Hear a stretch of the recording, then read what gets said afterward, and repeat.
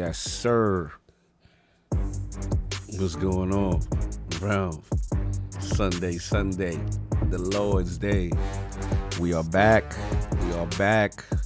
See how these levels are sounding. Let's see what's going on out here. Gerald Mack, the OG. Good to see you. All hail the IOP. Salute. I see you early. I saw the video up. He says the Lord's Day, keep it respectful. Yes, indeed. We are here. I'm feeling good. What's going on, Lydian Master? What's up? Talk to me. Zach Carrium, what's going on? Crazy Greek dude. What's going on? Good to see y'all up in there. Odestro Zui, the Lords. Yes. We are here. It's going to be a good one. Shout out all the Broncos. Okay. I see you. Live Supremacy. What's going on? Talk to me. No doubt. Sound turn up. Cammy. Carulius? That's how you pronounce it? Let's go. It's good to see y'all. Yeah, man. We got a good one lined up. Waiting for the rest of the Lords to get up in here. See what's up with Attic and the crew. Spoke to King earlier. He had a good combat talk stream last night. I was up in there for the Anderson Silver and Jake Paul. Excuse me. King was hilarious. And so I will be in the building. And we got a special guest, JonnyPlaysLive. Looking forward to picking his brain. Super talented dude. You know what I mean? And we gonna have a fun show. We got a lot of stuff to get into. I'm excited. But yeah. I'm gonna get what's up, Silver Lav guy? What's going on? No doubt. Looking forward to a fun one, y'all. Got a lot of stuff going on. But yeah, I'm gonna go get some people, see what's up with Attic, see where everybody at. And yeah, see y'all in a bit. Yeah, we like Johnny too. Lack of a better game, no doubt. See y'all in a bit.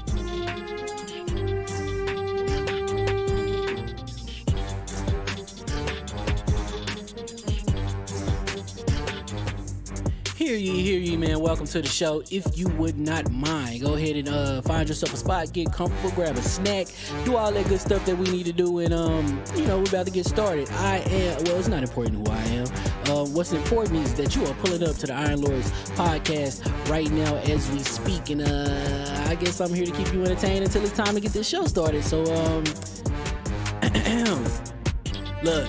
Y'all done messed up and turned me to an animal. And haters be swearing they real, but come to find out that they really mechanical. And yeah, I be eating these rappers, but that's all a part of me being a cannibal. And they say I'm better than money because you can bank on me being accountable. I know a million rappers that don't want to be on a song with me, that's understandable. I kill a beat and they want to compare me to Freddie and Jason. I'd rather be Hannibal. They be like, why use a video game? Just be original, y'all too dramatical. I know it's random, but I am addicted to flipping the sample and making it flammable. This is that yoga, fire, flame. They think it's arson up in the apartment, they call it department and I get the blame. Still I be running, collecting them rains. You just a target when I'm in the range. I was the hardest to start regardless back when you was messaging people on AIM. Check my vocals, all on Twitter but I'm anti-social. Love my city but I'm still bi-coastal. Let's switch that up. What is you doing? What I wanna do. Don't stop. Nah, that was dope. I'm Keep that going. Nah, go ahead. Look, I guess you could say that I'm very spoiled. Feeling to be your dog, they ain't very loyal. But I ain't gonna hold you, I ain't here to boil you. You ain't gotta say it, I'm embarrassed for you. Always been a nerd, never been a loser. Making Voltron with a gang of cougars. And I'm going places, better tell a Uber. Cause it's pretty hard to sleep on Freddy Krueger. Let's do that again. Hear ye, man. Welcome to the show. If you would not mind, go ahead and find yourself a spot, get comfortable, grab a snack, do all that good stuff that we need to do, and we're about to get started. It's not important who I am. What's important is that you are pulling up to the Iron Lords podcast right now as we speak, and I guess I'm here to keep you entertained until it's time to get this show started. So look. Y'all done messed up and turned me to an animal. And haters be swearing they real, but come to find out that they really mechanical. And yeah, I be eating these rappers, but that's all a part of me being a cannibal. And they say I'm better than money because you can bank on me being accountable. I know a million rappers that don't want to be on a song with me, that's understandable. I kill a beat and they want to compare me to Freddie and Jason. I'd rather be Hannibal. They be like, why use a video game? Just be original, y'all too dramatical. I know it's random, but I am addicted to flipping the sample and making it flammable. This is that yoga, fire, flame. They think it's arson up in the apartment, they call it department and I get the blame. Still I be running, collecting them rains. You just a target when I'm in the range. I was the hardest to start regardless back when you was messaging people on AIM.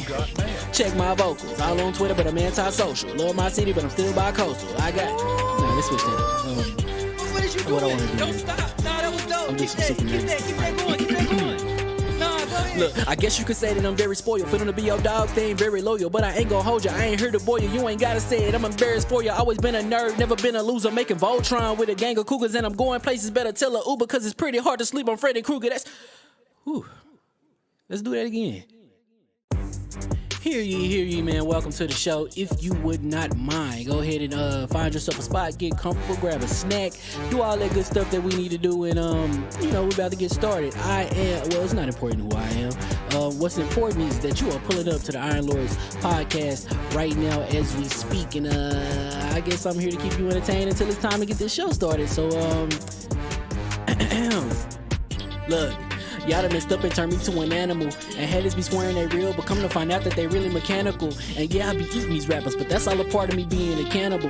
And they say I'm better than money because you can bank on me being accountable. I know a million rappers that don't wanna be on a song with me, that's understandable. I kill a beat and they wanna compare me to Freddie and Jason. I'd rather be Hannibal. They be like, why use a video game? Just be original, y'all too dramatical. I know it's random, but I'm addicted to flipping the sample and making it flammable. This is that yoga, fire, flame. They think it's arson up in the apartment, they call it department and I get the blame. Still I be running, collecting them rings. You just a target when I'm in the range. I was the hardest to start regardless back when you was messaging people on AIM. Check my vocals, all on Twitter, but I'm anti-social. Love my city, but I'm still bi-coastal. I got. Nah, let's switch that. What is you doing? What I wanna do. Don't stop. Nah, that was dope. I'm Keep just that, super keep that, keep that going, keep that going. Nah, go ahead. Look, I guess you could say that I'm very spoiled. For them to be your dogs, they ain't very loyal. But I ain't gon' hold ya, I ain't here to boil you. You ain't gotta say it, I'm embarrassed for ya. Always been a nerd, never been a loser. Making Voltron with a gang of cougars, and I'm going places. Better tell a Uber, cause it's pretty hard to sleep on Freddy Krueger. That's. Whew. Let's do that again. Hear ye, man. Welcome to the show. If you would not mind, go ahead and find yourself a spot, get comfortable, grab a snack, do all that good stuff that we need to do, and we're about to get started. It's not important who I am. What's important is that you are pulling up to the Iron Lords podcast right now as we speak, and I guess I'm here to keep you entertained until it's time to get this show started. So look. Y'all done messed up and turned me to an animal. And haters be swearing they real, but come to find out that they really mechanical. And yeah, I be eating these rappers, but that's all a part of me being a cannibal. And they say I'm better than money because you can bank on me being accountable. I know a million rappers that don't wanna be on a song with me, that's understandable. I kill a beat and they wanna compare me to Freddie and Jason. I'd rather be Hannibal. They be like, why use a video game? Just be original, y'all too dramatical. I know it's random, but I'm addicted to flipping the sample and making it flammable. This is that yoga, fire, flame. They think it's arson up in the apartment, they call it department and I get the blame. Still I be running, collecting them rings. You just a target when I'm in the range. I was the hardest to start regardless back when you was messaging people on AIM. Check my vocals, all on Twitter, but I'm anti-social. Love my city, but I'm still bi-coastal. I got. Nah, let's switch that. What is you doing? What I wanna do. Don't stop. Nah, that was dope. I'm Keep just that, super keep nervous. that, keep that going, keep that going. Nah, go ahead. Look, I guess you could say that I'm very spoiled. For them to be your dogs, they ain't very loyal. But I ain't gon' hold ya, I ain't here to boil you. You ain't gotta say it, I'm embarrassed for ya. Always been a nerd, never been a loser. Making Voltron with a gang of cougars, and I'm going places. Better tell a Uber, cause it's pretty hard to sleep on Freddy Krueger. That's. Whew. Let's do that again. Hear ye, man. Welcome to the show. If you would not mind, go ahead and find yourself a spot, get comfortable, grab a snack, do all that good stuff that we need to do, and we're about to get started. It's not important who I am. What's important is that you are pulling up to the Iron Lords podcast right now as we speak, and I guess I'm here to keep you entertained until it's time to get this show started. So look. Y'all done messed up and turned me to an animal. And haters be swearing they real, but come to find out that they really mechanical. And yeah, I be eating these rappers, but that's all a part of me being a cannibal. And they say I'm better than money because you can bank on me being accountable. I know a million rappers that don't wanna be on a song with me, that's understandable. I kill a beat and they wanna compare me to Freddie and Jason. I'd rather be Hannibal. They be like, why use a video game? Just be original, y'all too dramatical. I know it's random, but I'm addicted to flipping the sample and making it flammable. This is that yoga, fire, flame. They think it's arson up in the apartment, they call it department and I get the blame. Still I be running, collecting them rings. You just a target when I'm in the range. I was the hardest to start regardless back when you was messaging people on AIM. Check my vocals, all on Twitter, but I'm anti-social. Love my city, but I'm still bi-coastal. I got. Nah, let's switch that. What is you doing? What I wanna do. Don't stop. Nah, that was dope. I'm Keep just that, super keep nervous. that, keep that going, keep that going. Nah, go ahead. Look, I guess you could say that I'm very spoiled. For them to be your dogs, they ain't very loyal. But I ain't gon' hold ya, I ain't here to boil you. You ain't gotta say it, I'm embarrassed for ya. Always been a nerd, never been a loser. Making Voltron with a gang of cougars, and I'm going places. Better tell a Uber, cause it's pretty hard to sleep on Freddy Krueger. That's. Whew. Let's do that again. Hear ye, man. Welcome to the show. If you would not mind, go ahead and find yourself a spot, get comfortable, grab a snack, do all that good stuff that we need to do, and we're about to get started. It's not important who I am. What's important is that you are pulling up to the Iron Lords podcast right now as we speak, and I guess I'm here to keep you entertained until it's time to get this show started. So look. Y'all done messed up and turned me to an animal. And haters be swearing they real, but come to find out that they really mechanical. And yeah, I be eating these rappers, but that's all a part of me being a cannibal. And they say I'm better than money because you can bank on me being accountable. I know a million rappers that don't wanna be on a song with me, that's understandable. I kill a beat and they wanna compare me to Freddie and Jason. I'd rather be Hannibal. They be like, why use a video game? Just be original, y'all too dramatical. I know it's random, but I am addicted to flipping the sample and making it flammable. This is that yoga, fire, flame. They think it's arson up in the apartment, they call it department and I get the blame. Still I be running, collecting them rains. You just a target when I'm in the range. I was the hardest to start regardless back when you was messaging people on AIM. Check my vocals, all on Twitter, but I'm anti-social. Love my city, but I'm still bi-coastal. I got let's switch that up. What is you doing? What I wanna do? Don't stop. Nah, that was dope. I'm Keep just that super going. Keep that going. Nah, go ahead. Look, I guess you could say that I'm very spoiled. For them to be your dogs, they ain't very loyal. But I ain't gon' hold you, I ain't here to boil you. You ain't gotta say it, I'm embarrassed for you. Always been a nerd, never been a loser. Making Voltron with a gang of cougars. And I'm going places, better tell a Uber. Cause it's pretty hard to sleep on Freddy Krueger. Let's do that again. Hear ye, man. Welcome to the show. If you would not mind, go ahead and find yourself a spot, get comfortable, grab a snack, do all that good stuff that we need to do, and we're about to get started. It's not important who I am. What's important is that you are pulling up to the Iron Lords podcast right now as we speak, and I guess I'm here to keep you entertained until it's time to get this show started. So look. Y'all done messed up and turned me to an animal. And haters be swearing they real, but come to find out that they really mechanical. And yeah, I be eating these rappers, but that's all a part of me being a cannibal. And they say I'm better than money because you can bank on me being accountable. I know a million rappers that don't wanna be on a song with me, that's understandable. I kill a beat and they wanna compare me to Freddie and Jason. I'd rather be Hannibal. They be like, why use a video game? Just be original, y'all too dramatical. I know it's random, but I am addicted to flipping the sample and making it flammable. This is that yoga, fire, flame. They think it's arson up in the apartment, they call it department and I get the blame. Still I be running, collecting them rains. You just a target when I'm in the range. I was the hardest to start regardless back when you was messaging people on AIM. Check my vocals, all on Twitter, but I'm anti-social. Love my city, but I'm still bi-coastal. I got let's switch that up. What is you doing? What I wanna do? Don't stop. Nah, that was dope. I'm Keep just that super going. Keep that going. Nah, go ahead. Look, I guess you could say that I'm very spoiled. For them to be your dogs, they ain't very loyal. But I ain't gon' hold you, I ain't here to boil you. You ain't gotta say it, I'm embarrassed for you. Always been a nerd, never been a loser. Making Voltron with a gang of cougars. And I'm going places, better tell a Uber. Cause it's pretty hard to sleep on Freddy Krueger. Let's do that again. Hear ye, man. Welcome to the show. If you would not mind, go ahead and find yourself a spot, get comfortable, grab a snack, do all that good stuff that we need to do, and we're about to get started. It's not important who I am. What's important is that you are pulling up to the Iron Lords podcast right now as we speak, and I guess I'm here to keep you entertained until it's time to get this show started. So look. Y'all done messed up and turned me to an animal. And haters be swearing they real, but come to find out that they really mechanical. And yeah, I be eating these rappers, but that's all a part of me being a cannibal. And they say I'm better than money because you can bank on me being accountable. I know a million rappers that don't wanna be on a song with me, that's understandable. I kill a beat and they wanna compare me to Freddie and Jason. I'd rather be Hannibal. They be like, why use a video game? Just be original, y'all too dramatical. I know it's random, but I am addicted to flipping the sample and making it flammable. This is that yoga, fire, flame. They think it's arson up in the apartment, they call it department and I get the blame. Still I be running, collecting them rains. You just a target when I'm in the range. I was the hardest to start regardless back when you was messaging people on AIM. Check my vocals, all on Twitter, but I'm anti-social. Love my city, but I'm still bi-coastal. I got let's switch that up. What is you doing? What I wanna do? Don't stop. Nah, that was dope. I'm just Keep super that going. Nah, go ahead. Look, I guess you could say that I'm very spoiled. For them to be your dogs, they ain't very loyal. But I ain't gon' hold you, I ain't here to boil you. You ain't gotta say it, I'm embarrassed for you. Always been a nerd, never been a loser. Making Voltron with a gang of cougars. And I'm going places, better tell a Uber. Cause it's pretty hard to sleep on Freddy Krueger. Let's do that again. Hear ye, man. Welcome to the show. If you would not mind, go ahead and find yourself a spot, get comfortable, grab a snack, do all that good stuff that we need to do, and we're about to get started. It's not important who I am. What's important is that you are pulling up to the Iron Lords podcast right now as we speak, and I guess I'm here to keep you entertained until it's time to get this show started. So, look. Y'all done messed up and turned me to an animal. And haters be swearing they real, but come to find out that they really mechanical. And yeah, I be eating these rappers, but that's all a part of me being a cannibal. And they say I'm better than money because you can bank on me being accountable. I know a million rappers that don't wanna be on a song with me, that's understandable. I kill a beat and they wanna compare me to Freddie and Jason. I'd rather be Hannibal. They be like, why use a video game? Just be original, y'all too dramatical. I know it's random, but I am addicted to flipping the sample and making it flammable. This is that This is that yoga, fire, flame. They think it's arson up in the apartment, they call it department and I get the blame. Still I be running, collecting them rains. You just a target when I'm in the range. I was the hardest to start regardless back when you was messaging people on AIM.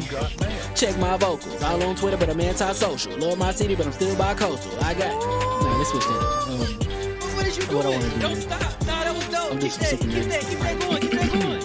Nah, go ahead. Look, I guess you could say that I'm very spoiled. Feeling to be your dog, they ain't very loyal. But I ain't gon' hold ya, I ain't here to boil you. You ain't gotta say it, I'm embarrassed for ya. Always been a nerd, never been a loser. Making Voltron with a gang of cougars. And I'm going places, better tell a Uber. Cause it's pretty hard to sleep on Freddy Krueger. That's, whew.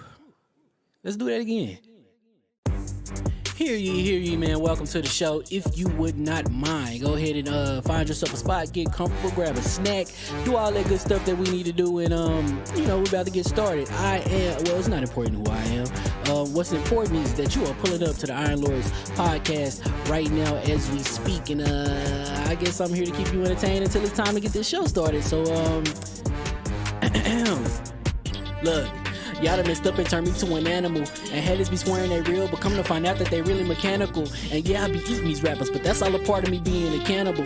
And they say I'm better than money because you can bank on me being accountable. I know a million rappers that don't wanna be on a song with me, that's understandable. I kill a beat and they wanna compare me to Freddie and Jason. I'd rather be Hannibal. They be like, why use a video game? Just be original, y'all too dramatical. I know it's random, but I am addicted to flipping the sample and making it flammable. This is that This is that yoga, fire, flame. They think it's arson up in the apartment, they call it department and I get the blame. Still I be running, collecting them rains. You just a target when I'm in the range. I was the hardest to start regardless back when you was messaging people on AIM.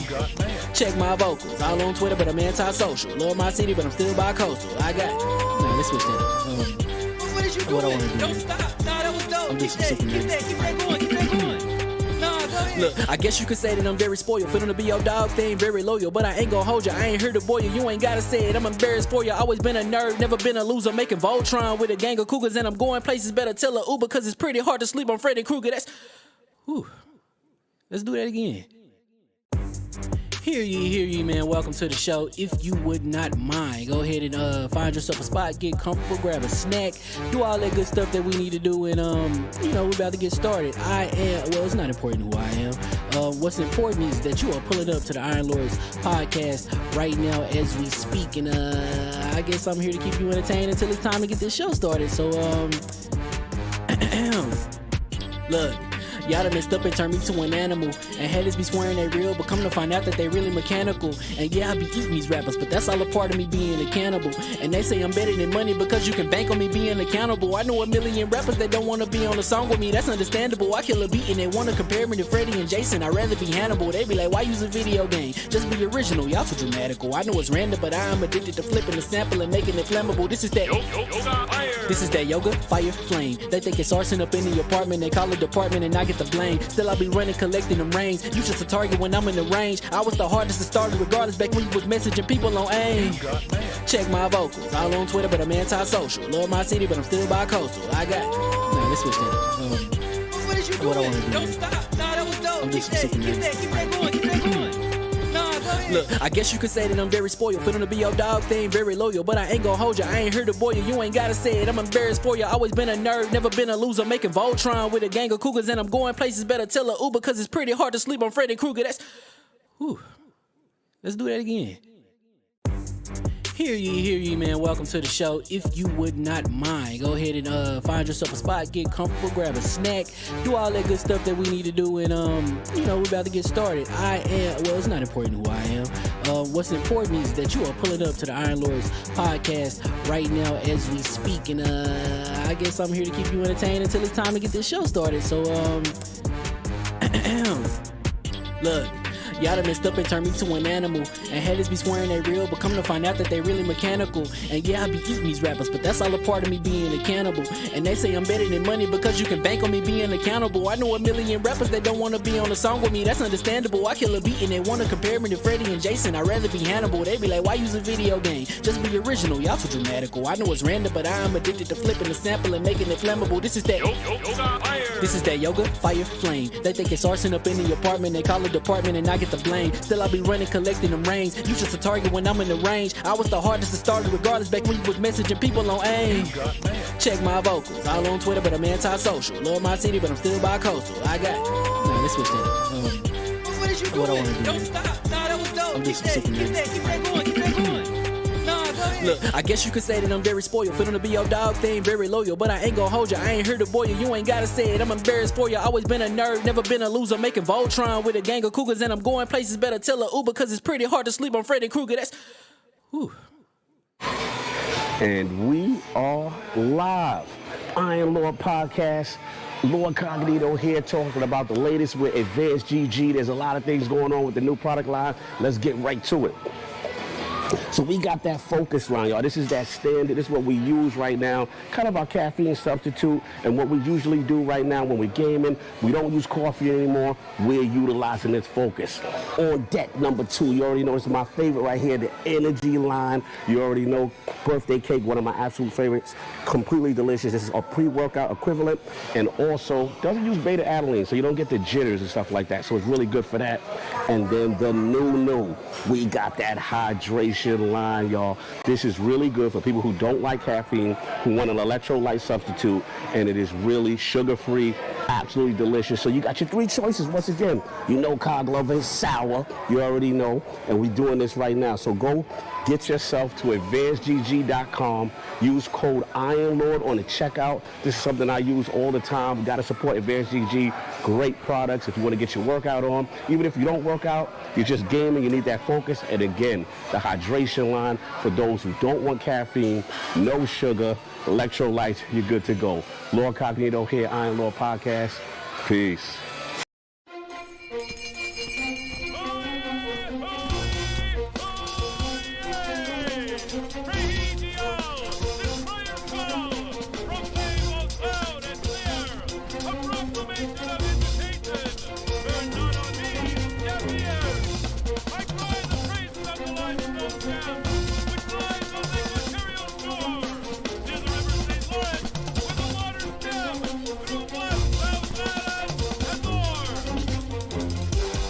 I'ma just chill and watch them and eat snacks in the attic. I wanted to chill with the pack and be like a young whoop, but then they would mistake me for addict. If I can imagine it's cool to give you some advice, then invite your girl to your squadron. Cause if you don't give her that option, you gon' be single player like Sovereign. You gon' get tossed in the bushes by King David. Royalty and not a pretender. Detrimental to an elemental, what's an avatar to a knee bender? I gotta be me though. I know it's my destiny, work to Cognito. Who cares if you fly, if you still a mosquito? You swear you ain't stunting, but really be Steve-O. You like to collect stuff and that's cool, but I got bad news. Even if you really was that dude, King David still be the king of the statues. Since a juvenile, I've been cursed with a curse to be musical. And if you hate it, we'll meet in the crucible. Other than that, then it's cool and it's beautiful. We let you know that your dreams are pursuable. Whatever you wanna do, then it's doable. If you got work on a Sunday, it's suitable. Cause you can listen to this in your cubicle on the Lord's Day. Woo. If you got work on a Sunday, it's suitable. Cause you can listen to this in your cubicle on the Lord's Day.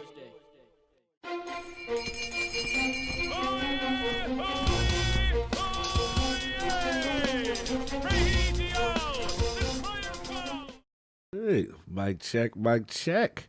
And I believe we are live. Somebody call for something. I just want to see a level go up. There you go. Yeah. Always feel good. I'll give you a good cough, man. All right. Yo, I was going to leave and be like, I got to go. All right. Hear ye. And we are live. Welcome to the Iron Lords Podcast, LLC, and also live on lordsofgaming.net. Episode number 278. It's another glorious Sunday, and we are back at the round table on the Lord's Day. Very excited about our special guest, and we've got Game Pass profitability and price hikes, God of War Ragnarok settings, and Persona 5 Xbox success to discuss. So we gonna get right into it. I want to introduce a Lord whose unique and multi-talented skill set is equally matched by his immense passion for gaming. Whether it be his mastery of software, entertaining us with classic game streams, or creating melodic albums for us to rock out to. Introducing the software engineer, musical composer, panelist of the Best Gaming Podcast, and host of the JonnyPlaysLive Twitch and YouTube channels. Man, I wasn't ready for that intro. We ain't finished. You got me with that one. The You got Lord me. You of got me with that banging instrumentals, who streams much better with friends, yet is easily overshadowed by Basil the Cat.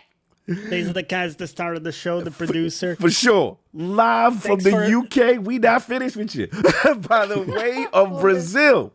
And making his debut into the realm of the Lords. My man, Lord Johnny Plays Live. How we doing, sir? Man, thank you for the super warm welcome. It's an honor to be in the show. I've followed you guys for a long time. And huge honor. Yeah, and just excited, man, to talk about some fucking games. Oh, language. Get into, sir. some, Lord's get Day. into the details. For the little children, the Yeah. Lord's Day with the curse. There you go. No cursing on time. But we appreciate your exuberance. In fact, thank you. In fact, as an act of like meeting you halfway, I'm matching my man Cognito with the glasses. Oh, here yeah, I today. see you. I see you. You got the tents. Exactly. Okay. I see what we doing. No doubt, you know what I'm saying. So what have you been playing, sir? What games have you been playing? Dude, this week I've been on a binge playing Grounded with a couple of friends. Have you guys gotten around to trying that? Oh, yes. And someone has a very good review on his channel of the game. Ooh. Yeah, someone had a really good review that I checked out. You broke that thing down really. Yeah, we actually streamed it and had one of our most hilarious moments at it. Remember we... Yeah, There was a lot of hilarious moments on that. Was it getting hunted by a spider or something? Yes. They were mad at me for making a run into a deep ant. What is it? An ant cave, and then we came out and it was a spider at the top. It was hilarious. But yeah, so you've been rocking Grounded. Yeah, man. Yeah, and it's been surprisingly good. It's just solid, you know, because survival games, you guys know how it is, man. Oftentimes they're just flawed and technical issues all over the shop. And this one, the co-op works really well. The save has a really cool system. You notice that it's like cloud saved, Love and it. then people sync it all over the place. It just works. You know, like that guy says. Yeah, it just works. Yeah, and yeah, it's been great, man. Nice. Do you think that is because the game was in beta for so long that they got a time to curate the game and get the game and listen to all the backlash early on to fix whatever problems it was before they initially released it? You know what? I think so because this feature specifically was actually added recently, and it was a direct result of feedback. And I know that many others were too. I gotta tell you, I don't know about you guys. I'd be curious to hear what you think about early access in general. Yeah. I have a love-hate relationship with it because games that are just endlessly in early access, it triggers me because I'm playing Satisfactory as well, and it's like after years, it's still unfinished, and you get to the end game, and like blueprints are unfinished and stuff like that. It just triggers me, man. You know what I don't like about early access, Johnny? The fact that they're not paying me for beta testing the game. Dude, yeah, I know. Beta boy talk. Well, I think I get a little more annoyed that it's not utilized more. I feel like Sea Thief should have been in early access.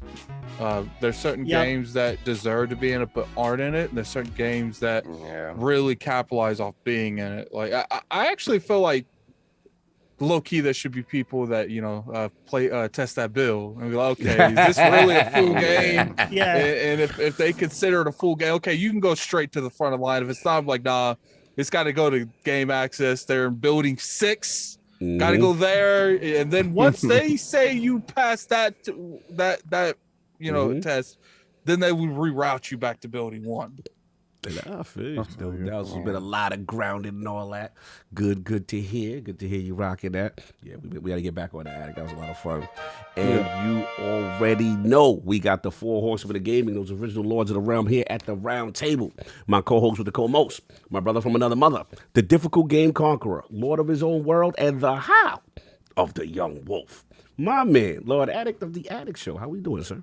I'm doing pretty good. I was actually, working on the review for Mario Sparks of Hope, and it just wasn't going to be done before the podcast. I beat it yesterday. After I beat it the day before yesterday. You said that boss sounded crazy, right? Yeah, the boss is actually. I honestly say that it's like one of those things. Like turn-based games don't normally like make you use everybody. And spoiler alert, like the boss and Spark of Hopes, they're like, we don't care. You using everybody. And most games don't make you do that. I know Octopath Traveler did, and that actually Sparks of Hopes does it better, because Octopath Traveler, you don't use other characters. That's just how it is. Like you're not they're not getting auto leveled up with your main party, but in this new Mario game, they do auto level everyone. When you level half the team, the other half gets leveled up with them. Because then it influences you to still use the other characters. Yeah, because you can still try them out. Like in Octopath Traveler, it's like, no, only people out in these streets getting leveled up. If you want to level the other ones up, you better take these other people off the bench and level them up. So it was a lot easier to go into that final battle knowing that, okay, I got to learn their abilities, because I didn't use Luigi Rabbit the entire game, like not one time. And I didn't even know what his ability did. I'm gonna be no love for Luigi, man. Come on. I used Luigi, just not the Rabbit Luigi. Rabbit's version. Because regular Luigi is like a sniping. I used him the whole game. Yeah, put him in Overwatch and kill him. Yeah, so it's just like, it was a fun little game. I do have issues with them continuing to like, how's Nintendo not investing into voice acting, but indie games do? I don't get it. Like, I find it. I'm playing this game. It actually has an okay narrative. It's an okay narrative. It's not like great, but it's actually enough to keep you in there. But then when I hear like even Mario and them don't have, Wait, they do it in Charlie Brown. I'm just like, come on, man. Like, and it got to the point where it's just like, okay, this world clearly is what they. I don't even know what the stories were in the individual. You would have liked Chris Pratt to actually take his role. Yeah, I would have. Chris Pratt would have been a nice thing, but guess what? It's just like, come on, man. Like, you know what? It's us. We the problem. We keep giving Nintendo money, so why do they going to improve it? They've been empowered based on their sales and how successful they are. That's exactly it, man. And they've gotten away. Well, Japanese market in general has gotten away with very little voice acting in general forever, right? You can look at any JRPG, even the ones that have great voice acting. There is 80% of the game where you're doing side quests and you're reading that shit. Yeah. No, absolutely. No doubt. And of course, we have our most technical gaming lord, the solo gamer who lives for the single player selfish experience, and also the Sostradamus, the Lord of Clarity and Lord Patron of the Iron Bank, my man, Lord Sovereign. How we doing, sir? Coming in hot. It's super hot. A little bit under the table, Last night was date night, and date night is usually not super eventful. Just have dinner, talk about the week's events, just be able to unwind. But we went to a new restaurant last night, and we didn't know they had like entertainment. So we got treated to a nice like Halloween themed flamenco show, like a flamenco dancing. Yeah, it was nice. So it was like, oh wow. And then they had this drink there that it was like it was so it was rum, bitters, lime, and tamarind. I don't know if you guys like tamarind. I love tamarind. I think I had it once in New Orleans. So, oh my goodness! So they brought me the first one. It was like, this is juice. This went down easy. You was like, whoa, this is nice. And then three in, I'm like, oh man, I'm not driving home. Oh man! I looked at my wife, like, you all right? I was like, thank God you're driving. I know I'm not okay, but I am. So yeah, that was a cool time. No doubt. Play anything, gaming. The only thing I got to play. Oh, Gotham Knights. Oh, what's going on in these streets? Gotham Knights. What's going on in these streets? Gotham Knights. Don't even try it on your Steam. Don't do that. Oh no! Steve Deckens, what's going on with that performance, fam? When you start, right? When you start, when you start, it goes into you have corridor stuff and you're indoors kind of, so you don't really see what's going on in the world. So it fools you. Like after the intro cutscene and stuff like that, you get in there and you're like, okay, I can deal with this, you know. Adjust What's here, that, just frames? You got it at frame 40? rate. Little Eddie FSR? What's going on in there? No. The problem was is 30 FSR. The problem was is you loaded that up on the Stream Deck anyway. Oh, like that game's having a hard time running on the PS5 and Series X, and you gonna run that on the Steam Deck? Stop your slander. And then you're gonna come in here. I needed to see. Shut up, Attic, and let me finish. Shut up. During the podcast, on Attic and his Steam. If you would let me finish my story. Attic going in on this Steam Deck already. If you would you never let me finish my story. Like I said, don't do that. Load it up on the PC, right? Load it up on the PC. So I can actually see the game for what it is. Yeah. What's up? Oh, brother, man. So tell me how it looks on PC then. Is it running well? Do you have stutters like we saw in some videos? You definitely have some stutters. It looks, I mean, in terms of like weather effects and stuff like that, when you have that all going, it looks pretty good, right? But the thing about it is that the open world is a lot more limited that they would lead you to believe. Like it is, you know, there isn't a whole lot going on in the street, even when you have like a high amount of like crowd density and stuff like that. The way they separate things out where you go out on patrols and you're looking for crimes and stuff like that, you can't just say, hey, I just want to go do the story missions. No, you have to go do these crimes in order to unlock certain things. And so the thing about it, and playing it, I'm like, it really does look like this game was supposed to be a service game, straight up. Right. And they saw the reception. Maddie said that to me, yeah. No, and it makes 100% sense. They saw the reception to Avengers and pivoted, right? And the thing about it is that when they pivoted, I think they made the fatal mistake of not pivoting and saying, let's trash it and start over. Gotcha. Right? Because they've already been, this game took 8 years to come out. Yeah. And I mean, obviously at some point, sunken cost, the game has to come out. But this is really, really disappointing as a game, because what they did was take that corpse of that game that they had and tried to build around it something that still has, you know, kind of the numbers going up and the upgrades and stuff like that. But it isn't. It's not a satisfactory one of those, because the rest of it that was supposed to charge you for and all this other stuff or whatever, the guts of that is still there and impeding on the rest of the game design. So rather than go back to the drawing board and say, hey, we have to start over and let's just make a classic sort of Batman action game. Yeah. They went this route. And honestly, man, I don't know that they're long for this world, bro. Yeah, you took a long time. Look, it's spooky because you took so long to make this game, right? Rather than say, hey, let's just, Rocksteady's making something different. They're making something different. Let's take the reins of what Batman was. People want a Batman type game. So give them that with the Bat family. I like the idea of the Bat family. I like the idea of the Court of Owls stuff. Yeah. I like the idea of Batman actually being dead. Yeah, that's what he got. Yeah, he dead. Yeah, Maddie told me. He was like, oh no, you gonna know. Don't blow it up too much, please. No, it's just you know what it is. Stop snitching. Stop snitching, my bad. I'm snitching hard. First 5 minutes of the game. It tells you in the first 5 minutes what we're no, they show you. They don't tell. They show you. Okay. Now, but yeah, it just feels like they could have made that type of Batman game the one that everybody loves, and it could have made it their own because they Rocksteady pivoted. Yeah, and they did this, and they took 8 years to release everything to do with the boardroom. How much money was sunk into the game? Oh yeah, at some point the game got to come out, right? Yeah. It just is. Do you think it's patch worthy? Like later, like they're gonna patch it up? Because I hear everybody likes certain parts of it. It's just the abysmal frame rate and a lot of disjunction in some spots. I mean, it definitely is. It'll be a more polished game at some point. That is for sure, right? We can always count on that. Especially a WB game, they have to, right?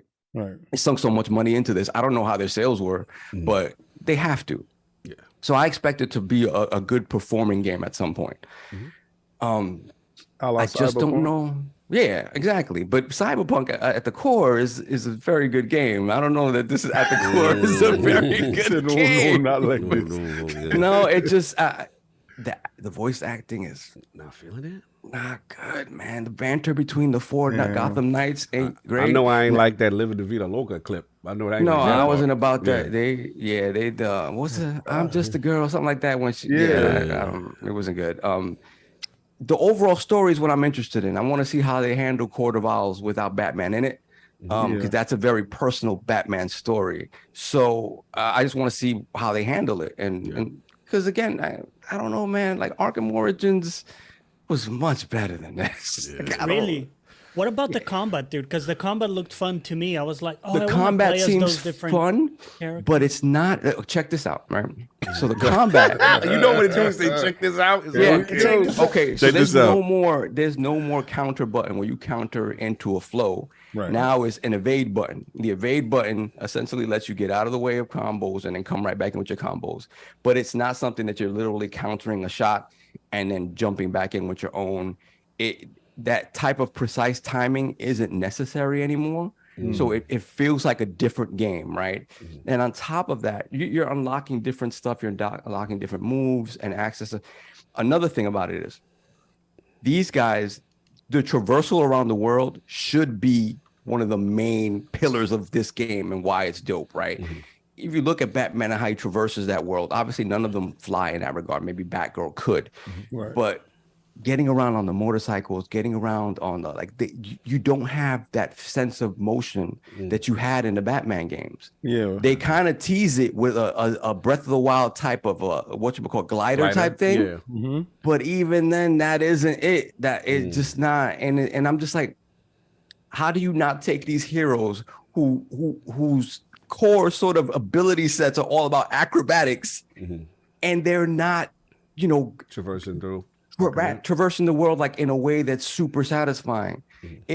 Everything about that stuff, it's not horrible, because I'm not saying it's poorly done, but for what you expect these characters to be able to do, I think it's poorly implemented, and I don't think it was the right decision to make. So it's just a lot of it.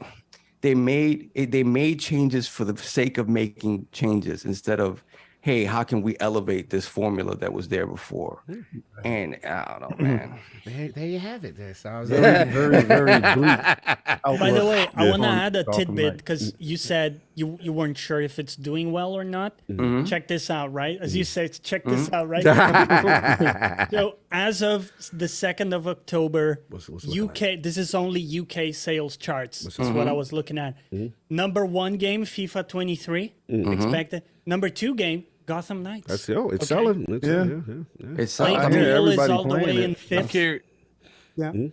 I'm curious to see those refund sales on Steam. The refund. Right Yo, now, Batman? actually, it's mostly positive on Steam after the Really? initial blowback. Yeah, because initially it was getting review bombed, believe it or not, because of the frame rate on consoles, which is, to me, ridiculous. You're playing the game on PC, you should be reviewing it on that platform and not review bombing it for, which admittedly it's a shitty thing, right? Language, no sure. performance mode. I understand the frustration. No doubt. Yeah. So that's pretty much it, so. That's pretty much it. Yeah, I get excited for Ragnarok when it comes. I booted up. I booted up God of War. Me too, man. I booted it up with New Game Plus. And Yeah, we're gonna get into that. Get into that. And I want to see the angle on this one. yeah, you know it's gonna be funny. And of course, we have returning the Incredible Hulk of this, aka the XS Gamer. Ooh, The prophet of Xbox. Swami. King of the statues. There's nothing less than that premium experience. It is the leader of the Fraud Alert movement. Ooh. Beloved Lord King, you were missed last week. How you doing? Oh man, I missed the show last week. I was you ever need something like it's therapeutic, and if you don't get that thing, like you're addicted. I'm addicted to the show, right? you don't get it for that week, and it seems like your whole week is like going down a downward hill. And I was you hit me and act like, yo, I can give my topics, and I'm like, we good. It's all right, bro. You're allowed to miss the show. You're chomping at the bit. Yeah, he's like, I can submit my topics because he's listening to us talk about it. He's like, wait a minute, no, I can say this, I can say that. That's me in the car, and I just felt like Anderson Silva. You know, like shout out to him and Jake last night. First of all, shout out to everybody that came out to my combat talk. I had 100 live. Yeah. The like to live ratio was immense. Unlike right now where I see 400 people and I only see 189 likes. Like, you heard the kick. Hit that like button. Hit those likes. You walk in my house, wipe your feet, hit the like. Hit the like bell. Come on now. Thank you. Notify people. Send it out. I do appreciate that. I mean, you did it last night, so what is it, a me thing or you thing? Please. Right? Fantastic stuff. Appreciate you. But everybody was there. We was rocking out. We was talking about it, and it was good boxing going on traditional boxing. Right? We had Lomachenko versus Ortiz, and that was a good fight within itself. Then you had MMA going on over there, and that was a good MMA match within itself. But Jake has this polarizing Mayweather effect. Either you hate him absolutely, or you are with this guy, ride or die. Like you screaming down the street, your car's on fire, and you're having such a great time with this dude because you already know he's there for all of it. I call him, he's the ultimate got your hat dude. And when he stole Floyd Mayweather's hat, that was just the tip of the iceberg of this kid. And last night, it seemed like Anderson was on his way to do it. To getting this kid. And lo and behold, this kid bit down and put your hero on his cheeks. And in that moment, I felt everybody that was watching, that was hoping that he was going to get it, I felt all of our hearts hit the floor at the same time. And that's when we realized, like Anderson Silva realized, that the ref had bow-legged knees. Yo, you stupid. From that perspective. Down there. How did I get here? And his face, it was so dejected. It was so not like this. Please not now. And everybody want to hit me and tell me, oh, it's fixed. It was a fixed fight, King. It was not a fixed fight. I can debate the Deontay Wilder fight, but I cannot debate this. I thought Anderson tried his hardest. I thought he was a little bit out of his age zone. I thought Jake was very, very strategic with his jab, very fundamental in a lot of places, and he was doing things that normal veterans do. So that means this boy's taking it serious. He's training, and he's bringing in. He packed the house. Something incredible to see. I have nothing but kudos for somebody that's going to will and try and get to their spot. So again, Cog was watching in. We was chiming in the chat. If anybody had a chance to watch, I have people that didn't know about sports and said, thanks for the commentary to have them understand certain things. So it was a great time. This week, Shout out to you, brother. Shout out to you, brother, because to maintain a conversation with yourself, I was on end. And he be entertaining himself. That's the fun part. So much fun. It's so much fun.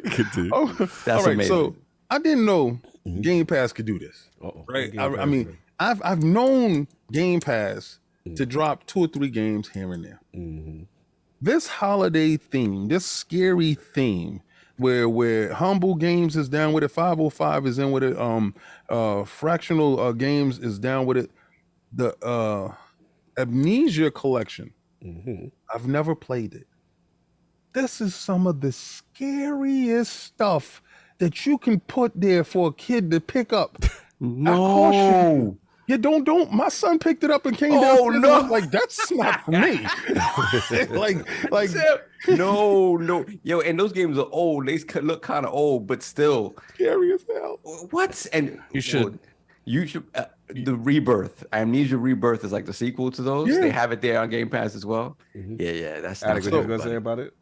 You should play the Five Nights at Freddy's. Like, I don't think those are scarier, but like they it's like the creep up effect. Like, you're just sitting there with the anticipation and you're expecting it to happen every 5 minutes, but it doesn't. But when it does happen, it just catches you off guard. Yeah.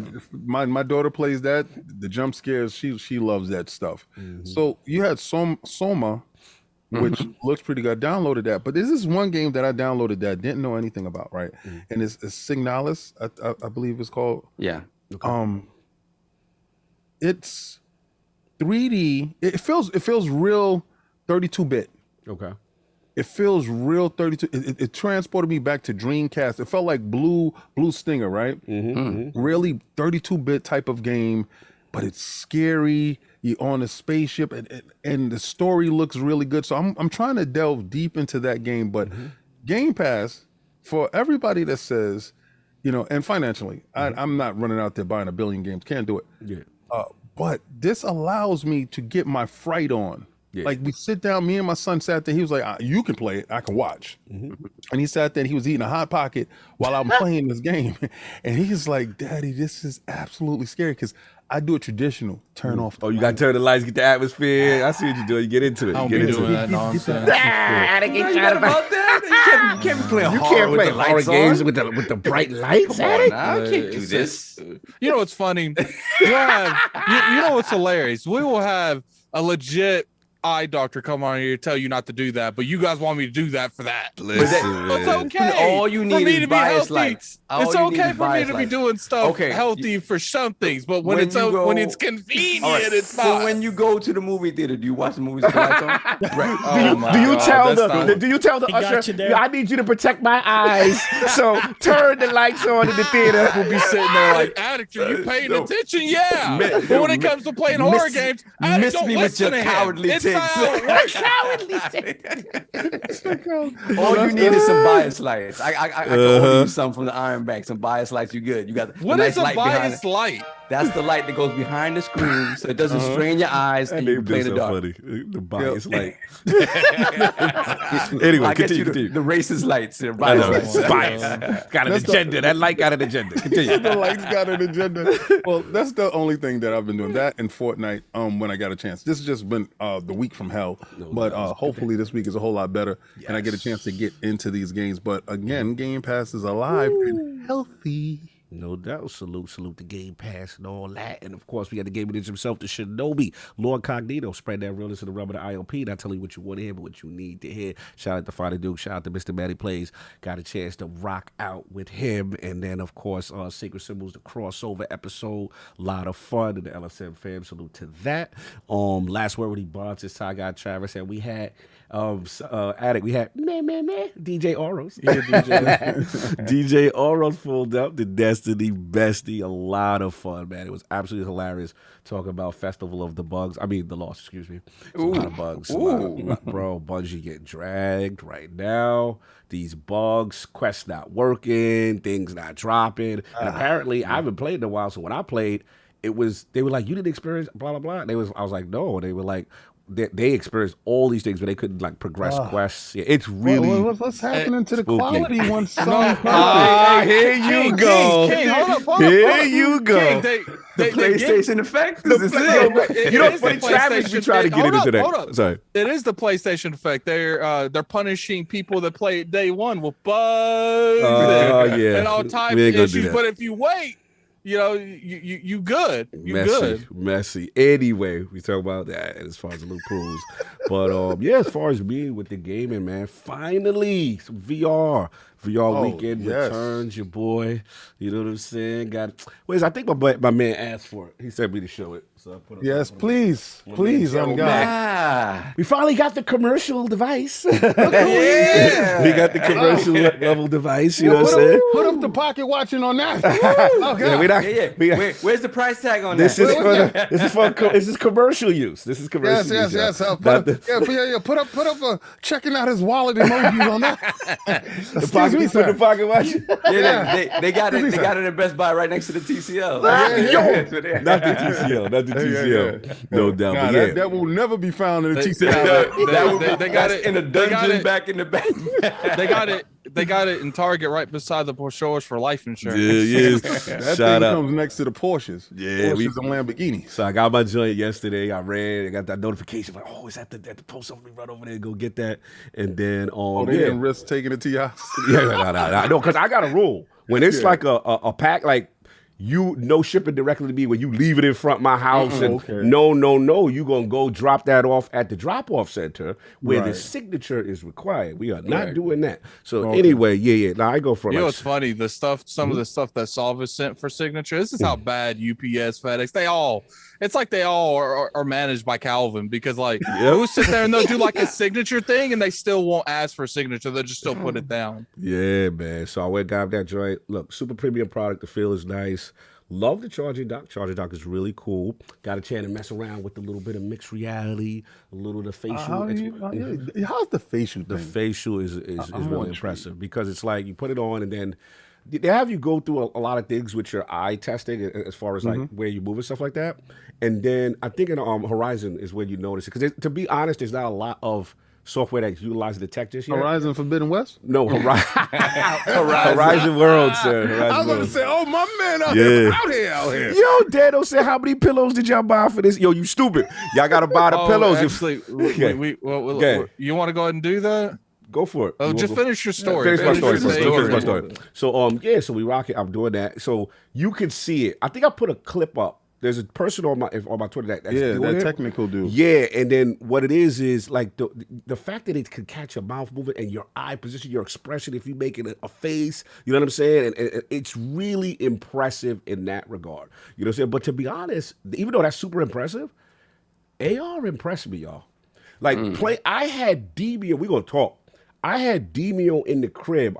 Shout out to the homies. I see CJ up in there. CJ, shout out to Sinister. Shout out to Valacon. Yo, we had a mad fun Demio session. We did the Realm of the Rat King dungeon. We did all 3 levels, finished that bad boy. I had a fun time. You know what I'm saying? But I can't play it regular VR no more. You got to do it the AR. Like you could squeeze it down to really small if you want. You could put it like on a table. Like on your table. You put it on the floor. Then one time I squeezed it mad big. I put a picture up. I had like it covered my entire room, and I elevated it, put it on an angle and all that. It's crazy. Like and then when you throw the dice and you see it manipulate off the wall, because you have to set up the walls of your house first, of your playing area. Like you know how you do the boundary of VR and the floor? Yes. For AR, you got to do the boundary. Like you got to make walls so they know, okay, this is the place you're gonna be in, and then you got the couch and all that, whatever. So and that's where that price tag came. Shout out to my man CJ. He said 18 pillows for one Quest Pro. Not bad, y'all stupid. Yo, one question I have for you, right? Let's go. How's the resolution? The first thing you notice off the bat. Get to the differences between the two. I know this is going a little bit long, but I mean, I really want to know more about this part. How's the resolution? Because this is a direct competition to somebody else who's trying to come out. Does it look like Xbox Series X or PS5? Nah, it's definitely nice. Like first of all, you got the pancake lenses, and immediately when you boot it off, you'll see the sharpness with the resolution. That you know when you notice it's the text. It's super vibrant, and the color palette is just like even when you double tap, you do the pass through. The color is really vibrant and stuff like that. The thing about the device, what I really like, super lightweight. Here's my main thing. Attic, you're gonna appreciate this. VR people who my glasses gang, it's not good for VR normally, but the Pro, bro, like it sits like out front, so there's a space. So you can wear glasses. You don't have that weight on your nose, because the way they did it is, I don't know if you ever had the battery pack, which is like an Elite strap. It's basically, they took the Pro and the strap attachment, made it a device, which is pretty much this. This part here is pretty much like what the, you have to buy this as a separate attachment, and it had the battery in the back. Then you squeeze this joint here, you can squeeze this, and then you could like squeeze it to your head. So now it's just integrated into the core machine. Yeah, this is the core machine now. Yeah. Okay. So it's no longer like a premium attachment, and the thing is lightweight. So I'm very impressed. Like I'm not going front. Like glasses wearers, that's the only thing I got is it's battery life, y'all. I'm sure. Of course. I thought so. Yeah, I thought so. But hopefully, the cool thing is you can charge and play, and when you charge, it has a fast charge mechanic, so it doesn't really take long if you plug it and play at the same time to go back up to 100 and then be back in for like 2 or 3 hours. But you can walk around with extra battery packs and just do like. I mean, if you do the old CD, school, but the yeah. thing is, I don't know if the battery pack's gonna have enough voltage for this device. That's my main concern. Yeah. So the better question is, what has the better battery, that or the PS5 controller? Jesus. Oh my God. He being messy. He being messy. So question, like, beyond Demio, did you play anything else where you noticed increase, like, bro, obviously frames, resolution? Shout out to my boys. What's the name of this? I think they called Jump Ship Studio. I retweeted. I shouted them out last night. Hold on. I got to give credit to this studio. They were on fire. Vertical Robot. Shout out to Vertical Robot. They got a game called Red Matter 2. Boy, you in space. You got these little devices you can manipulate stuff. I'm gonna tell you right now, that's when you see the foveated joint. That's what you see, because the foveated rendering, whatever you looking at, it focuses the graphics on that, and it's intense detail. Like, I picked up a document that had fingerprints on it, all type of, like, I'm seeing it so clear. I'm like, yo, like real life pictures of people. I'm like, this is crazy. Yo, Red Matter 2, I've seen Red Matter 2 on regular Quest. This ain't it. The resolution, the local dimming, the higher graphical fidelity, I was like, okay, I see what's going on now. Yeah, that is next level. And then the eye tracking is crazy. It gives you a sense of being in space. You got your spacesuit. You're jumping around. You're seeing the background, the moon and all that. You jump in a little satellite, fly off to it. Red Matter 2 is it. I'm telling y'all right now, go check that. If you happen to have the commercial device, I would say go get that. Yeah, that is a showcase piece that's actually using some of the newer tech. But yeah, I've been rocking out that, and then so Addict, let's get into I know I'll be talking long, but we got to get into something we thinking about going on, since everybody worried about how I got the Pro. Just do the stuff for the website and stuff, and then we'll do it after that. Oh, I gave it to you. I thought you was doing it. Huh? No, I'm talking about Scribe of the Month and stuff. Oh, okay, my bad. So let's actually can we get the super chats and all that first? Yeah, we'll do the super chats. Hold on a second. Roll back. Dano, member for 29 months, Lord Bronx. Thank you, sir. Happy to see Lord Johnny here. Yes, sir. And we got to put the crest in the chat. Remember for 2 years, Gerald Mack, Lord Silver. Nice. Then we have B. Lou, member for 15 months, Lord Bronze. It's Lord's Day. Shout out to the GOAT, Anderson Spider Silver. Got in there in 47 and fought a good fight. Y'all keep killing it, no doubt. No doubt. Then we got 4GQTV, $5 super chat. Clowns. No doubt, clowns. All hail the king, no doubt. King is back. Salute. Then we got Master Clown X3, member for 22 months. Paying homage to the Lords of Gaming. Salute. Thank you, sir. Salute. Much love. Much love. We got Hargeet Chani, member for 17 months. Lord Gold. The king has returned to the King and Those Other Guys podcast. King of them dudes. King of them dudes. Yeah. Joke. Salute to the Lords. Welcome to the realm, Johnny Plays Live. No doubt. Salute. And we have RRD, member for 6 months, $2 super chat. Addict, you already wear glasses. I don't know what he's talking about there. I guess the scary stuff. I don't know. That was the playing with the lights off. Oh, with the lights. Yeah. So they're saying, stop complaining. You're wearing glasses. You're fine. Stop being scared, cat. Stop being scared. So because I'm blind, I shouldn't complain if I go even more blind. Got you. It makes no sense. Like, because I have glasses, maybe I'm a little bit more cautious with my eyesight. Maybe ever think about that? So we'll just ask them like you already blind. It's okay. Next week we'll just ask the movie theater next week to keep the lights on. So it's like the equivalent of if I'm a convicted felon. You already been to jail once. So it's like, shut up.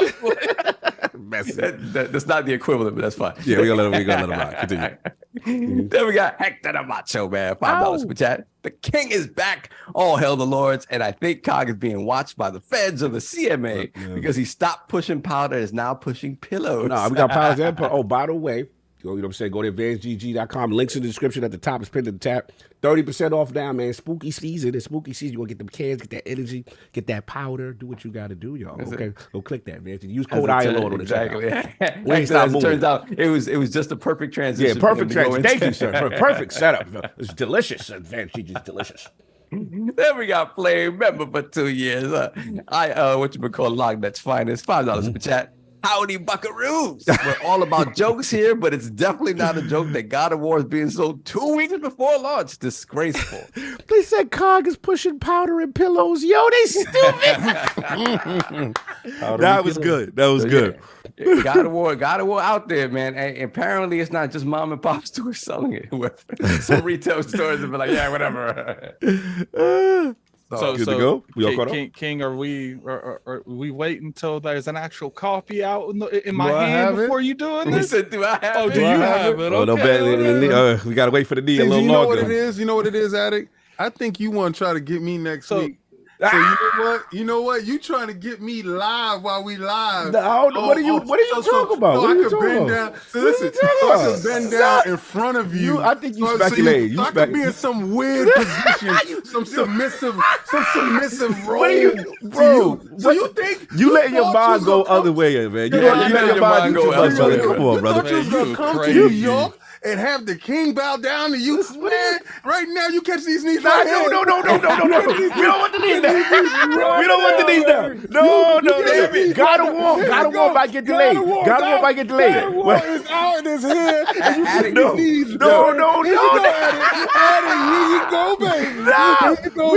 You couldn't just shut up, Addict. You Addict couldn't just just be messed it up. quiet. You thought you was man, we would have thought had you was him. gonna get it how you was gonna get it. Unbelievable. Oh man. I don't Yeah, admit that's to nice. anything. I don't admit to anything. Nothing was gonna happen. I don't admit to anything. You know the It's best like, part? it's like telling a little kid, don't go into the Christmas tree before Yeah, I was like, yo, we had him. I don't admit to anything. This is what you get. How y'all you thought you had the king. Yo, The king got I called Addict yesterday. I was like, yo, if we get it early, we're gonna get King live. All right, first of all, let's give proper context because Ben, first off, Ben LOGNET in the chat do not know what we talk about, y'all. Well, no, Yeah. I just want to know who's snitching. Who's Yeah. snitching? Now, you know what it is? I'm a visionary. No, they ain't no visionary. Nah, ain't no snitching. No, bro, I ain't snitch. Don't come, Addict. Don't do that to me. Don't do that to me. I thought you was gonna kept have it me in the tight. box. I kept it tight, bro. I didn't tell him nothing. I ain't tell that nothing because when my you told me third eye. what you was thinking It's my about, I was third like, yo, eye. that's fire if we do that live. Anyway, let's give proper It would context. have been dope. Let's give proper context. The Lords, right? Addict, we're thinking about, doing a live show, but in order to get that going, we need a little help from the realm, right? We need a little help from the realm. Exactly. You know what I'm saying? Y'all know we pushing the pillows and all that. So we Gotta got get these the pillows going. We got to get these going. The link is up in the description. So Let me show. Share the screen. What I'll do is look. We are looking at this place to do it at, and we don't do anything half. We don't. We never do anything half. The Lords do it full. Share that screen. So if we do this and we sell 6 pillows, That's where we at. we will be doing the podcast here next Sunday. Nice round table. Nice. So that's That's where nice. it will be. Nice. Now, that's You're not trolling. Is that real? I can't tell if you're trolling. No, that's No, real. we real. No, But that's real. we to pay for the festivities. It's not. We need a little help. And you know what's funny? It's not the cheap. pillows that we're wanting to sell don't even exceed what we're paying for this space is more than those pillows. Yes, but way more. We way more, almost double. So we get them 6 pillows out. I got a website up. Go ahead and tag me on Twitter with the receipt too, so I can keep track of it in case all of them will go there. Yeah. We get them 6 pillows next week. You'll see it. So I'm gonna put the link back up in the description, y'all. So again, we can't try to move the Valaris. You know what I'm saying? Here's the links in the description. Again, if we can get the 6 pillows, that will definitely help us towards doing IOP live in the city. You know what I'm saying? We come together, do a special episode. The Lords have never been together, just the 4 of us. It's never happened if you think about it. Yeah. And keep in mind, we did not save no expenses. They're gonna be a 3 camera angle if this goes through. It's gonna be nice. I'm hyping this stuff up. They gonna know what they getting. You want this? Get that 6 pillows. What they need to understand is this is our first big promotion. Yeah. You want Manscaped, you want Dr. Squash, you want all this other stuff. Yeah. This is our baby, and we're trying to give you the best that we can possibly give you. So you want to see this live show? with all of us sitting at a real round table together with multiple angles, and they thought they was gonna get me to bend the knee live. Oh man! Somebody put blood in their snow. Unshare for a little bit because it's wanted to go back. Nah, somebody told you. Nah, I ain't. Don't My do third that. eye. He's I yo, sat bro. there and He I picked it meditated, up. and that Astro walked into your room, and you was laying on your stomach with the door open, Bro, and you was talking in your sleep, talking about. That's why you told me what you was thinking. As soon as you started like mentioning anything around now, here's my plan. Could you see the way he backed up? Like, oh, what they doing to me? Oh, they set me up. They set me up, God. Anyway, but yeah, hit that link, y'all. Hit that link in the description. Like if we get 6 today, that'll be helpful. We will keep this movement going.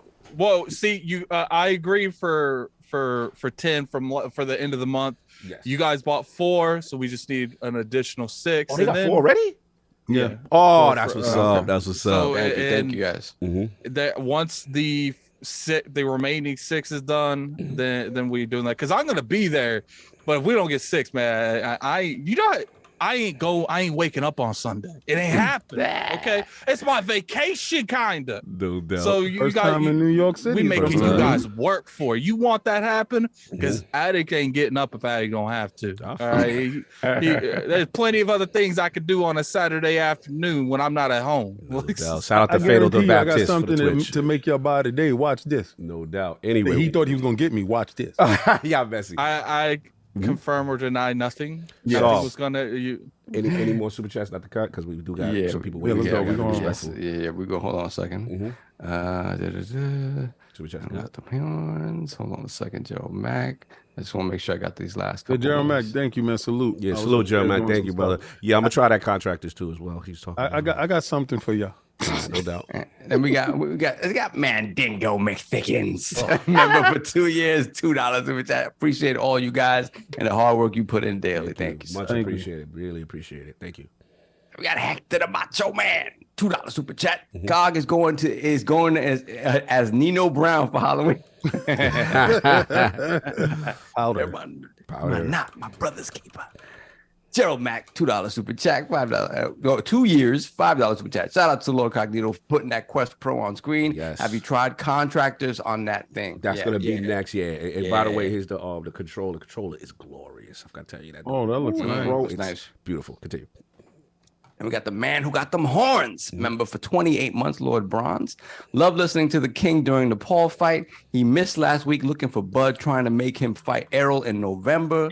Hashtag Cog moving powder and pillows. We moving it, baby. Go get that. Yeah, the man with them horns pulled up on us last night. Oh, He did. Nice. We caught up? Yep, we're caught up. All right, cool, cool. Let's get this thing right. We got patient people that's been sitting here. Give me a second. Yes, sir. All right. Y'all know what time it is. The time of the month, LordsOfGaming.net. We've been blessed to have this tremendous writing talent. And all aspire to be great scribes of the realm. Want to shout out the entire team. As always, the competition for this is extremely fierce because we got some damn good scribes, y'all. We got some people. We got some talent. You know what I'm saying? But and we are very blessed. So salute to them. But now it's time to celebrate a specific scribe who went above and beyond in the month of October. Exceptional reviews. He had Scorn. Hell Hath Doth Fury Scorn review, excuse me. Dialfield Chronicle absolutely killed that. Some Gran Turismo 7 updates. We proudly present the latest winner of the Lord Dizzy LOGNET Scribe of the Month to Ben Scott, a.k.a. Hitbox Detective, baby. Salute. Where you at? Where you at? He was here. I don't see him anymore. Where'd he go? I'm here. Oh, there we go. He ain't saying that. There you go. Okay, cool. Yeah, sorry. I was waiting for the applause to settle down a little bit. He's like, yes, please. Salute the Ben, man. Congratulations. But tremendous speech. Thank you so much. No, I really appreciate it. You know, I think, you know, I had never written anywhere really outside of like a Tumblr account somewhere and just started making videos. And I was always, you know, you hear stories of people like starting for media outlets and not getting to write what they really want and not be able to voice their opinions or anything. And LOGNET has been really great. And, you know, I think they're superlative in that way.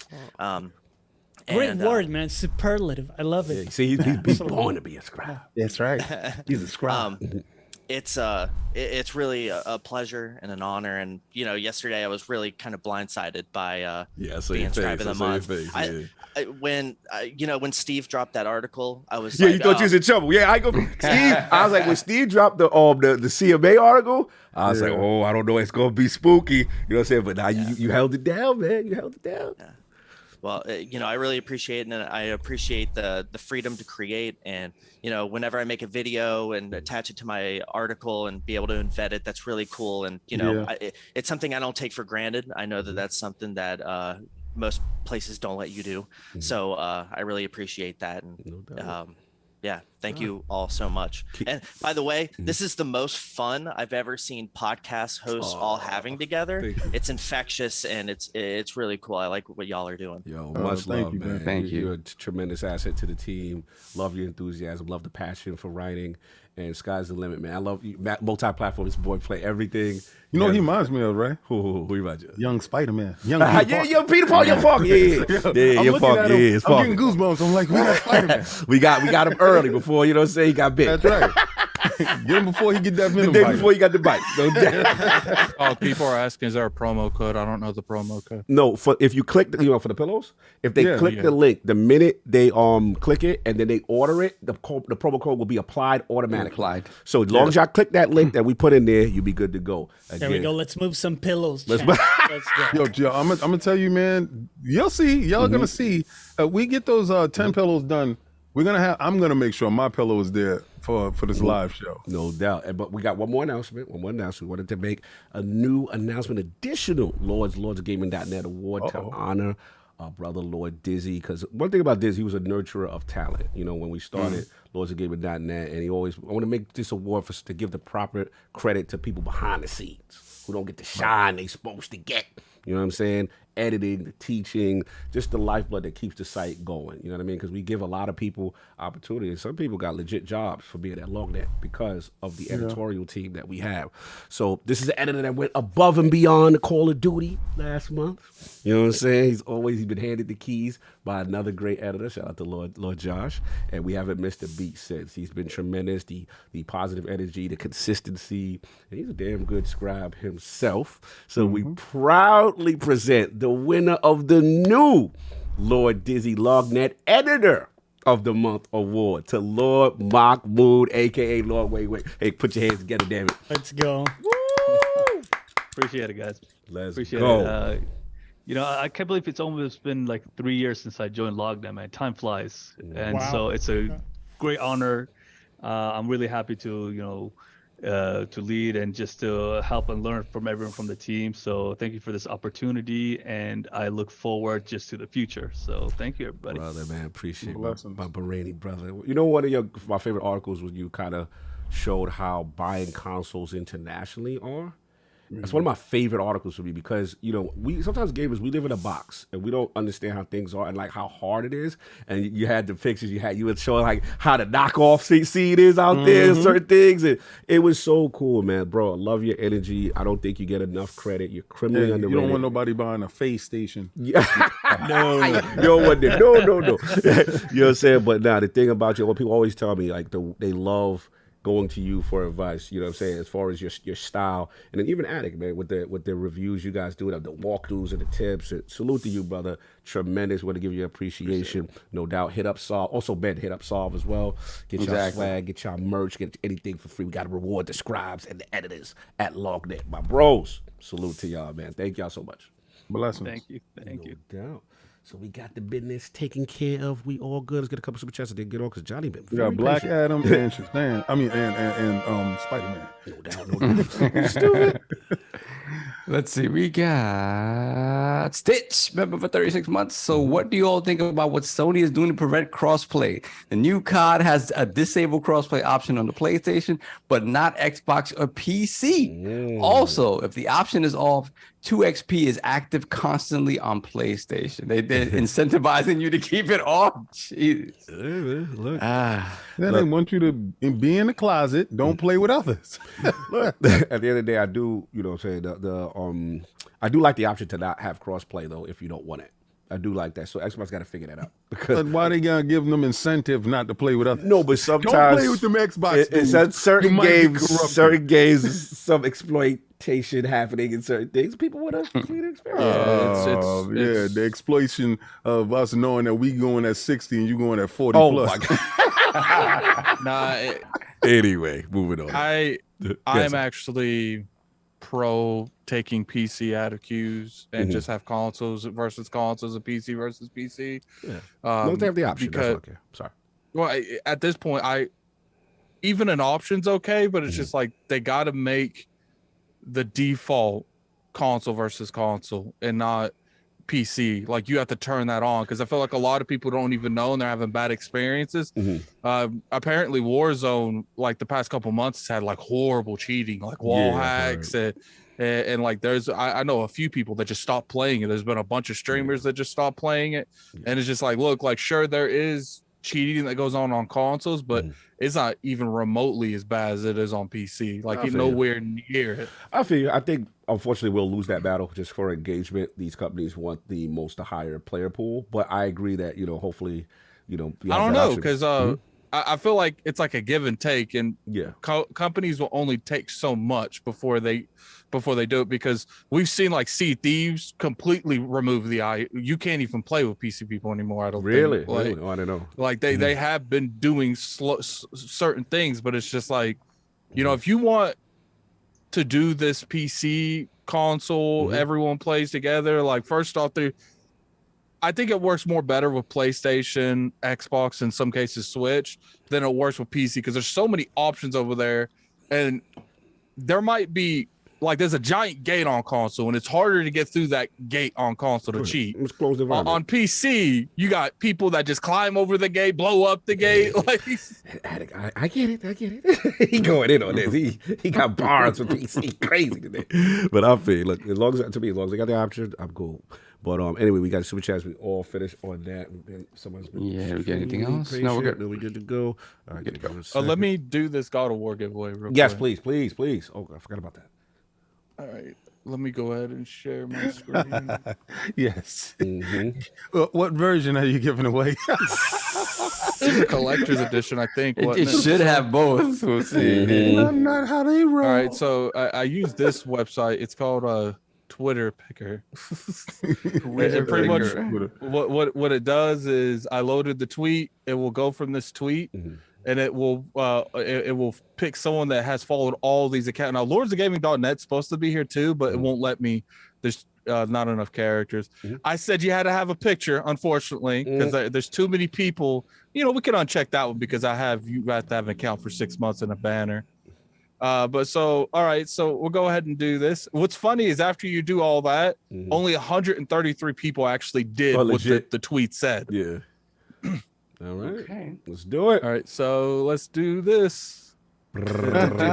Somebody gonna get this God of War. Boy, who getting that boy? A dude without a place. This guy's yo, Taz. Yo, I know Taz. Oh, Taz got it. Yo, you know what's funny? This dude would have won. He would have won. But he wasn't these following. three He paid accounts. attention to the rules. Yeah, you didn't follow the king, and you didn't get it.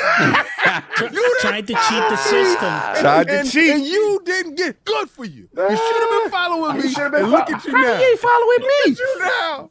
You ain't got it. Yo, Shout Taz. out to Taz. Who? Taz Tadoichi? No, Yes. Taz. No, David Taz, Forte's Taz. Yeah. Oh, okay. Taz in the building. We always play Destiny. Congratulations. Yeah. I should by the end of this podcast, I should have 500 more followers. Because if you ain't But following what I will me, say, no God of War for you. it felt like they would only read a couple of the tweet, and after that, they just stopped following them. And it's just like, look, man, like there was like 5 or 6 1, but it's like we giving like $100+ of a merchandise away. So it's just like, and what's funny is where I said you have to have your account for 6 months, like because it's just like at the end of the day, like I feel like that's a good number. Look at Christopher to where Hart. it's like people can't like cheat the system. Yo, Christopher Hart, you wasn't getting it anyway. Because you want to support the devs, so you go buy it. I will say I will say, and I don't know if Saul, Cog, and King can agree, but I will say that I would consider that successful. Yeah, like, yeah, I felt like it. You know, it did a good engagement level, so I would say we'll be doing more of those Twitter giveaways. I loved it. I love the fact that the dude could have won, but he wasn't following me. 80 with time. We gotta move on. But it What wasn't a following three cheeky- people. What a cheeky guy. He's like, I'm not gonna follow these guys. Yeah, but I would because still win. I'll still win because their system isn't sophisticated, so they won't know Yes. that I did it right. Yep. Yep. Wrong. And This it's like, be a you know, lesson. I could have. I guess I should have checked Taz to see if he was following lordsofgaming.net, but I can't hate on someone that the system couldn't let me check them. Yeah, So- it's the system. but I'm pretty sure Taz is following them anyway, Taz so it is doesn't official, matter. Taz official. Yeah, so Taz, get at me with your information. Remember, you know, you're not gonna get it for launch. So if you want to wait, cool. If not, don't He wait. is following. Shout out to our He is real following friends. lordsofgaming.net. I just looked. So. Yeah. Cool. By the way, is that actually like the physical? Yeah, it's Yeah, the physical. Jotnar. I think the Jotnar edition. Whoa. Yeah. It's the Okay, big one that's with the huge. hammer. They getting that Man, Ragnarok. yeah. Well, actually, no, okay. it's the one down. We couldn't get the Jotnar, so it's the one. Oh, you couldn't the next get the one hammer. over. Oh, Yeah, okay. the hammer. Okay. No hammer for you. No hammer for you. We all good? We all No, I good think now? it's got a hammer. It's Oh, it got just a hammer. The Jotnar came with something else. Something too. else. Oh too, no, yeah. that one came with the bone dice. All right. Oh, yeah. Time. We had the 2-hour mark. We ain't Yeah, starting the let's damn go, show. let's go, let's go. Let's go, man. All right. Moving on. Let's get this joint popping. All right. What you got? Chat, you can't like now they're following me. It's It's over. It's over. It's over. It's over. It's over. You lost out. Now that we've lost gotten it. to what the Lord's been playing, giveaways, LOGNET, and everything else, we got to switch our focus to our patient guest, Lord Jonny, his video game system history, his journey into software engineering, being a musician, and of course, what led him to the JonnyPlaysLive content channel. So, Lord Jonny, let's start from the very beginning. What were some of the first video game systems you had, and what got you into gaming? I love that question. My very first system was the Super Nintendo. Let's go. So, by the way, for context, I'm from '88, so I'm 34 years old. So the Super Nintendo, and I was raised in Brazil. Maybe that's useful because consoles are different in different countries. Yeah. So, Yeah. so back then, the Super Nintendo was kind of what you could get. We didn't really have access to Sega that much. Really? Okay. Yeah.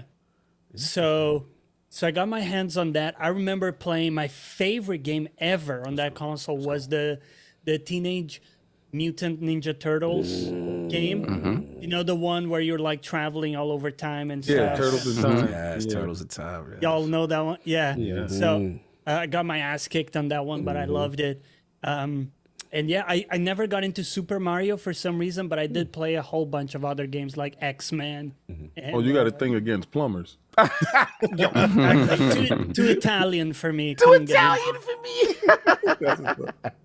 No doubt. What else? Well, give me some other standouts, man, that if you had or remember. Did you play Castlevania? I did not. That's one of the like fragrant Yeah. big gaps. Okay, I'm trying to be fancy. One of the big gaps in my in my play history. No. Cool. So then you get Super Nintendo. So then from there, what was like the next progression from a console perspective? So that was interesting. I actually didn't have consoles for quite a while. I played like emulator games on my PC. We didn't have a lot of money, so like I played a lot of Game Boy games on PC emulator and stuff like that.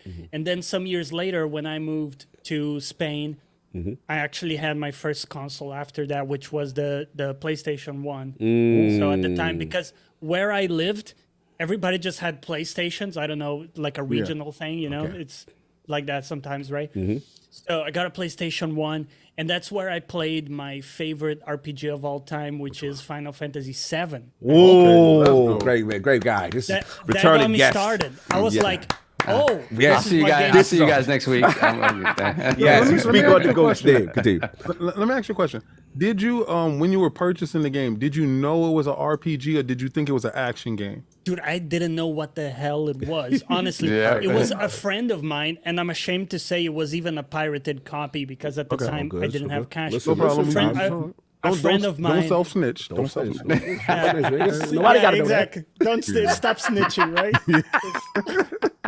Read the mug. So this friend brought over the game and said, "Listen, try this out. It's weird and different, but I think you're gonna love it. And he wasn't wrong. At first, I was like, "What is this? It's weird, right?" But once you get into it and you kind of, it just sucked me into it, and it introduced me to RPG games. But it can be to be just engrossed in a story and stuff like that. With great music. Music, the cinematics, like you said, it was a very introductory piece to a lot of gamers who never even touched that genre before, right? And seeing that you can tell these kind of great stories. So it's interesting to see. I wanted to back you up one quick second because I wanted to ask you I know you went from Brazil to Spain, but I wanted to ask a little bit about the Brazil gaming scene. I know you were younger then, but do you remember anything specific in pertaining to how different it was when you went to Spain? Well, back then, so this was before the year 2000 that I was in Brazil. So needless to say, gaming was still kind of in its early days. Back then, it was kind of a very niche thing. Right. And where I lived, people playing games were playing them on Game Boy. Or they had a Super Nintendo at home, but I would say like 90% of kids, they would have their fancy Game Boy, which I was so jealous, right? Because I couldn't afford one. So I would see these kids. The kids with they're fancy. And at some point, I got the normal Game Boy, and then these guys got the color. Oh, so you sit there with the old so I have to see all these guys playing Pokemon on the color one, and I'm black and white. Okay, so you had a question? I know you were young back then, but obviously the price thing has always been a big conversation point in Brazil. Do you remember them being excessively expensive over there? Yeah, man. Especially like the Game Boy. I remember, it was a good chunk of money. I don't know, like it's hard to compare with like nowadays money, right? Because everything is so different. But my feeling, to give you an indication, is that it would be something like $200, the feel of it in terms of like a very meaty investment. Expensive, Yeah. And then I had to market that to my parents, right? Like, hey guys, like... It's interesting that you say Super Nintendo's what you had too, because a lot of the story around Sega in Brazil was that Sega was big in Brazil because again, Brazil would get a lot of stuff super late. So Sega was on its way out. But in the early 2000s, we're looking at the Sega Saturn over here. At the end of the Sega Saturn, we're looking at the Dreamcast, and over there. I like the Master System, the Genesis. All those systems lasted super long in Brazil because again, it had an extra long tail because of the price. Like a brand new console. Like if you wanted to keep up with the consoles, you were looking at like $1,000 investment to get that console when it was out over here. So I think that I was not in the like hardcore gamer niche yet. I was very much like a casual. Got you. Like that was my gateway into gaming, really, and that's just because I think Nintendo kind of spoke to a broader audience at the time. Especially with the Game Boy and stuff like that. And so I was just aware of that one. I actually never heard of Sega until many years later. Wow. And and then for reasons I just couldn't get a console at that time. They don't got a handheld that I care about. I care about this Game Boy that everybody got. I just want to play Pokemon in color. That was me back then. I feel you. So then obviously out of you go to Spain, you said PlayStation now, you get your... Bigger question real quick is what was your starter in the original Pokemon? Okay, so I played Pokemon Red. That was my first Pokemon game, right? Okay. And I went Charmander because in my mind... He told you don't go just sell out. Damn! No, hear me out, right? Okay. I have 3 options, my dude. One of them tosses little plants. Okay. The other Which is the correct choice. The other one squirts a little water on the enemy. And the third one spits fire. Hello, right? I like so that's the one you picked, awesome Spitfire? Because I don't play Pokemon. Is that the one you like, Spitfire? Yes, Yeah, sir. yeah. Yeah, was already, the fire listen, one. the fact that he spit hot fire, you gotta right? Dylon. Dylon Pokemon. We Spit don't. hot fire. I don't accept that answer. I can't believe Wait, you're Addy, you like the one that Bulbasaur. squirts? That's the one you like? What's the one you do? I use Squirt one? Bulbasaur.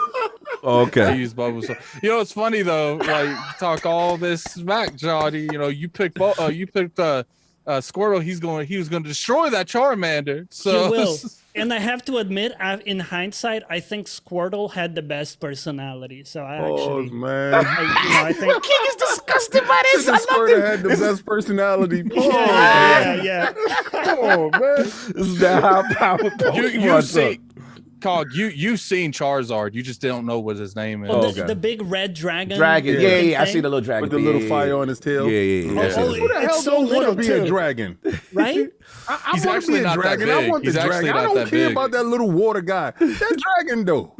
You know what's funny? Like growing up, you don't realize that Charizard is not that tall, like at all. You know, you're not wrong. He's actually 5'7". smaller, I'm way taller smaller. than Charizard. He's That's actually funny. smaller than it looks.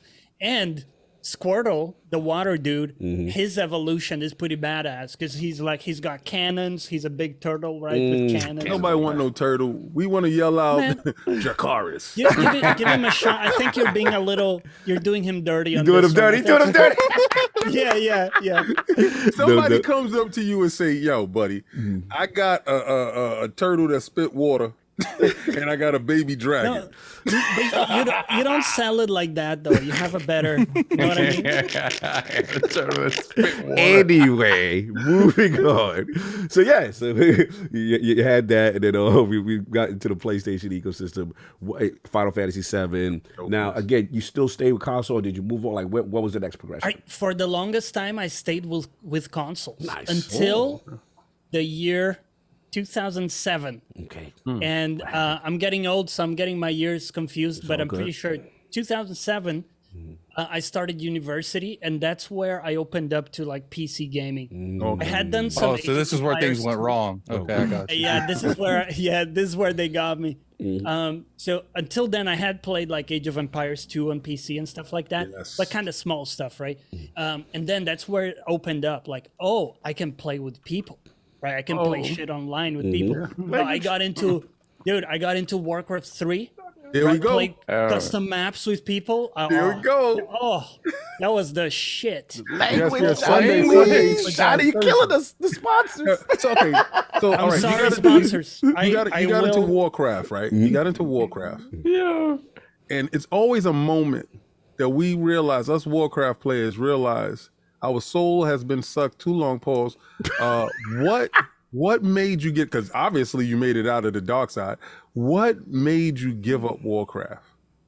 Because I know you got in. So what made you leave? Okay, so one big distinction is I never got into.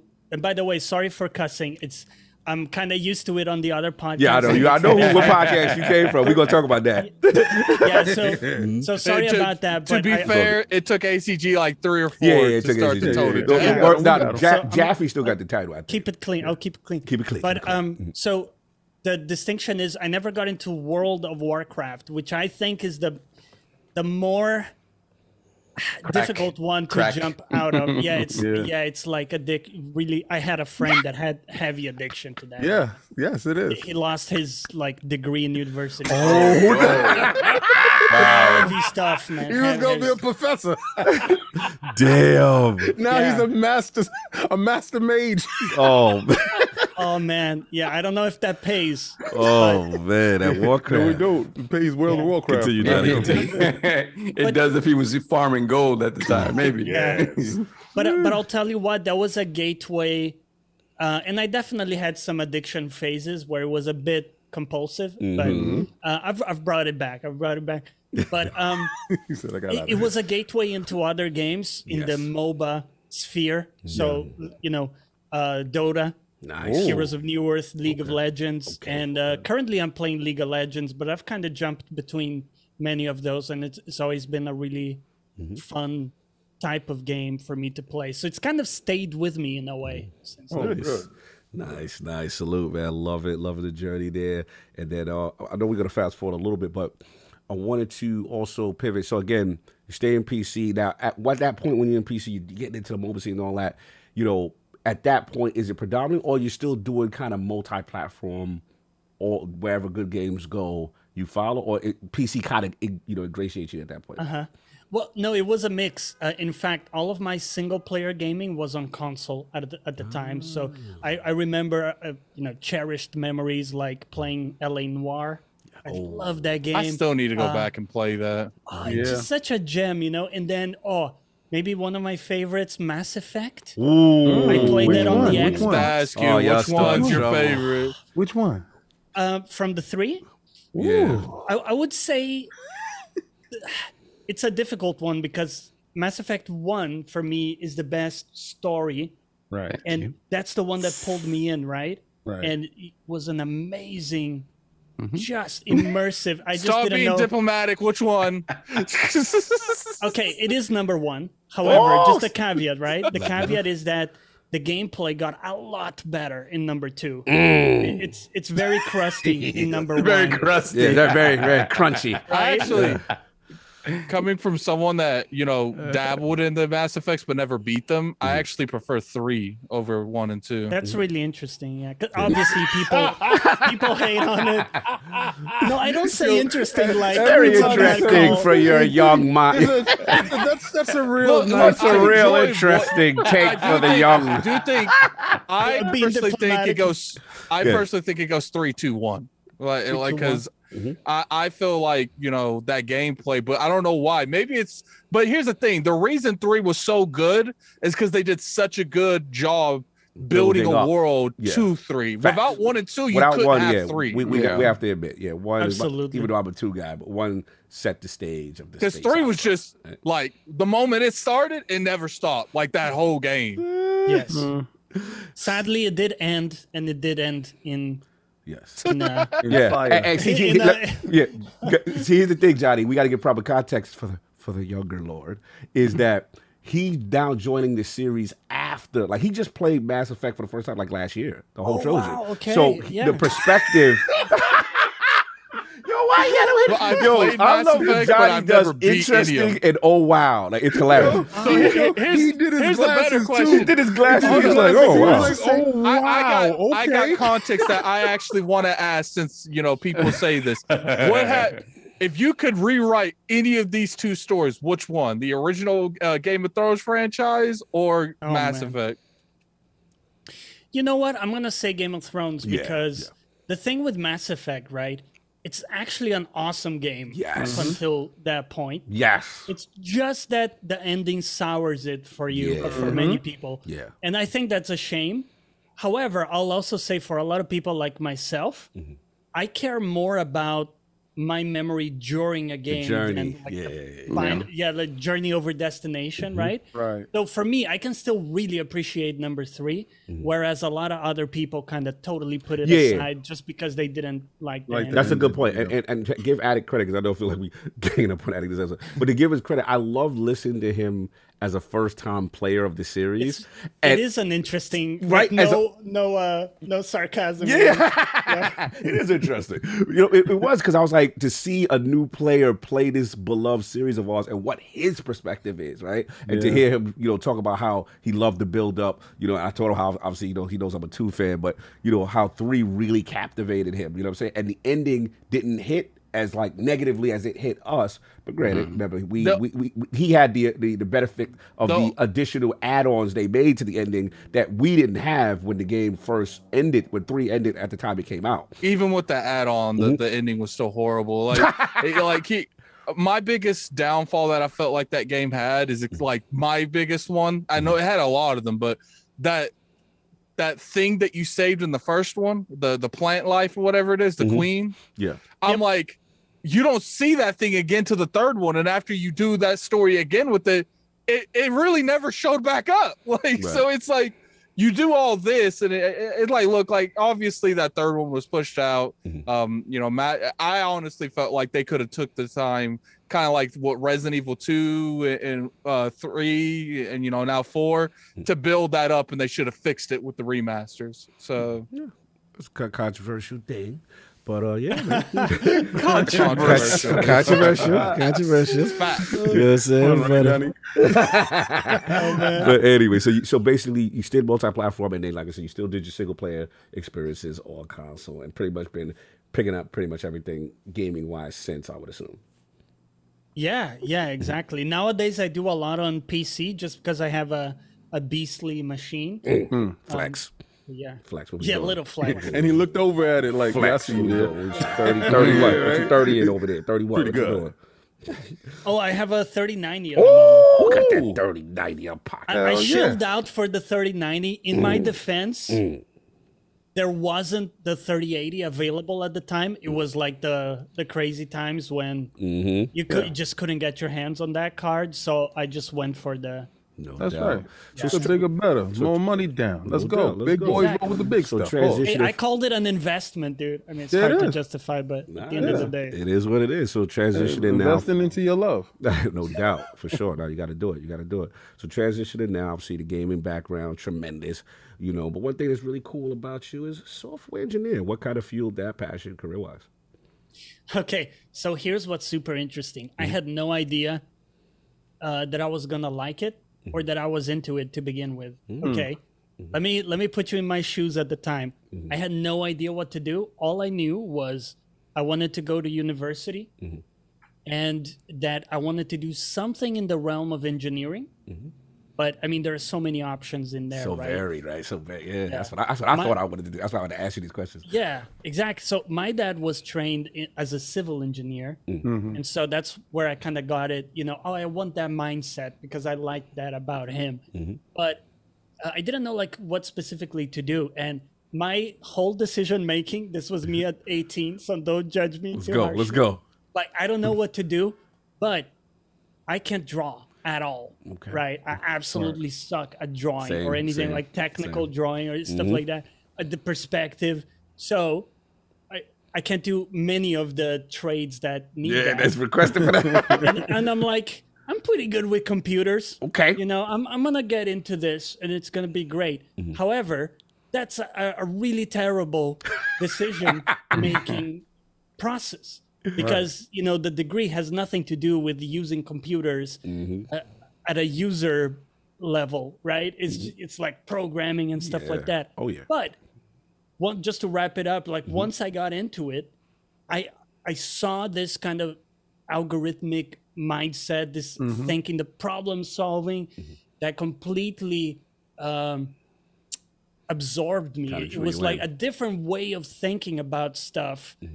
Analytical problem solving that I was able to kind of apply to other stuff. So it was really transformational, but I just got lucky. I had no idea I was going to like it. And I just went into it. Salute. Yeah, that is tremendous. It's like the definition jumping head first. Oh yeah, that's head first. That's is. head first. Yeah. And then finding out that you have that passion for it, right? And then really just keep going. It was kind of like developing the passion. Like it wasn't there initially at all. Right? I kind of sucked at it. It took a long time for me to get my feet under me. But I think it's one of those things, I don't know about you guys, but you find something difficult that you suck at and you're not naturally good at it, but it's interesting enough that you kind of keep at it. Yeah. And then over time, you develop that passion. But it's not really there initially because since you're not good at it, it doesn't feel that good. Yeah, it don't feel initially, good. right? Yeah, and it's those little breakthroughs that you get in those moments, and you're like, okay. And then when things finally start to click and you get a little bit more comfortable, it really starts to take shape. And yeah, that's pretty cool, man. The other thing I want to talk about that, you know, is people don't know about you is that, you know, see those amazing guitars behind you? Yes, sir. That's what I wanted to get to. Musical composers, man. Let me tell you, this man got albums. Man's got albums out right now, man. You know, sick instrumentals. You got a joint right now that I'm loving. It's called Unstoppable. I was listening to it. That's my man, joint. I appreciate that. Unstoppable That's is awesome. fire. I love your instrumental game. So, like, tell me how this aspect of Jonny is created, 'cause this is unique. So throughout my whole university days, I've always been in bands. And well, I started playing in my teens. So since I was 14 years old, I was playing the guitar. Nice. And yeah, my mom and dad got me a Fender Stratocaster when I was 14. Well, it was a Squire. It was a cheap one, but I loved it, right? You got to be a Squire before you was a Lord. Yeah, at the time I You was did like, that song with Sia? Yo, you stupid. You stupid. Continue, Who do we Johnny. have here? Continue, Johnny. Now listen to this, man. Oh He's my ridiculous. God. He's ridiculous. Continue. so at the time I was imbibing like Red Hot Chili Peppers and this sort of stuff, right? Just the striking guitar. Yeah. And I was like, I want to do that. Woo! And then I got into that in university. I was lucky I found people who were also into similar types of music. At the time, I was doing a lot of like punk rock and stuff like that, and a little bit of metal. Who's your guitar idol? It would have to be John Frusciante from Red Hot Chili Peppers, just because his style and the way I play was very inspired by that. Okay. Yes, I'd have to give him the Credit. Yeah. But anyway, long story short, I played concerts with bands throughout my university days, and got some exposure to the kind of the drug-like feeling of attention. Right, you're up there, everybody's looking at you. Let's go. You get attention from the girls those later. groupies is crazy. They're like, "Oh, you play guitar? Yeah, you know. you're the lead. Can you show me your CDs and your, Said, I'm working on a new album. Yeah. So for someone Show like me your myself bill. I was a bit of a misfit during high school. I just knew it wasn't my time. It's one of those things. It just wasn't my time in high school. I kind of was a bit of a late bloomer, and that was my time. Oh, this is your time to kinda shine in clicked. the music industry. That's right. With the music stuff. Came and together. just connected with people a lot. I bet you did connect with people. That's when his programming actually hit. There's a lot of He programs. was able to program after that. Woo! It's like in anime, after something like that happens, your powers are. Oh yeah. Your power's over 900. He started to get into his final form. But That's what I'm talking about. there's this magical thing with music. I don't know if do any of you play or I do not. or No. Yeah. No? I listen very well. We are really astute listeners. That's awesome. But what's super interesting that I didn't know until those days is that it's like a universal language, man. Because throughout my masters and stuff, I would play with someone with whom I had never talked before that day, and we could play, dude. Like we could jam. Not like a known song or anything. We could actually just kind of communicate through music. So that was awesome. Yeah. So it's always been a big part of my interests and what drives me a way to process bad stuff. Bro. That's fire. Right. So like when something bad happens, that was always a way for me to kind of process that and get through it. Yeah. Nah, that's dope, man. I'm putting your links to your album in the chat. Oh man, I really appreciate it. Go to that Bandcamp, y'all. I'm gonna tell you right now, my personal job. I ran over to see it and I was like, what? He did this? We have a multi-platinum artist. Yeah, we got the artist in the building. Soul Companion is the album that I was jamming to.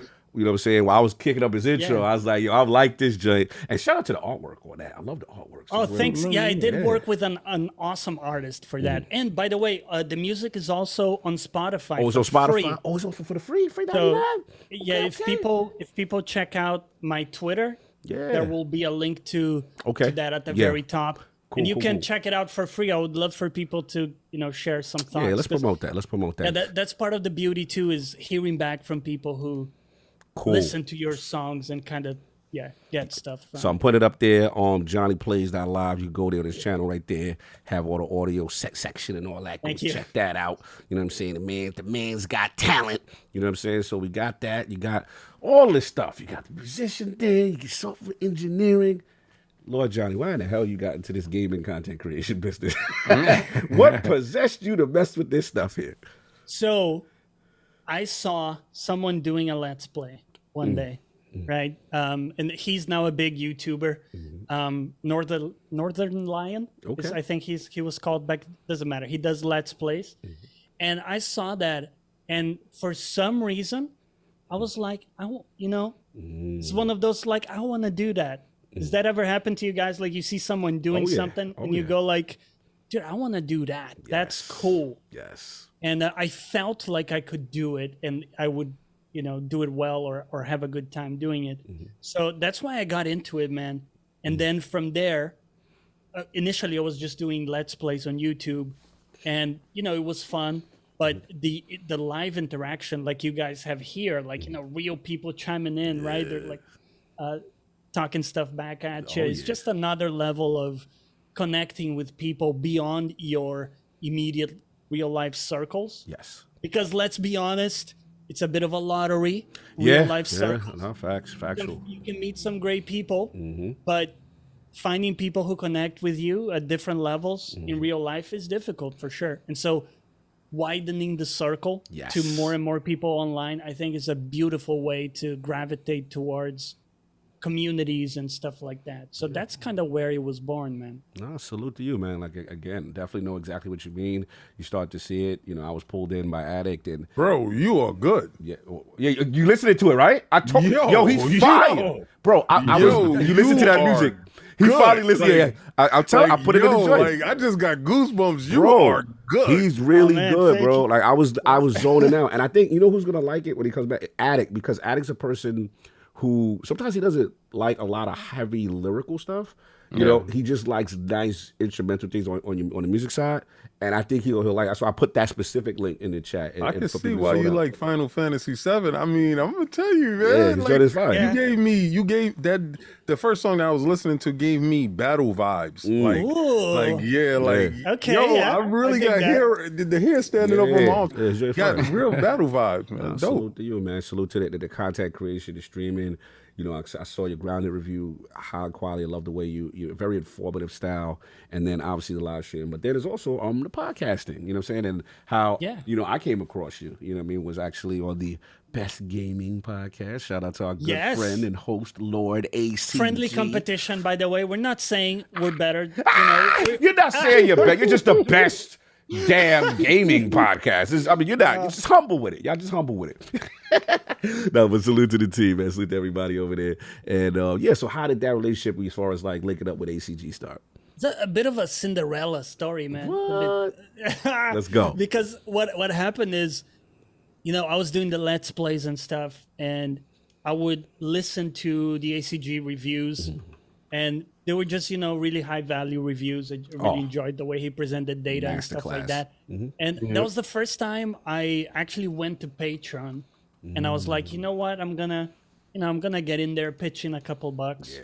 And I saw, he's got a Discord. I didn't use Discord before then, so this was now 5 years ago or something. Too. Yeah. So I was like, I'm gonna check that out, right? So I go in there, and I kind of figure out what it is. Over time, we start doing a bit of voice chats sometimes. And I was surprised because I would see, the man himself, Carrick, in the voice chat.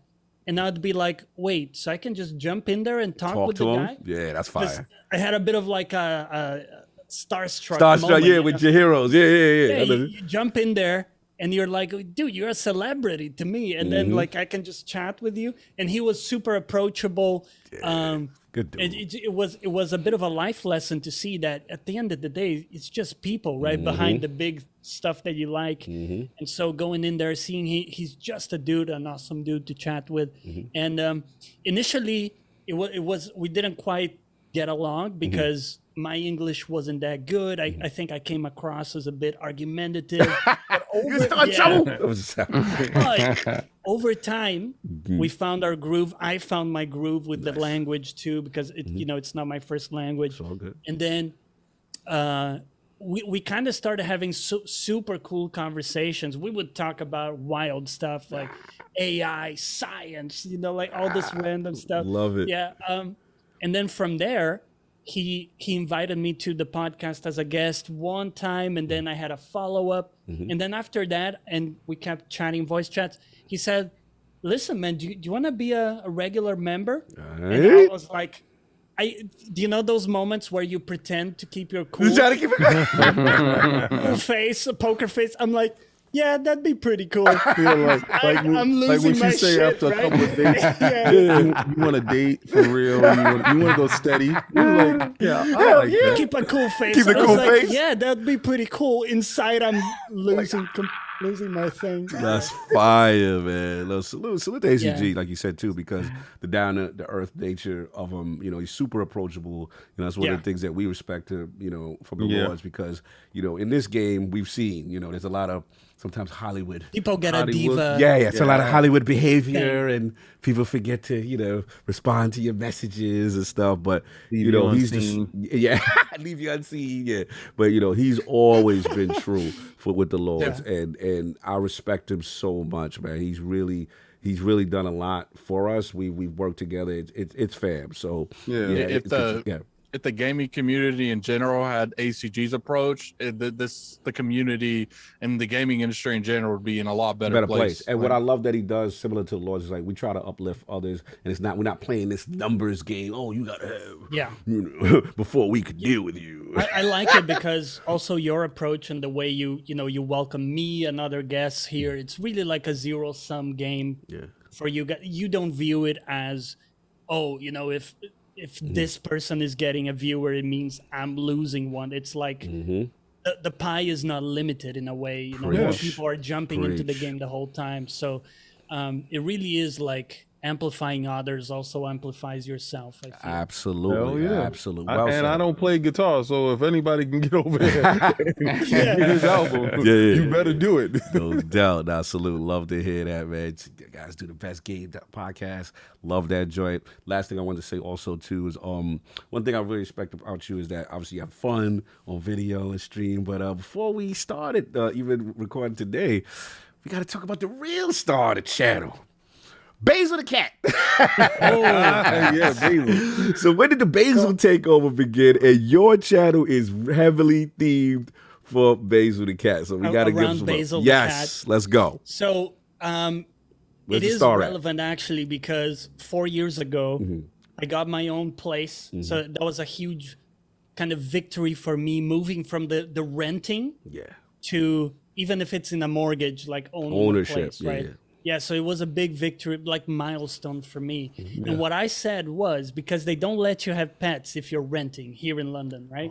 So what I said was, and I grew up having cats a lot, so I loved cats. Yeah, I'm a cat guy too.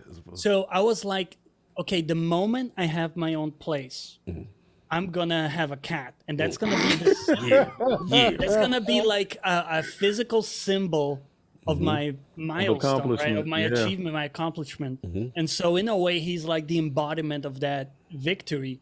And that's why I also wanted to make him a big part of like my channel, because I started the Twitch channel at that time too, because it's when when I moved, I then had good internet and I could start actually streaming instead of just doing YouTube. And so it all kind of started together, and it just felt right to use that as my symbol, like Batman. But it's Salute, man. It's absolutely hilarious. Well, I gotta give Basil a shout out, because I think you put something on Twitter one time that absolutely had me dying, where you were playing Stray on PlayStation, and he's going crazy for yo, what's going on? He going up on the screen. What's going on with my brother's eye? Yeah, the cat on screen and the noises, he would go crazy. Absolutely hilarious, no doubt. A new segment for Lord Attic. I wanted to ask you, so where did Lord Johnny find us? Where's your first time hearing about ILP? Well, it's been a while now that I've been following you guys. I think the first time Carrick told me about you guys. ACG. Yeah, he was like, yo, these guys are legit. Check it out. And yeah, I've been definitely watching just lurking. Lurking in the cat. Nah, much appreciated, brother. No doubt. And we got to ask the question we ask every guest in the realm tradition. This might be hard. Yeah, I'm dying to know this from him. Yeah. Lord Johnny's top 5 video games or franchises of all time. Your personal picks. Do you prefer I give you a whole franchise or an actual specific title from? This is you. This is you. Whatever you want to do. You can go specific. You can go anything you want to do. Well, I'm gonna get granular. Okay, let's go. Let's go. Okay, gonna get granular. We're not doing franchises. Oh, let's get to it. Let's get to it. Okay. Favorite game ever? Final Fantasy VII. My man, let's go. And I understand. Fix your face. Some people might say if you played it today, it wouldn't be as good, right? But the fact is, I didn't play it today. I played it back then, And it was the best thing I played on, and it kind of shaped me in so many ways. To this day, I listen to that soundtrack. Oh, bro. Very regularly. Bro, I right? still got the soundtrack rocking. Did you get the remake soundtrack? Did you get the remake soundtrack? You got to get the remake soundtrack too. I have it. Oh, it's fire. Yeah, oh, it's we gonna talk about fantastic. it. The remake came out? Oh, yeah. Yo, don't do that. Don't do that. No, Yes, that's yes. distasteful. I mean, until the Xbox, it's still in the bushes. Distasteful. Like he was disgusted. He's disgusted with King Comment. yeah. There's a couple of beats that bro, that joint is fun. I can't wait to play it because you're beta testing it right now, right? Yo, you stupid. Don't even. We are not beta testing it. But the Sephiroth theme is crazy too. We'll get into it. But anyway, so we got Final Fantasy VII. Okay, what else? Okay. I'm going to go with Final Fantasy X as my second one. So I do like Final Fantasy a lot, but I'm actually not a huge JRPG person. It might surprise you. So it's just that some of those games really captured me. And the RPG aspect. Attic, do you approve Final Fantasy X? I think 10 is so underrated. Like what it is people love to put up the video of Titus like hysterically laughing for no reason and then act like that's the whole game. They're trying to clown it. Like The problem is that his name is actually Titus, not Titus. He'd be cool if his name was Titus, but his name is I've never Titus. known how to pronounce his name, honestly. Really? Okay. I'll pronounce his name however I want to, so. No, but you will pronounce it as Titus. I'll be honest, I didn't even realize. So we got Final Fantasy VII, Final Fantasy X. That's 2. What else you got? Yeah. Let's get regular. My third favorite game has to be. This is a hard one, but I'm just going to say in general, Dota. Oh, okay. First Dota in the realm. Dota 2. Yeah. I would put League of Legends in there. Right now, I actually like it more than I did Dota, but it's just that I played 5,000 hours back in the day of Dota, so it's kind of like a foundational game for me. Dota and League, both, or League replaces Dota? 5,000 hours of Dota 2. Okay. And then recently, so I then completely dropped Dota. Okay. And recently, this year, I've played for about a year League. Okay. In my off time. So League is your number 4 pick behind Dota, or no? That's a tough. I can't squeeze it in there. That's unfair. I'm gonna put it in number 4. Okay. Okay. Number 4, League of Legends. Got you. Number 5. Round it out. This is where it gets really tricky because a lot of titles are competing here. Yes. I got like really actiony stuff that I love, and so I have a lot of stuff. But I have to plug in here, Elden Ring. Ooh. There we go. Because first Elden Ring. we didn't get to talk about this, but I'm a huge Souls fan. So I've played all the Souls, right, and love those games. And in a way, I view Elden Ring as the culmination, like the final iteration of all those games. Gotcha. Because if you've played them, you kind of get this feeling that they're iterating over the same formula, right? You have like 1, 2, okay, went a different way, bring it back. 3, polished iteration of the game. And you have some other games like Sekiro, which are different and stuff like that. But Elden Ring really feels like bringing all of it under the same realm. Peak moment. As you guys say. Yeah, and just kind of, I see where you're going. uniting the realm, like to use your expression, like people who liked Sekiro were brought in, people who liked more Dark Souls 3 were also brought in, the open world gang who didn't like Souls also kind of blended in with everybody. It got a new base. Yeah. It got a new base. Oh, I can play this game with magic if I don't want to mess about with the parrying. I might have the unpopular opinion, but I think Sekiro is a better overall game. I think it's an extremely polished game, and if you like what it's doing, there's really no second to it, because just the pace, the frenetic pace of the fights is so engrossing, right? When you get into the rhythm of parrying and attacking and stuff, there's something really rhythmic about it. Yeah, I think no other game does. That game does a very good job at immersing a boss fight that very few's actually ever been able to do successfully.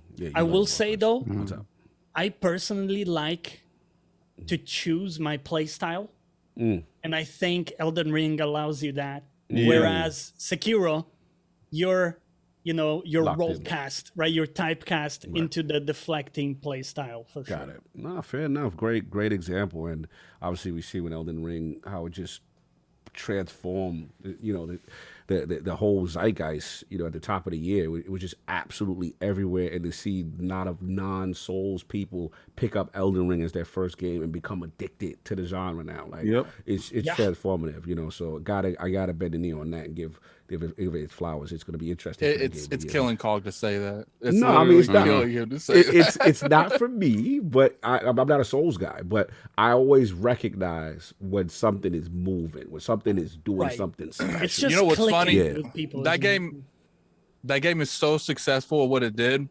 It's the only game that Saul bought 4 copies of for IOP. Yeah, Saul, they're gonna play this. We have never done that, have we, Saul? Ever. Yeah. No, never. And it was that thing of like even Cog after he played it, he was like, okay, it's not for me, but I get it. But I get it. Yeah. And the thing about what I think what Johnny talks about perfectly, and why I think it's still going to be game of the year regardless of what Ragnarok is.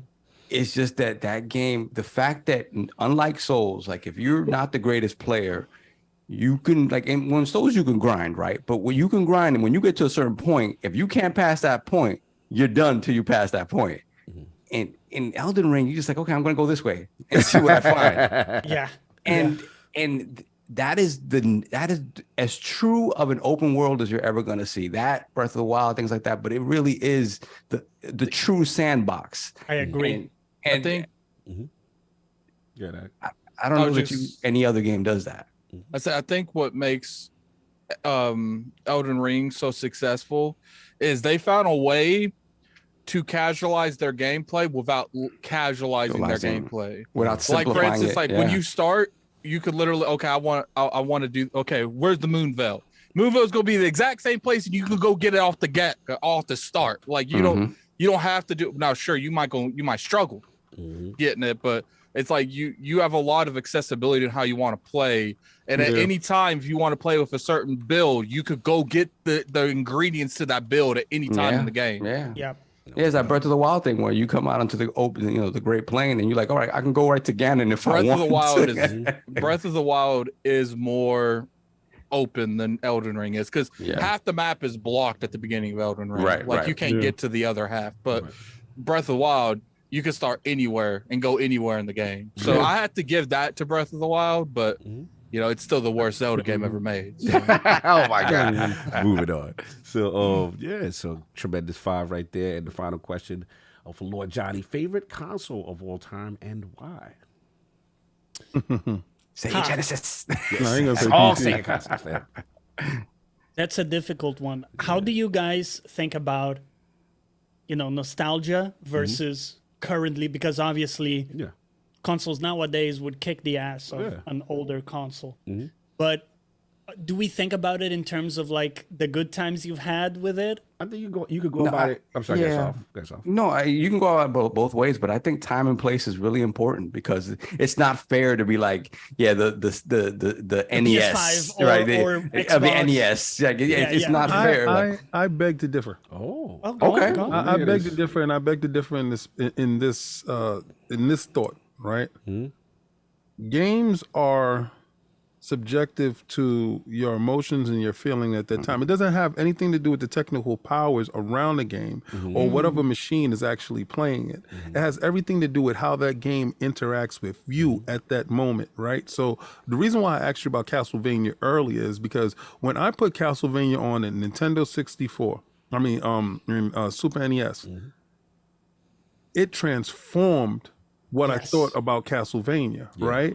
So I can literally, if I would have had that same experience, new experience with that game, and I have a PlayStation 5 right now, and I have the wealth of the games that they have now. But if I could take that experience, that same experience with the Nintendo NES, it didn't matter if it was on old hardware, right? So that will transport me to that moment. So when we ask, what is your greatest console? It has to probably do with your greatest experiences, your collective experiences at a moment that you feel, not the technical powers of said machine, because some of my best machines is the worst machines. Good. Yeah. Okay, so that's a good framing. So the way that I would say it, even though I've had amazing times with the Xbox, like Mass Effect, I just cherish those times, right? I think it's still like PlayStation 1 because the jump.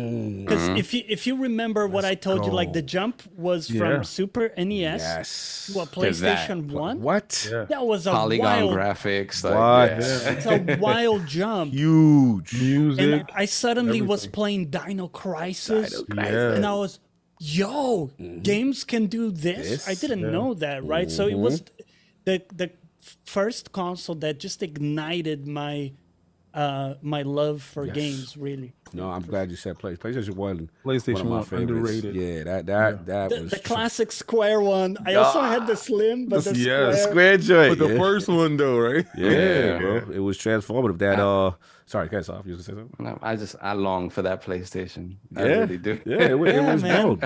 Had charm. He brought up Dino Crisis was tremendous. Was a Resident Evil on that tremendous. You know, it was the jump from 2D to 3D was transformative. As King mentioned, the CD, you know, really taking shape in music and gaming, and obviously you mentioned Final Fantasy VII and the impact there. There were a lot of firsts that gamers were introduced, and like you said, that jump, right, where you're like, okay, this is a significant difference from what I was playing during the 2D era and stuff like that. Transformative. Yes, it was something special. I have a special affinity for PlayStation 1. That's honestly my favorite PlayStation console. There's no doubt. So we share that. So Awesome. man, tremendous history. I know we going long. I know we getting close. I know you see you got to give me 3, but just let me know if I'm hitting time for you. What your time constraints. I'm okay. I have a bit more time. All right, no doubt. So we gonna get into the poll. You know what I'm saying? Or you want to get the super chats first, or we get to the topics? We only got. Let me see. Got a couple. That's it. Hold on. They're about to get crazy now. Mm-hmm. Y'all forget what this weekend represents. No doubt. We got Hard to Find, member for 19 months, Lord Bronze. Assalamu alaikum, my brothers. Good to see the whole gang today. Yes, exactly. Salute. Combat Talk was great as always. And Cog, where do you want to sit at the Super Bowl? #Niners. You got us there. Listen, we got to win some games, man. We got Jimmy Garoppolo got to start. And obviously, my Jets might have something. Oh, your Jets look here. Yeah, your Jets look. Shout out to we playing Los New England Suarez. right now. We down by 3, but just 3. Look, y'all got a better record than us, so we can't tell you. No doubt. Deflating balls again, Bill Belichick. Different language right now. Don't worry about it, Addict. I do know what the Super Bowl is, though. So, like, pat on the back there. Moving on. Yeah, we got to put the crest in the chat for Mad 410, Mad 0410 member for 2 years. Wow. Welcome to Lord Bronze. Thank you, sir. Thank you, brother. Thank you. Then we got Hard to Find once again, $5 super chat. Squirtle and getting your soul sucked is what I walked into today, only on IOP.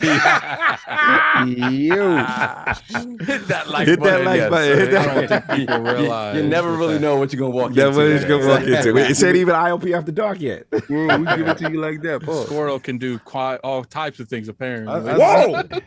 I see you champion Squirtle, Paul. No, actually, technically, I didn't champion Squirtle, so, pay attention. Okay, I mean, hey, my attention span is very limited, sir. Moving on. Then we got Lucius Augustus, member 15, my Lord Brian, little smoke for Addict. You You didn't beat the game, Addict. You didn't beat the games, Addict. How you judging which Mass Effect was best? He actually did. He did beat the game. Don't do him like that. Take that L. Yeah, he beat them all.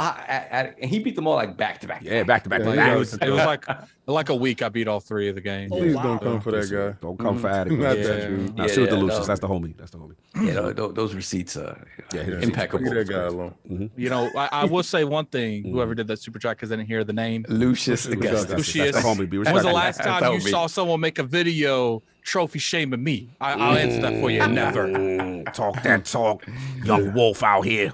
Yeah, Leave him alone. His name Addict for a reason. His Squirtle's on the table. Pause. Your Squirtle's on the table. Pause. Move. You left his Squirtle loose. Move. Pause. Continue. What else we got, son? That's it. We're caught up. Let's move on. All right, let's move on. So you got to get the poll from last week. The results are in. The people are smoking with the latest rumors regarding many developers frustrated with the Series S hardware requirements. How do you feel Xbox should address the issue? The winner of our 3-way ILP poll with a commanding 72% of the vote was educate the devs. Multi-config support has existed for years. Xbox should assist these devs and point to studios who have had success on the Series S group. Coming in at second, King is killing me, with 14% of the vote was the Messy Lords. Hello. I don't care. Y'all need to speak to these devs that's performing sorcery on Switch ports. There we go. And in last place at 13% of the vote, listen to the devs and drop Series S support to focus on the Series X only group. Lord King, since you missed out on this amazing discussion last week, your thoughts? The realm feels that the devs needs to be educated. On, well, that wasn't even a dev talking. That was an artist. Oh, damn, yeah. So I'm out here with artists. Okay. That's like me trying to critique this great guitar solo and me telling you since I did the artwork on the cover, I think we should drop the pick off of the guitar. I think the artwork on the cover. Don't do it like that. Don't do it like that. This is what he meant by I have things to say. Yeah, this is what he had to say. He's been holding this off for 2 weeks. He didn't get the memo. Don't come for me unless I call for you. Yeah, listen. Go draw a little man and be quiet. You're gonna sit there and talk about little man and you drawing stuff. Oh man, listen. I'm not as nice as they are. I'm dirty. Disclaimer time. Disclaimer. The thoughts of Lord King. I'm about to smoke. So King, why he gotta get it, King? You're not gonna come for the most successful next gen hardware and talk about, we're having a problem. You ain't having a problem with nothing. You having a problem with drawing the angles? What's going on over there? Little man, angles too hard for you? Oh man. Little Man has more 120 frames per second games than your favorite platform. Maybe you want to just develop for your favorite platform, the one with the disc or without, the pregnant one or without. Man, or maybe is you don't know how to do RDNA 2. Maybe that's the thing. You're trying to shut it up. But I think the parity clause is the problem. I think holding on to last gen. Isn't that exactly what he wanted to say last week? Yeah, he getting all his bars off. Going to be released on the PlayStation 4. I think that's holding people back. Did you see those graphics? So let's calm down with the artwork talk and let's get down to real devs because I thought Call of Duty was playing at 60 frames per second on Little Man at 1440p. Oh yeah, it looks for that. So go sit down and shut up because these dudes found out exactly how to make Little Man work. RDNA 2 in the box. Get RDNA 2 on your other consoles before you start talking. Those are the people holding us back. People that come with their boarding pass. How we all going on to the flight and these people ain't got boarding passes? We can get in, but they can't. So they got an RDNA 2 boarding pass? That's what we doing? Yeah. That's what we doing? If you ain't got RDNA 2, please shut up. And this is what King has been holding on to last week that he missed. I missed y'all too. I missed you too, brother. No doubt. Johnny was like, what did I walk into? What's happening? So anyway, now that we've got that out the way, we got to talk about what's going on with these topics, man. Lord Sam, you are up, man. Game Pass profitability and some pricing potential changes. Yeah. What's going on? So Phil Spencer had a conversation this past week. The Wall Street Journal held their Tech Live conference, and Phil Spencer was interviewed during this conference, during which he announced every time his camera goes off, I'm just worried. I'm worried what he's about to do. Yeah. Oh yeah, we know. King turns his camera off. Things we're happen. about to buck up. Yeah. I don't know why. Get ready to buck up. Continue.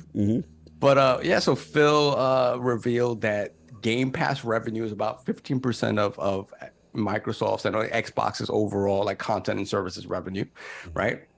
So he revealed that, and he kind of revealed that that it is profitable for them, and that they've seen kind of a little bit of a plateauing on the console side because he acknowledged that, hey, on the console side, you're only gonna get so many people to purchase, right? You may get some new people coming in every single year, whatever, younger people who maybe switch players, moving up to the next sort of console, whatever. But you're going to reach some sort of a plateau point where we've always talked about this. When you talk about Game Pass and where they want to go and where they want to be, the phone is where it is. The phone is where the growth is going to be. That's where they want to reach all of these people. And if they can get them to start liking core games, then cool. But for them, that's the big thing. So even going to see that. He also did say that there's a big increase in Game Pass for PC. That's where the most growth is, where they're starting to, a lot of the games that are coming to Game Pass on the console side are coming to PC at the same time, right? Which is what people wanted, because for a long time, you didn't really see people seeing the value in the PC side of Game Pass because there wasn't parity with the console releases. And then more and more, that's less the case. So, he admitted that he doesn't think that the vast majority of their revenue is going to come from subscriptions, which is, again, I think he was a lot more candid during this interview. Very candid with certain things. Expected, right? And then when they broached the subject about, what's been happening with price increases and inflation and stuff in the industry, he said, we've been able to hold price on our subscriptions, on our consoles, on our services. Do I think we can do that forever? No, not necessarily. So there may be a point where we have to increase prices on some things. He didn't specify what. But thinking about, the amount of content that they're trying to push to Game Pass, right? It feels like it would be Game Pass that will see some sort of increase. And that's in an environment where we're looking to see a family plan come into play at some point, right? So, it's interesting. But again, he's very candid here. And I appreciate that because, again, when people ask these questions about does Game Pass make money, is it, how are they able to keep putting all these games in this subscription service and continue to function without losing money hand over fist? And he's very candid about the things that make money, where they want to go, and how they're going to make money. What is King doing? What is King doing? What is happening? What is going on with King? That's a straight marker. Oh, man. I don't know what's going on right now. I know that's not the Halo 3 helmet. So that's definitely not the Halo 3. I don't know what's going on, but continue, Sal. No, that is it. So what do you guys think? I'm going to let you know how we profitable out here. Yo, where'd you find the helmet that fits you? I'm going to let you know how we making money out here. Big Chief gonna tell you how to get it done. So, Big Chief, Master Chief, what do you think about Phil Spencer's comments this past week? Well, let me tell you, a lot of dudes was asking us before if we was making money. Obviously, we making bread. So Game Pass is profitable now, Big Chief? Oh hell yeah! Oh hell yeah! That's exactly where I rock at. We profitable. But what about Halo multiplayer, Chief? Well, the multiplayer is how it's a disaster. Where is it? But it's profitable. That's what it is. It's profitable. So the problem is you're looking at gameplay and stuff like that. We looking at the profit.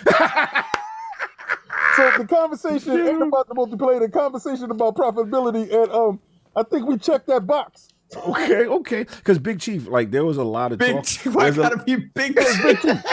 Because the Big Chief. So, like, there's a lot of talk in the Twitter streets, about, Game Pass is bleeding money. They're invested in the whole, did you feel you had to get in front of these statements and talk to Phil to make sure that the public knew that y'all was profitable?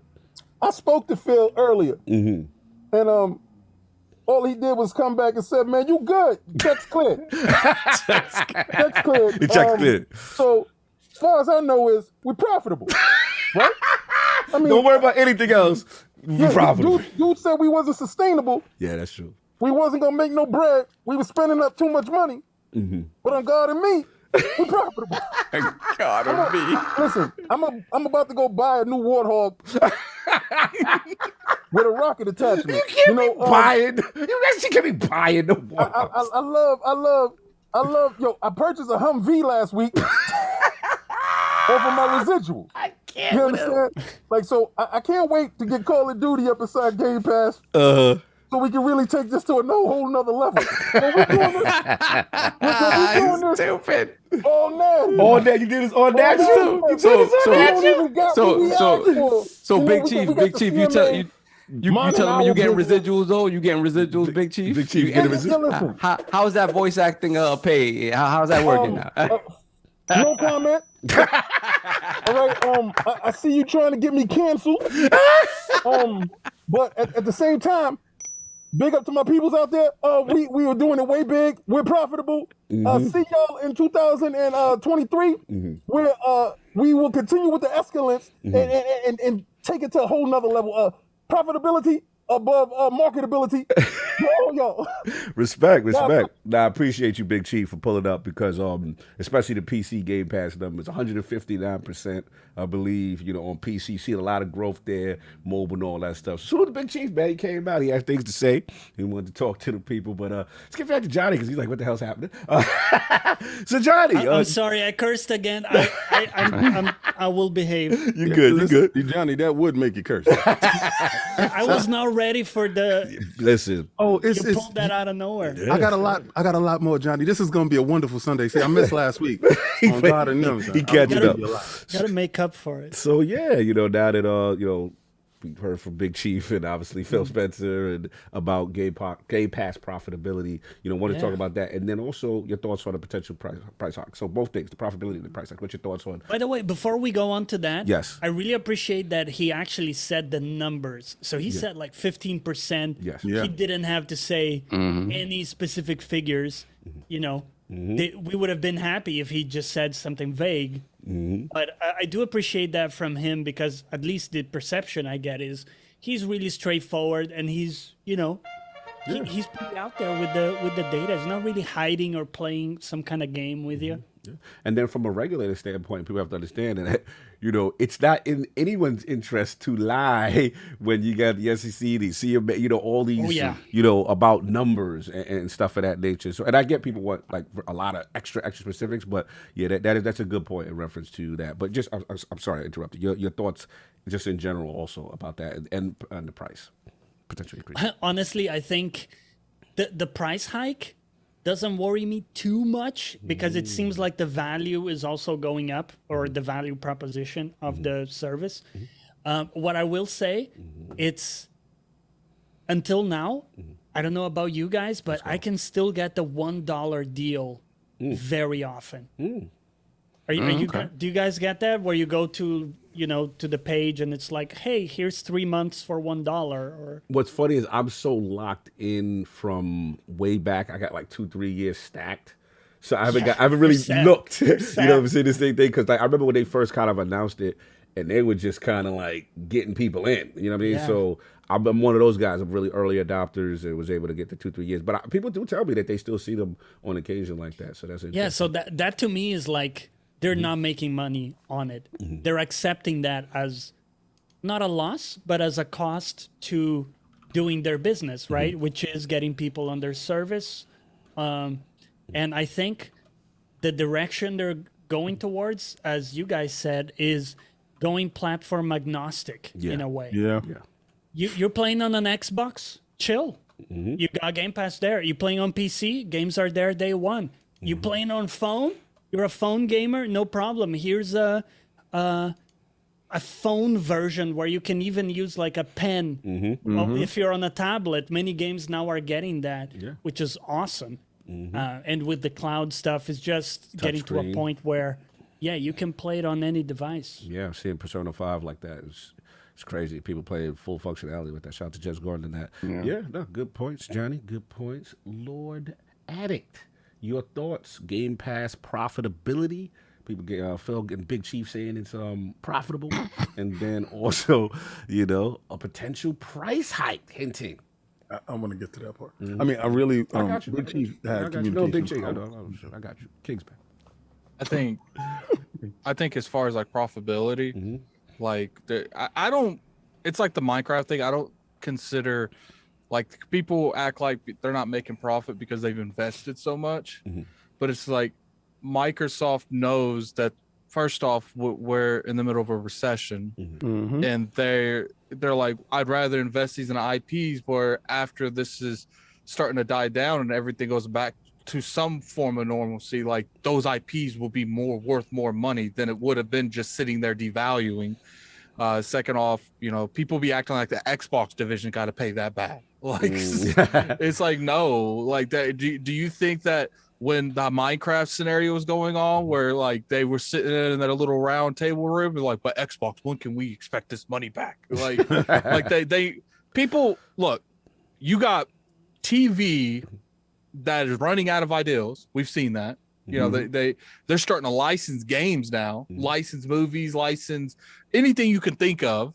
And now Microsoft owns Doom that they can license out. Like, they own a lot of different stuff that they can license out to make more content. Like, people act like when they bought these games, it only was relevant to games. No, you can do a lot with all these IPs. For instance, when they buy Activision, you don't think that they're gonna, because right now I think it's League of Legends starting to make individual stories on Netflix, right, Johnny? Yep. Yeah, so Arcane was a big hit on Netflix. Yeah, that was, I like that one. You don't think Microsoft's going to try to pursue something similar to Overwatch? With I all think those so. We saw that with CDPR and Edge Runners, big hit. That was good too. Yeah, Overwatch. They got, I mean, Diablo. Like, they have a lot of stuff they can dip into, man. There's money to be made that has nothing to do with gaming. Nothing. And, you know, they didn't go out here and buy and spend billions of dollars expecting it back in a couple days. Well, look, I do think that they're bringing more in than they're sending out when it comes to like first party, you know, versus what they get on Game Pass. Because this year has been a little bit weak, in my opinion, on like the third party day and date games. So, you know, they're not spending that kind of money. So, you know, they are making money, but it's just like when you consider the investments and stuff, they definitely ain't made that money back. You know, Microsoft as a whole has made that money back, but I do think to some degree, they're like, look, like after this Call of Duty thing, you know, we're going to look for stuff that makes sense. I think they're going to start taking the PlayStation approach. Like, you know, now since we have Activision, we're going to still pursue stuff, but unless it pops out with us, we're not going to like go above and beyond for stuff like that anymore.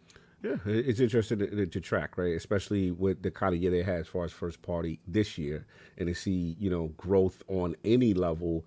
And technically, the big AAA first party games haven't hit yet, right? So I think to your point, you're saying like the anticipation of the Activision deal closing and some other, you know, deals that they may have their eye on when they're able to really infuse into the service, you know, kind of could help them more. But it's interesting what Sov said too about the that console space limit, and then going outside of that with the PC and the mobile. As far as like the pricing and stuff going up, did people really think we was going to pay $10, $15 forever on Game Pass? Big like, controversy right up. Be careful. Sooner or later, that I don't care. Like, write it down. Like, you know, record me, screenshot me. I don't care.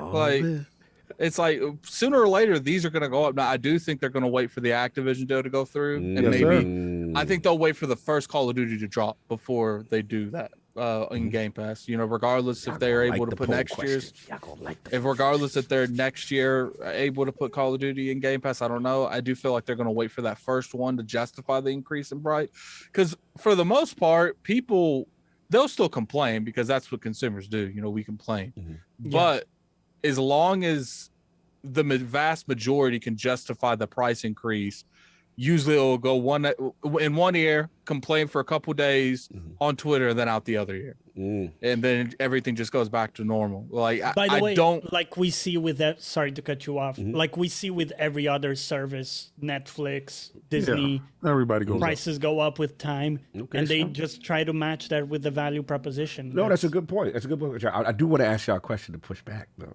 I want to ask you, because this is a good point. Yes, subscription services do go up. Every subscription service has gone up. There's no doubt.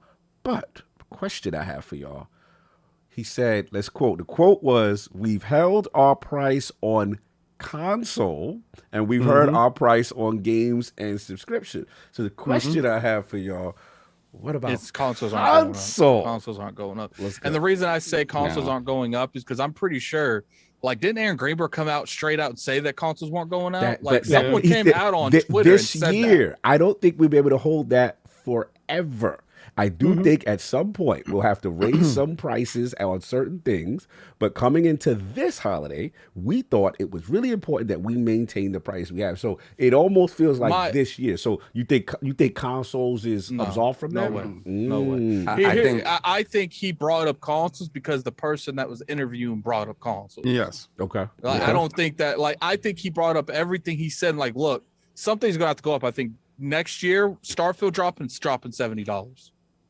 I think they're that's going to be the joint. Slowly move it to the $70. Right. I think after it if Starfield comes out and it's a massive success, they might raise the price of Game Pass sooner. So we think, hold on at it. So you think we getting the Starfield 70 and the Game Pass? I wouldn't be surprised if both that. You get the at two the same time, but it might be like 6 months to a year apart. It's just like, look, like that's just what we live in. And people's like, well, don't support $70 games. Then I guess I'm not playing nothing. like I understand. Well, look, I'm not happy with games going up, but and there's a lot of different perspectives that comes into it. But I guess my mindset's like, yo, we went 2 generations without increasing games, obviously in the States. Like, did we think that was going to keep happening? Did we really think corporations weren't going to try to get more money out of us? Like, it's just like, I don't like it, but at this point, what am I going to do? You ain't going to play no Am games. I just not going to play nothing? Am I just going to sit here and like, no, like I play, I spin where the, you gotta put your foot down. You gotta put your foot down, not play nothing. I put my foot down. Look, the only way I put my foot down is if your game's trash. Like, that's the only way I put my foot down. Well, like, if it runs at 30. Say, if it runs at 30. Definitely put his foot down if it runs on 30. I will say that, you know, I do have a limit on price. But it's not $70. Like, you know, if they start trying to get us for a buck every time a game comes out, then I'll be like, okay, now you guys, you know, we gave you an inch, and now you running a football field. But like right now, it's just like, look, like I hate it. I don't think we should be charged the extra 10, but they got us by our passion. There ain't nothing you could do about it. Just don't play games, I guess. You know, go watch football. I hear that's fun. Like. You know, it ain't happening, man. There's plenty of stuff on Netflix to watch. I mean, you can watch that. You don't have to play games. All right, get it. And people, people keep thinking this is a luxury. Like, this isn't essential in life. Yeah, it's a hobby. Interesting. No very expensive hobby. If your wallet don't talk, then sit down and shut up. And you know, got another thing for you, man. Yes. If you know that $70 is getting too much for you, we got something called Game Pass that you can probably pay $15 a month and get access to all these stuff, a bunch of games every month. It's like, look, and if that doesn't work for you, we got EA access. You still got access. You got access to some EA Play. You got access to some games you won't get to play. And you know, if that don't work, you know, you got free to play. You got Fortnite you can play for free. You got Apex Legends you can play for free. In fairness, ain't no defense. Ain't Sony no fairness. got dragged for $70 games, and they're gonna continue to get dragged. Yeah, but here's the thing. Now, here come Xbox. We said it's good now.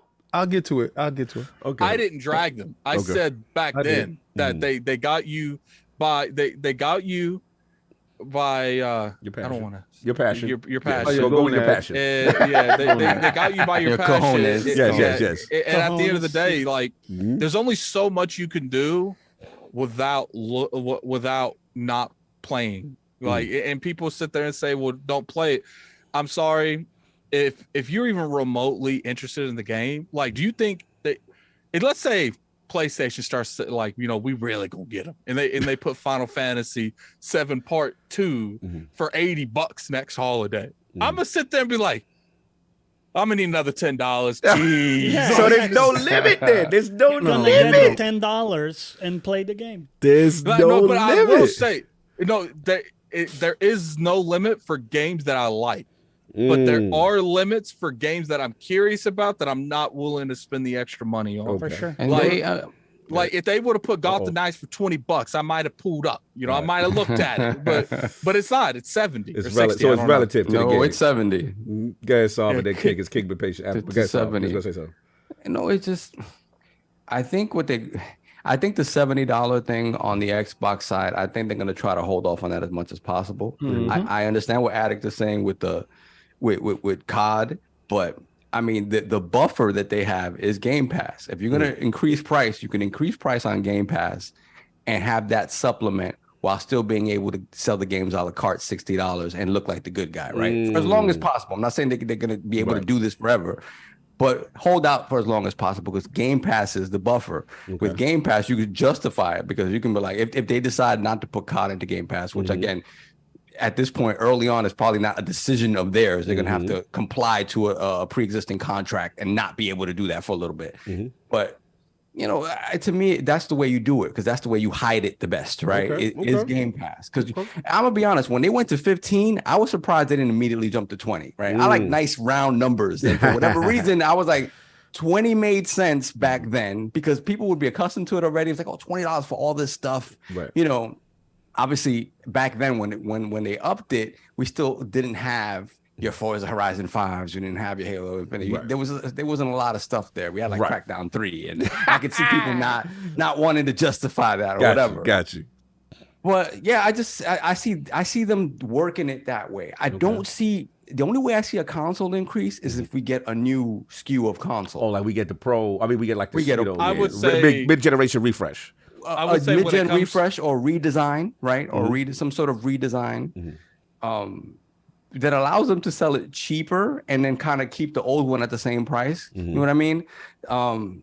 Again, I don't know what their thinking is on refreshes anymore. If they do another gen refresh to extend the console generation, then yes, there's your price hike right there. So, Saul, I would say before I give it back to you, Attic, quick question for Saul, then I give it to you, and then King. What comes first? Because you said they would hold off.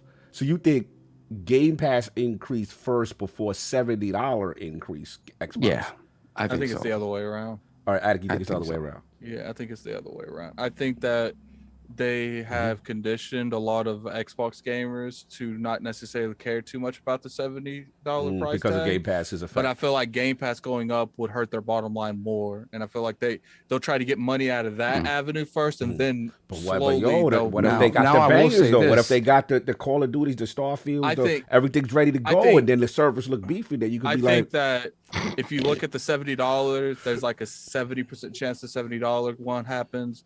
I think there's like an 80% chance Game Pass goes up eventually, 80, 90.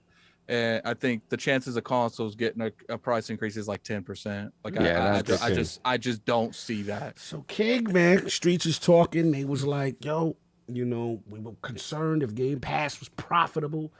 Phil Dominus Maximus, Aurelius Spencer came outside. Your man, you know what I'm saying, and said, yo, it's profitable, to silence a lot of, I guess, critics there to talk about the state of the industry, and then also the alluding to a price increase, What are your thoughts on both of these things?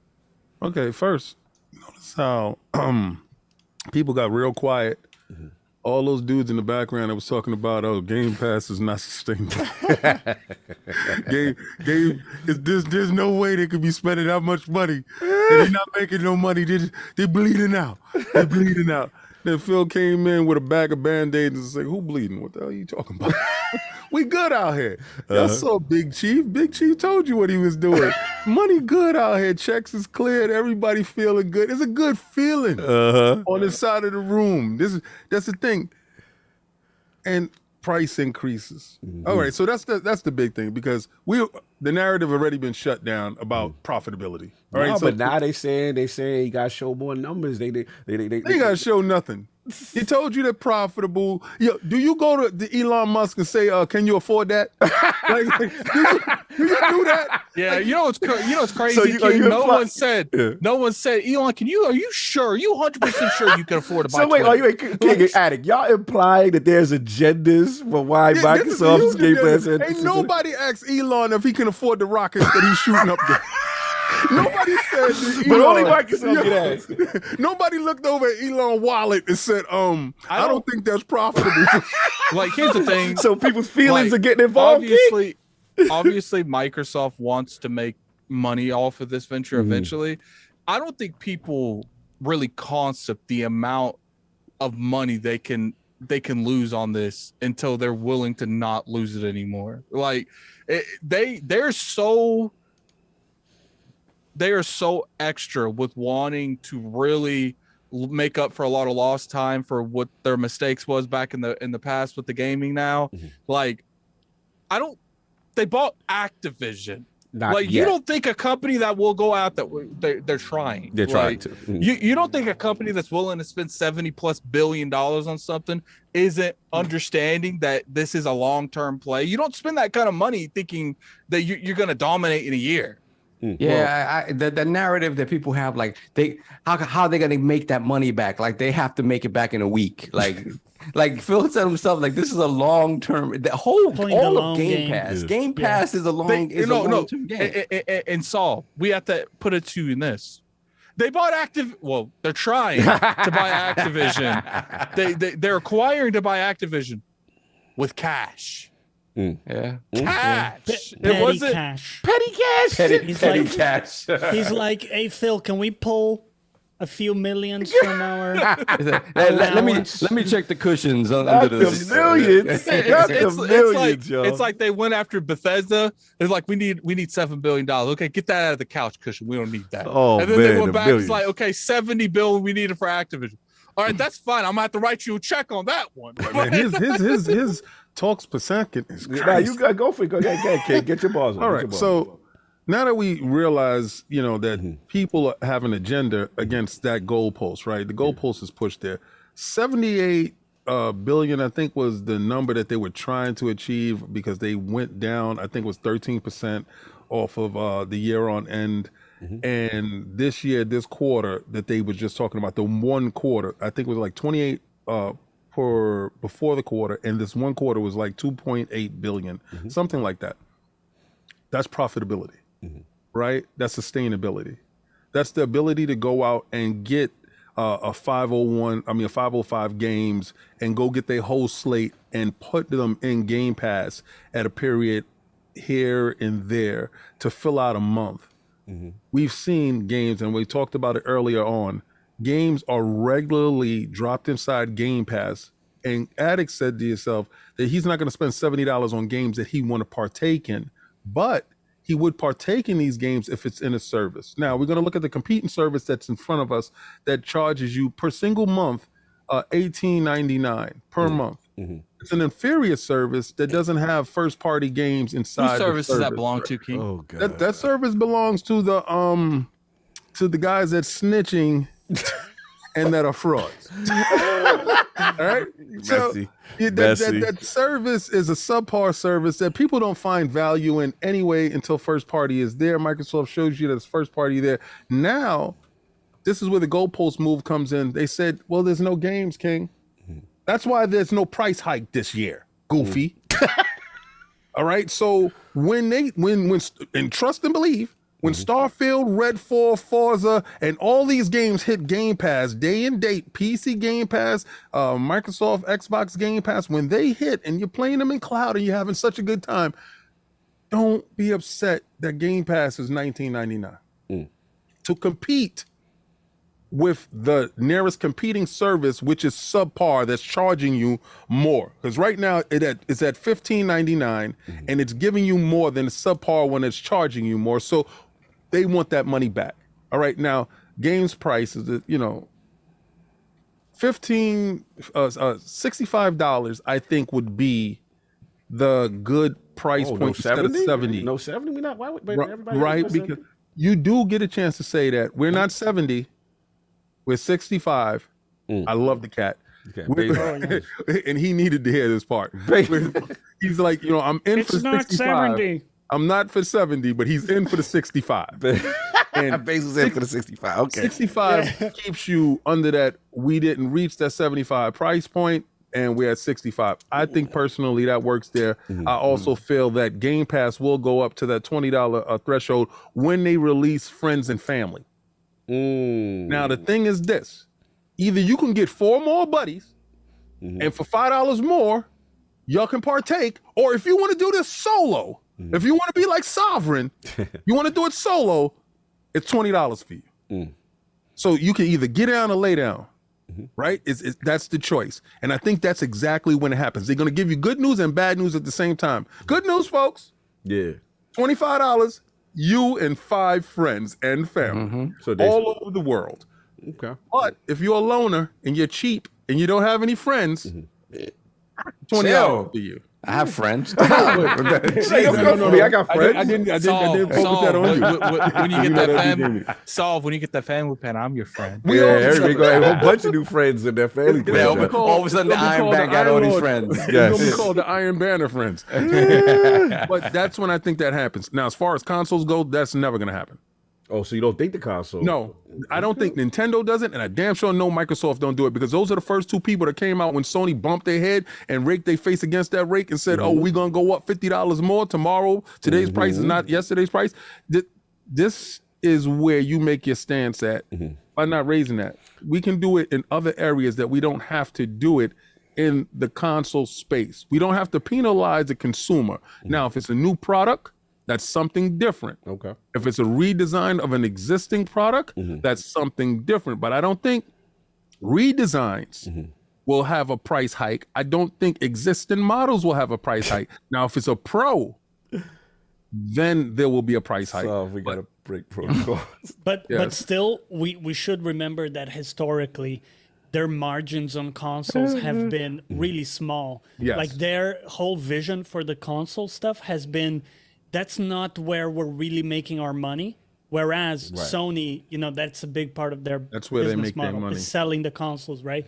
But for Microsoft, it's never been. So unless they change their vision or direction, which doesn't seem like it, I wouldn't be worried about price hikes for consoles. Okay. No doubt. Yep, I'm with you, We got to break protocol. So Yeah, we got ACG end up building with $100 super chat. Oh, damn. Let's talk about the best online service, which is for sure Nintendo. It's hard to argue that them ignoring online totally isn't the proper plan. They don't need to worry about hardware, either servers or the Switch, since it's made from rocks and some rope anyway. You know, Omega I really enjoy.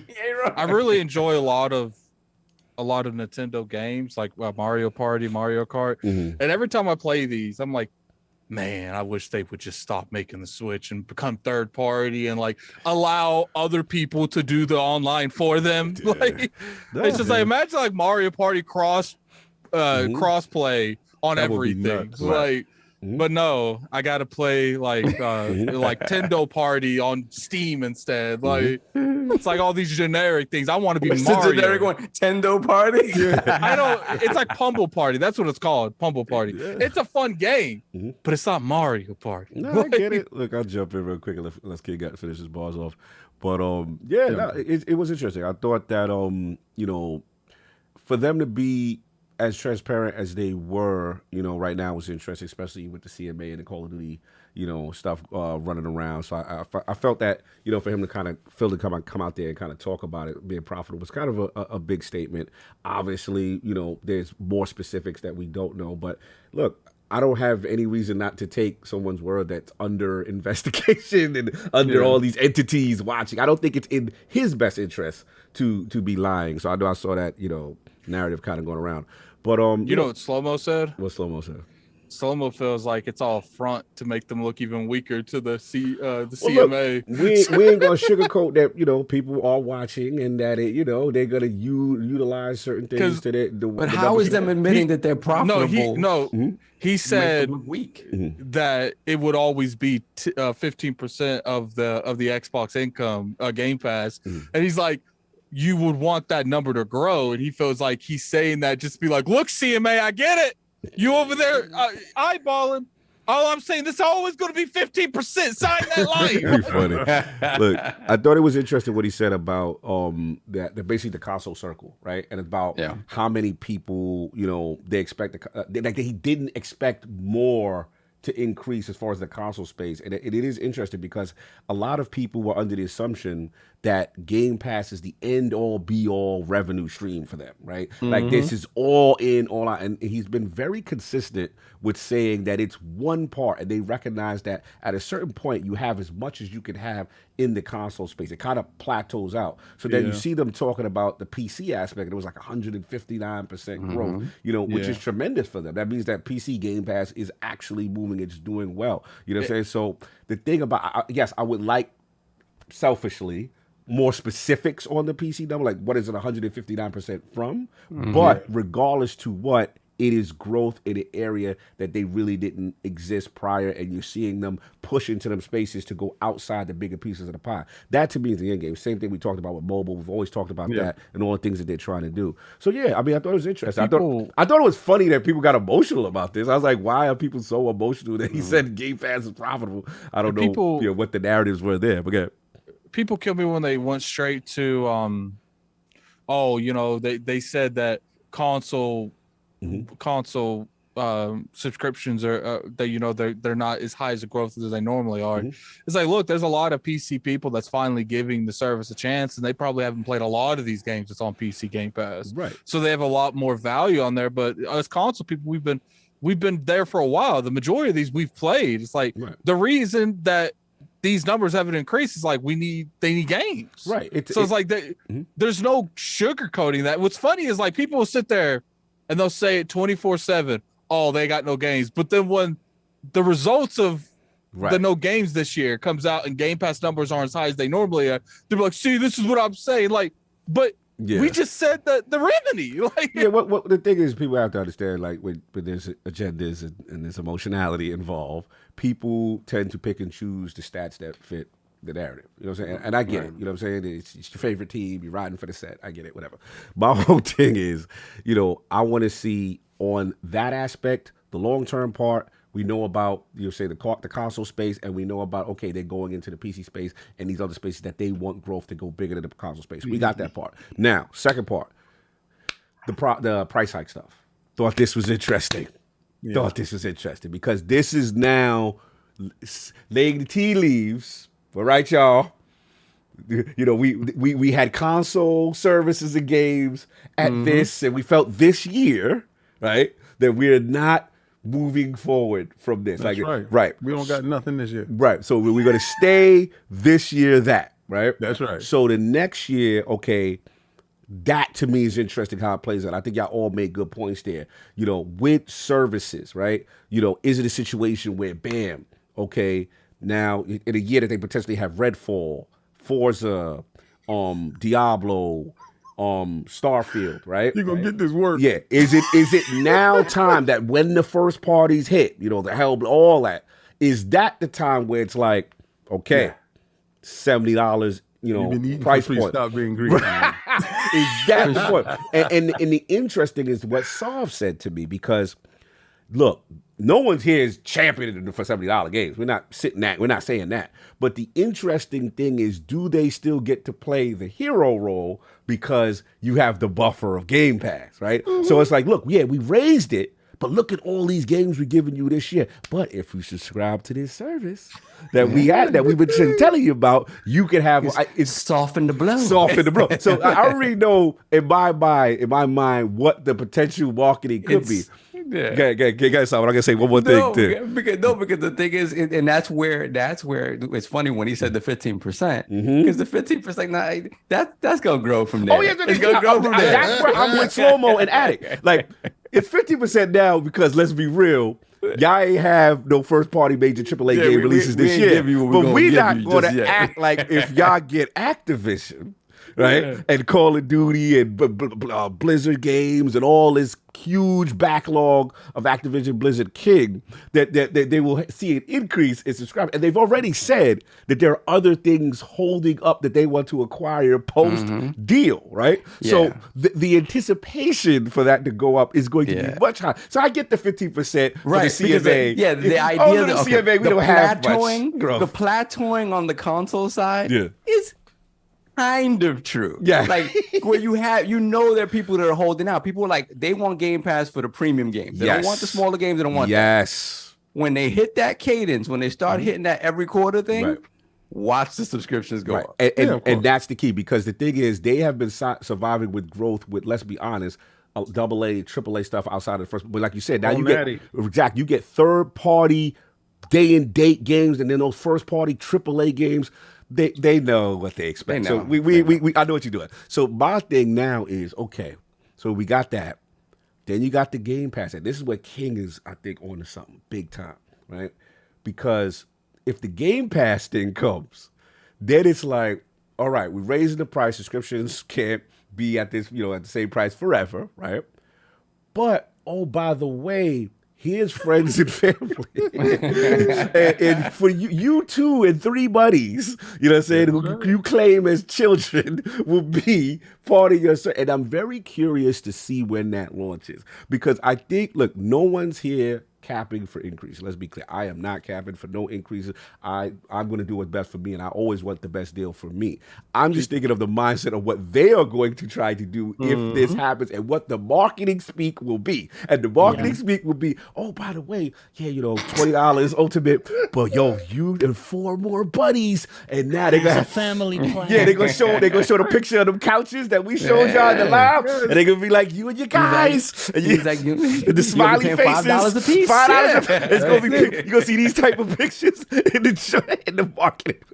You're gonna see a whole bunch Everybody of this. Jim Ryan in there like elbow to elbow, but I think they will pull it.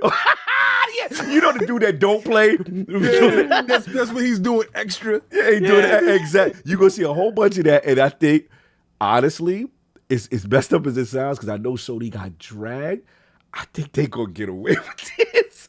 I think they can get away. Let's say the only thing I think they can't get away with, and I agree with all of y'all, is if it's a console increase. I don't know. I'm gonna roast them if they do that. no, They 3 years in, they can't. Woo! And I get it. I'm the a chips, legendary roast them if they do I that. get it. The chip shortage, inflation. I get Somebody it. get a direct message. From But if the console go up, oh boy, no, they ain't gonna do that. Because remember they I'll put my knees on that one. I don't think they're doing that stupid. No, I don't even want no knees being going up for that. We ain't putting that energy in the world. Listen, I'm just saying. That's not happening. So that's all I got to say. I thought it was very interesting. Y'all Let's gonna have some fun with this. y'all gonna like the poll I question. wanted to add on that too, Yes, because a lot of people say, "Oh, there are no games this year on Game Pass." Yeah. I kind of take issue with that because I take we've issue had all the games time. like Mass Effect Legendary. Yep. The complete thing went out there. Obviously, now we have Plague Tale. Yep. Doom 2016 came out there. Check the Forza, Yeoman. Scorn. I think Guardians of the Galaxy. Yes. Came at some point. Like, got some huge games that otherwise you'd have to pay almost full price, $70, right? Exactly. So, like to me, the value is still there. If you happen to not play those games when they came out, it's insane to be able to play them in the service. So. Right. And to your point, but Johnny, the biggest thing is, and when I say there's no games, there's no first party games like to be launching. And that's fair. That's fair. It's not Sony like right. We're talking about Grounded and stuff like that. Those games are there. Yes. But next year, we know that since they adopted this model of day and date inside Game Pass, that's the time where you capitalize on putting your franchises out there that maybe some dudes might not purchase on day one because it's inside Game Pass, right? And those other guys get a chance to purchase when it's, when they don't have Game Pass. That's when you raise the price. It's going to be interesting to see how the marketing do, but I think there's ways that they're going to still look like the hero at the end. So I got this funny, but they're going to be able to pull this off for whatever. Minus console increase. But that's what I got. Let's get these super chats on. Move on. Ooh, hold on a second. And then Johnny, let me know how you doing on back a time. little bit. Johnny, you want to stick around for this one topic? We got. I can go for about another half hour. Okay. Is that cool? Yeah, that's cool. Yeah, that's cool. of Brother. course. So we got you for this topic. We got you for this topic. No doubt. We got Tenet Oath with the $5 Australian super chat. The AU is awake. With all the discussion around voice actor pay, is Cog able to discuss what the bag is like for his cameo in Call of Duty Modern Warfare 2? The bag. Yeah, they killing me on Twitter right now. They killing me with that Call of Duty character. Yeah, shout out to Ainsley. Yeah. Shout out to Season Gaming. They got me. It was funny. You know what I'm saying? I'm running with it. You know what I'm saying? I think the issue is that Call of Duty got you. Yeah, clearly I'm taking bags from Activision. Yeah. Anyway. Let's put the crest in the chat for Forza Legend. You've been a member for 2 years. Blood Bronze. Thank you, sir. Then we have Forza Legend again, $2 super chat. Big Chief, I'm weak. Yeah, he said Big Chief. I was like, He's yo. outside. Then we got Jim Dance Ryan with the $2 super chat. I want to watch, but football. Forgive me. I respect it. I respect it. I Respect. respect. Just go get the replay. Hit the like button on the way in. That's all. Then we have All the way in. Just like push it in. Yeah, just Make push sure. it. Just put that like, then you can go. Share it out to a friend that could watch that don't like football. Then we have NC Ghost of Low Road, $5 super chat. Okay. I agree with King about the friends and family plan. Gold gets rolled into regular Game Pass as well as Ultimate and goes away as a solo service. Yep. I believe so. We'll see. They still make plenty of money off of that. Throw those numbers up in there. Those numbers get higher. Then we got CJ with the €10 super chat from Ireland to the Lords. Happy Sunday to you, sir. Salute. Oh, wait, hold on. Oh, wait, CJ, that's the homie. Yeah, CJ, that's the homie. Oh, that's the homie. Salute. You already know when I'm coming back. I'm good up in there in Ireland. You already know. Salute, my guy. We was rocking out the with Sinister and Valakon. We was rocking out with the Pro 2 with the Demon with the mixed reality. Oh, that's what's up. Yeah. So you over there being beastie with the Pro 2 and everybody got the everybody. Cognitive, the premium edition television, what they don't see. Listen, you know, it's a little velvet rope section over there. Yeah, over there doing the Tony Stark stuff, but they already puffing up his cheeks. Listen, you know, it's nice. Continue. So we're good. We're caught up. We're good. No doubt. Let's get into it, King. This is your topic. I don't know if you want me to set you up there, sir. So, God of War Ragnarok, man. Looks like they have released.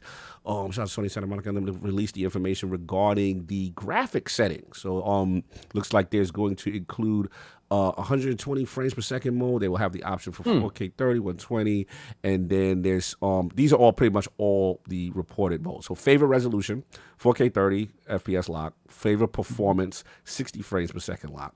Then there's favorite resolution, high frame rate, 4K 40 frames per second lock, and you're funny. Favorite, there you go. I already know it. Now I know why we doing this topic. Okay. Favorite performance, high frame rate, targeting 120 frames per second. So King clearly wanted to talk about the settings in God of War Ragnarok.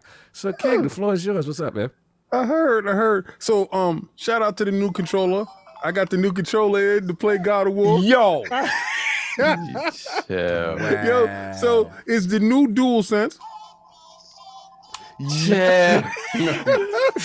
It's the new Duke. It's changed a bit since the last not version. like this, bro. Yeah, you feel it. You feel it rumbling. And this controller talks with the light up. Is the light up features. So it's the new God of War 40 frames per second since you clowns capping for 40 frames per second. Since we ain't do that. There's not a 60 frames mode? There's a 60 frame, but I guess with the 4K VRR. You need disable VRR and HDMI 1 and have an HDMI 2 to plug it into the... I mean, whatever lets me play at 60, I don't care what the They literally... This is the most convoluted thing, and I knew they was going to do this right before launch. I knew they wasn't going to say anything. I knew they was going to wait for the last second to say, 4K, well, dynamic 4K, checkerboarded 4K, because they changed from checkerboard. They tell you dynamic to make you think it's especially happening. Didn't Microsoft start with that language, though? I don't have no idea, sir. Can't confirm that, won't deny that. What I would say fit the narrative. Continue. This 40 frames per second that these dudes is capping for this extra 10. I don't even know how y'all see 40, but again, so the 4K 60 is what you have. The fact that they can't do 4K 60 they can't do this. Who's holding who back? Is Little Man involved in this? You imply because they buy themselves and they can't do. Oh, now I get it. Okay, I know what this is. This is the AAA banger. This is the creme de creme. Where's the 4K 60 at? No.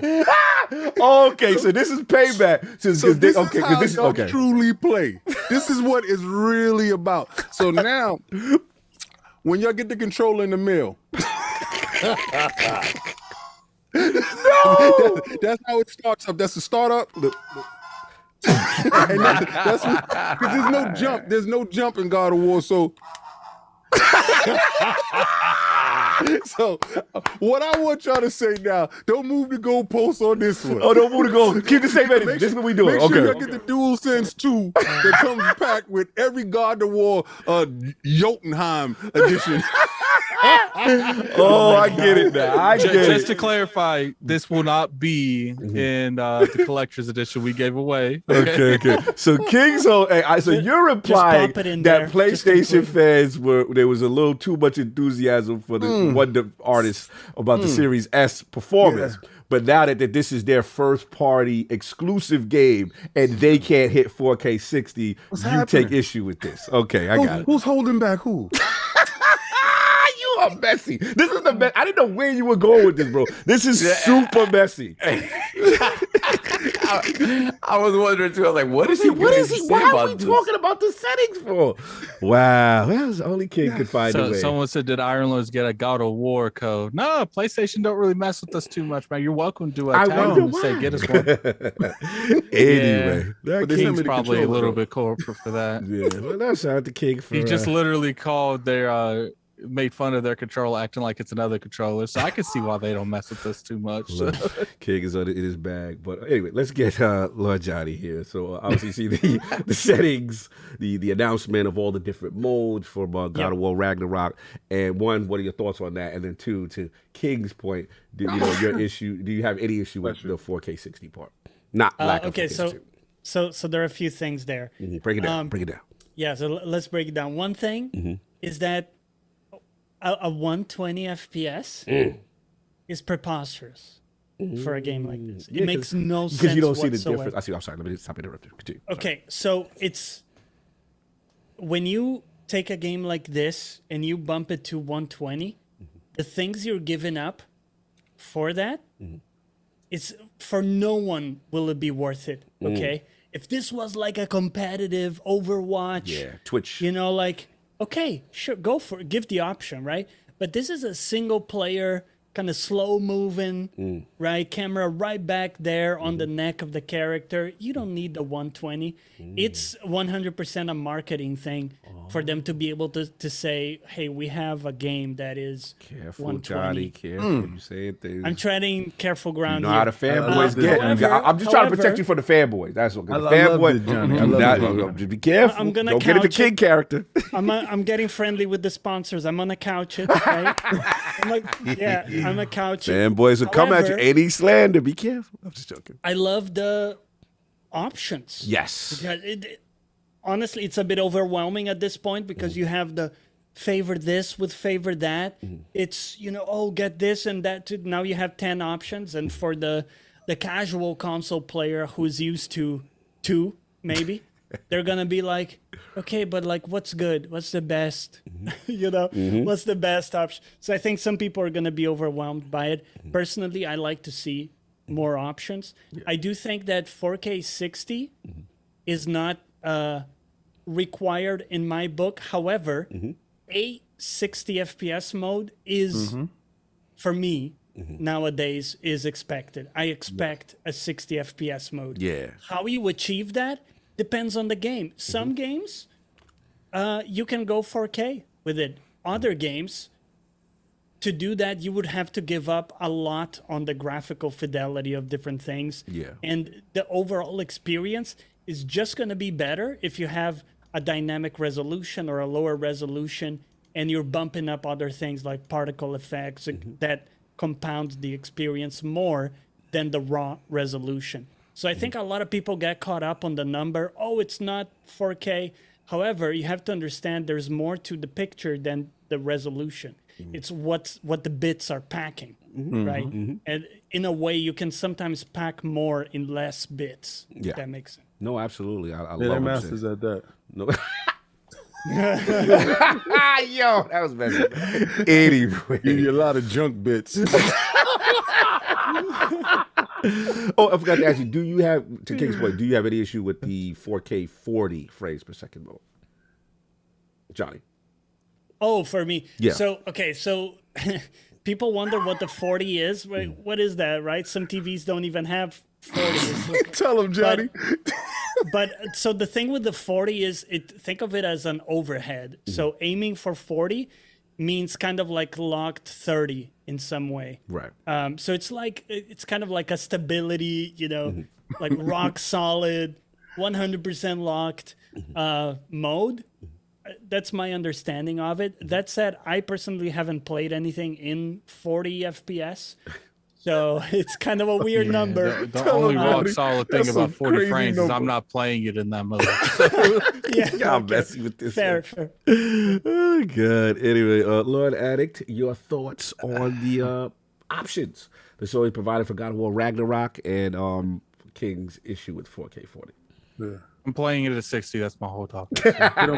We're done. Yeah. We're done. Yeah, so you going straight for the 60 frames per second. So you don't care about the resolution. Yeah, I don't care. They got 60 there? Yeah, the game's gonna look just fine. I don't think they had 60. No, they do. I played the last God of War and it looked just fine. So I don't think it's gonna be like a dramatic fall. It's called favorite performance, 60 frames lock, and then there's a favorite performance high frame rate targeting 120. This is the one Johnny was talking about. Okay. So 127, 720p, and then 480p. But you said it's the 60 frames. But what is the resolution? They have not said the resolution on any. I know they didn't. 1080p. Let's go. You messy. Yo, this is payback for you. I already know what you're doing. I mean, the 120, that's cute, but it's just like I feel comfortable at 60 without losing too much fidelity or anything like that. Let's be reasonable, guys. What are we doing? Yeah. It's preposterous. What's funny is they promote. They promote. Y'all disrespectful to this. They promote. It's distasteful. They promote 120 frames to Johnny. How much you? They promote 120 frames, Johnny. How much you want to bet this thing floats around 90 half the time? So yeah, well, that's what they said. It's not gonna hit that. It's not hitting that. Yeah, 720p. Get this out of here, guys. Who's the real potato? You know what that real 40 potato, please stand up. That 40 frames is just a mode they made. So when this game gets on the Steam, it's on the Steam Deck. That's the Steam Deck mode. But yeah, you know what makes me laugh? They're all this talk from Addict and King, like they rocking 3090s in their house. Like they got the highest. like they haven't been 30 FPS forever. And Addict talking about I'm not playing at 40. Like you haven't played at 30 for 2/3 of your life, and all of a sudden now, I'm 60. And the funny thing about it is, it's kind of like not eating fine food your whole life. When you eat it, why am I gonna go back? But that's the thing though. But you're eating fine food at medium settings. Like, this the whole thing. All the Xbox to do all this. Still fine food. It achieves all of this 4K goodness at medium settings. I'm not sure. It could be medium settings, but guess what? That high thing, that Steam Deck you do, I'm not playing a PowerPoint. It's just not happening. So it is what it is. You might be okay with that. That's fine. I understand that you just don't possess the ability to play around with the settings. That's all. So you want simplicity. I get it. If I wanted to mess around with settings and troubleshoot 24/7, I play PC. I don't. My God. So anyway. Good stuff. You're up. This is. I was like, where's King going with this? Yeah, I have no idea. Good topic. It's a great time. This ended up turning to be one of the best topics. It's hilarious. But I mean, look, I threw that game on the other day, the original one, and they added that 60 FPS mode. That game looked damn good. I can't go lie, it looked damn good. Better than I remember it looking again, but I played it on a Pro the first time it came out. I don't remember, but I mean, again, the options. We've had this discussion in recent weeks about where 30 is, where 60 is, right? Everything needs a 60 FPS mode, however you achieve it, right? And this is the thing on consoles, right? And we laugh, we joke about it, but the fact of the matter is there's always concessions on console, right? You have to concede one way or the other, it goes to this conversation about, we were talking about like, okay, we as console gamers, we've been acclimated now to the 60 FPS mode. The expectation is there. Yes. The thing about it is, though, we've been playing largely a lot of cross-gen games. Yes. Very few games have been this generation only. I think the scale moves again, where now that we're going to start getting games that are more for this gen, we're going to start seeing more. I blink, again, the rise of the 30 is coming back? Because everything scales, right? Everything is on a sliding scale. And if we've moved really forward, right? For this Steam Deck, man. No, You're trying I'm to push not. everything back to the Steam Deck. I mean, it is good too. I'm telling you right now, we're at the point now where the consoles are out 2 years, right? I know we have all these bells and whistles, tricks, VR, whatever. VR. Yeah, exactly. Can do it. FSR. We can get the sample feedback of the FSR. But we are going to start getting games that really take advantage of the heart, of supposedly, right? Well, So the thing about it is this a parody thing? No, it's not a parody thing. No, it's not a parody thing. It's about that we are so bent on not getting any more 30 FPS. Right. And I think from next year moving on, all these games that we start to get that aren't going to be cross-gen anymore, I think you're going to see what more about and the more 30 Starfield? FPS. What about Starfield? No, man. Starfield looking very ambitious. Which is why It didn't look I'm 60 probably, in the game. No, I hope so. And I think they will hit that on console. Absolutely. Okay. But next gen only. Starfield, yeah, I know. But it wasn't started that way, right? I don't think it back necessarily in was the day, started that way. It probably was a PlayStation version. Yeah, and somebody said the hell with that old stuff. Right. But who knows how much of the core, the base of that is still in nobody there, want 40 frames. The 40 frames is interesting though, because the 40 frames does give you the best of both worlds. It is noticeably smoother than 30 FPS. 50 frames would give you the best of both worlds. 40 frames give you absolutely nothing. 50 is an odd number. Because 50 is an odd number. It's not Good. gonna. Trust me, you haven't seen 40 FPS. You're gonna look at it and be like, wait a minute, this is much smoother than the 30 FPS game. The problem is they say 30 FPS, but that doesn't mean locked. Right. So they say, oh, here's this 30 FPS mode that is capped, not locked. Right. Which means it can go down. Right. It can go down. And also in subtle ways. So the delivery of the frames can also be irregular at times, because we've seen games where that it console feels bad. yeah. He did not let go of the bit ever. No. Shout out to KSI, the holder. He did say, it's a mathematical equation. He agrees with Johnny. He said 40 is better than 50. 40 frames is better than 50. I'm loving Johnny right now because Johnny, the way Johnny talks and he's explaining stuff, he allows me to get my comedy off. No, of and course, this is man. dope, man. I love it. No, I dig the enthusiasm. It's contagious. The enthusiasm about it. About slandering on 40 frames per second. Slandering the place. Yeah, that's what this is. The 40, it really is a big difference, even at a larger screen size, right? Well, I can't wait to see this. Well, you have do you have 2.1? If you have HDMI 2.1, then you can see this, and that's and there you go. That's what I'm talking about. Oh, will you be able to see this? Do you happen to have this? Because if you don't, the 80% of people are going to see 30 frames per second. So they're going to see 60 at whatever frame or whatever For the resolution. people who don't have the VRR. Yeah, they don't have. They not. So even if you have like bottom of the barrel shelf, TCL, right, bottom TV. of the barrel TV, TCL. TCL TV, your 30 is gonna look smoother because the delivery of the 30 is gonna be completely regular and stable, streamlined. And we see this in some games where they have terrible stutter. It's not stutter; it feels jittery. Yeah, because the way in which the frames are being delivered is like.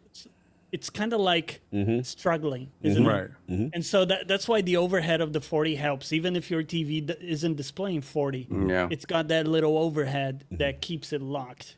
So it's a bit of a meme, but it actually, it does help visually. But just mark my words, bro. Mark my words. As these games become next gen only, the consoles are going to be 3 years out. But they're going to be 3 years out. It's interesting because I actually have the opposite intuition, Sovereign. Break it down. Because I think, because when you think about it, we're using the same engines. So it's not like as the generation evolves, we're going to move to something fundamentally different. And so the type of computation we're doing can go up. People can bump up particles and stuff, but it won't go up an order of magnitude where we can't deal with that and we have to keep it at 30.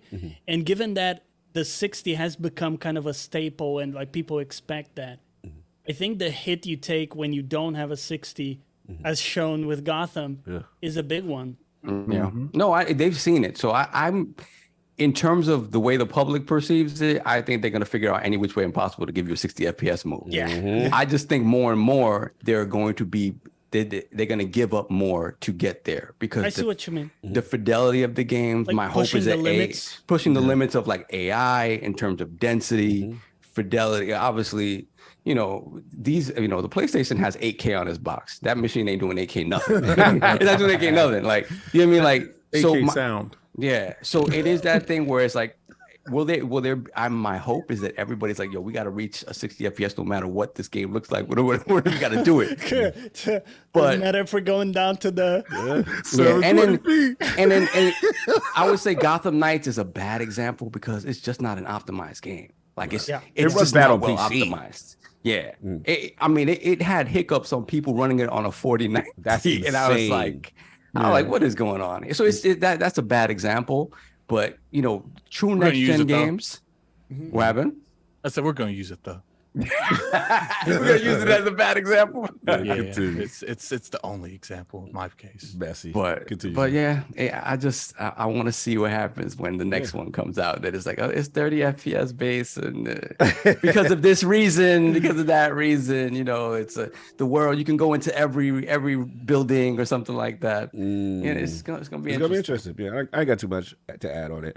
Shout out to King. I didn't know where he was going with this topic. This is one of the most hilarious topics. I kind of had a feeling. I didn't know it was the 40 frames mode. I didn't know where he was going there. Look, Ragnarok, the game looks phenomenal. I love options. Cog loves options. Cog loves performance modes. I'm with Addict.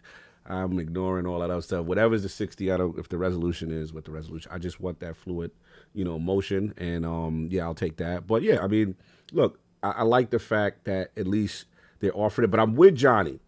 I do think the 120 mode in this particular case is marketing speak. Not that they can't do it, but you're not going to get any, in my opinion. Obviously I didn't play the game, so I can't cap. But in my opinion, in that style of game, there's what are the true benefits of 120 frames per second when it's not a multiplayer Twitch shooter latency kind of a situation? You know what I mean? Unless there's going to have like this counter. It's like, how fast can we make it go with how ugly we can make it? So to me, it's like, okay, as a marketing blitz, it favorably makes you stupid. It's gonna look like the Switch. You're ridiculous.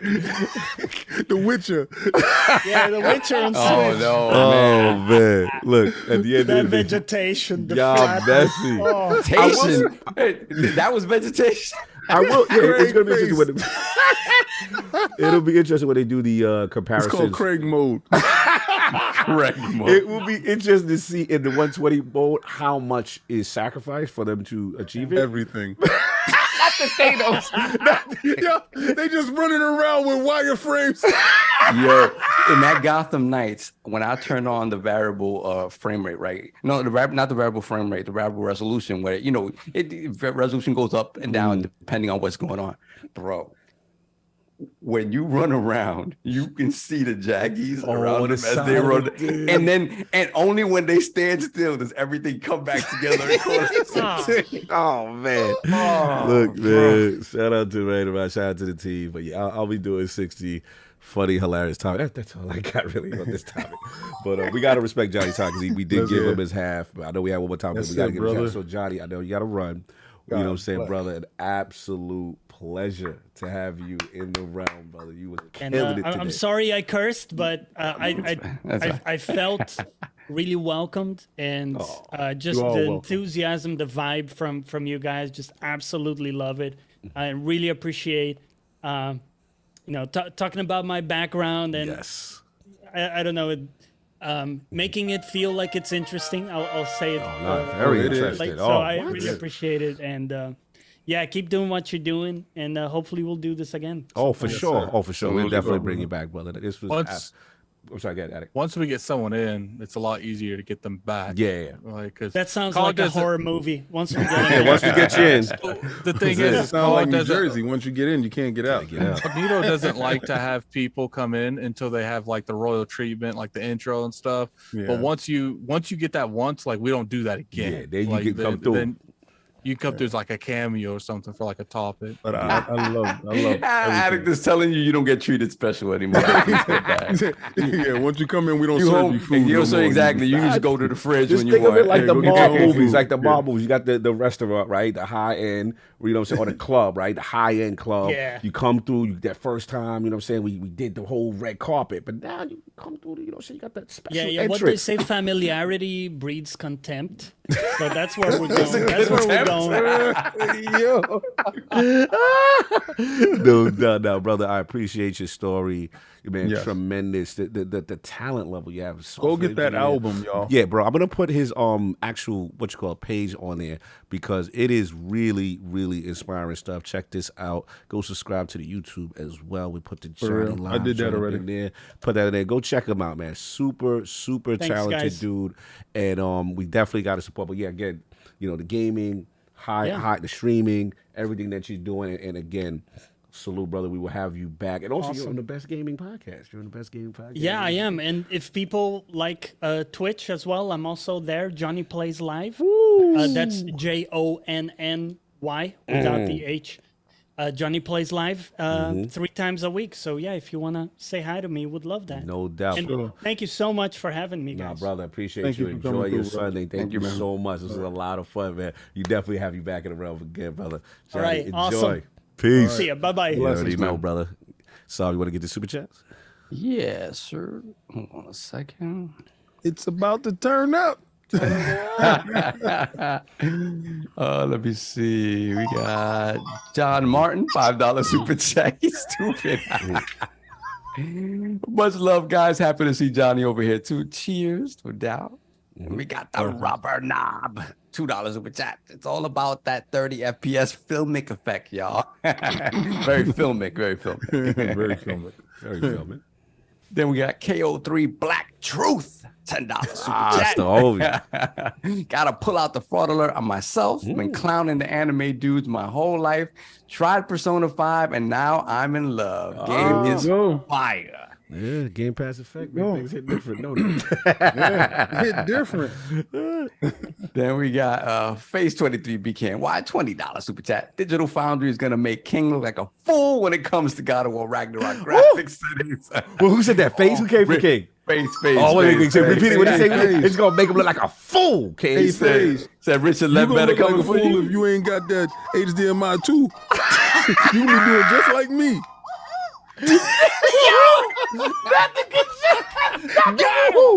Why don't you come for me unless I said for you? Oh, why you got to do him like that? Why you got to do him like that, man? Your face. Gotcha. Got your hat. Got your hat. You looking like Anderson Silva right now. Yo, King is bad. He be about to smoke. I give King that. How the rough knees look? Yo.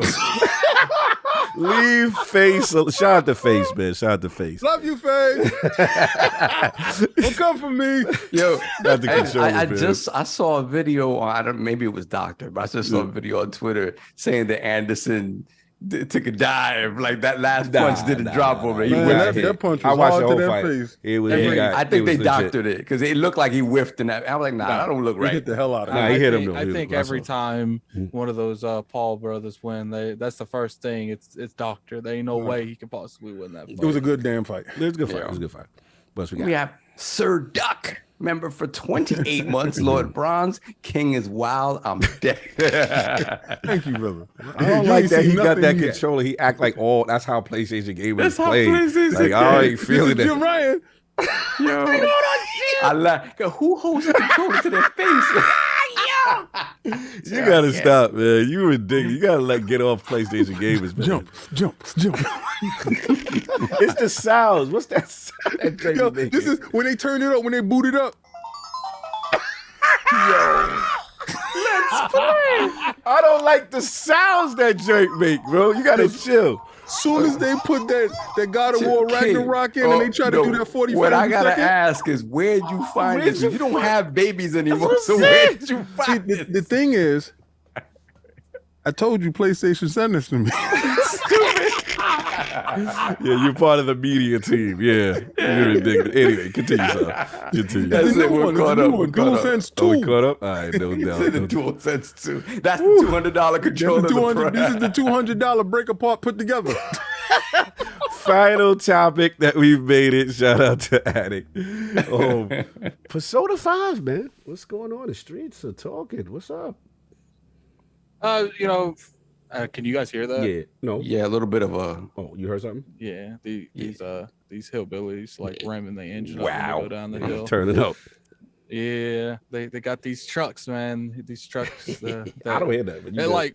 But when I be driving down the road, sometimes I'll be seeing like trucks that's like lifted like 4 times the size of me with these big tires and stuff. Oh, yeah. It's crazy. It's their passion though. It's their passion. But so Game Pass, man. We finally got Persona, and Persona. What is King doing? Oh no! What is Persona, King doing? Oh no! He making up for last week. This man feel he had to do things for last week. Continue. we finally got Persona, and you know, a lot of people were under the impression that this. That's it. I gotta go. They said it would happen. So... I can't with him. I can't. I'm gonna go play VR. I'm gonna catch y'all later. King doing too much today. Oh, it's a Game Pass too. Who is this face for? Who is this face for, man? I'm cousin it. That's because it looks like under the hair. Yeah, baby. Why do we have this for Persona, King? What's going Game Pass, baby. Persona 5. This is how it feels. This is what they see in the dark right there. So what does this represent? This represents. Look at Addict. Oh my God! I don't know what's happening. We lost control of the show. We lost control of the show. This is spooktacular. I don't like how y'all put the headphones over it. That's right. So what does this mean? Like, is this what a certain fan base supposed to feel like? Like, what's they supposed to fear us? You're supposed to fear what Game Pass is doing right now. Oh, this is like fear we got us. your game moment. We got your game. We ain't giving it back. JRPG's rock best over here. King is the one. Man. King is the one that demands the games to stay, and I'm the one that goes and gets them. Oh my God! Here we go. So we pop about. So we pop about. So Persona's hot now because King's sitting there in the castle. You know, I went over there. I took Persona. I put it in the car. I put it in the van. Y'all was hating. I'm the one that should be wearing masks because everybody here was hating like it wasn't gonna happen. And I won these. No one asked you for your opinion. So y'all gonna celebrate off of my prediction. Fine. That's right. Got it. That's right. We're gonna celebrate. Good. Continue, Addict, to your topic, sir. Yes, sir. So after I snatched up Persona, put it in the van, and sent it over there to King. You know, King's protecting. Can't leave. They can't leave. Oh, this is dirty.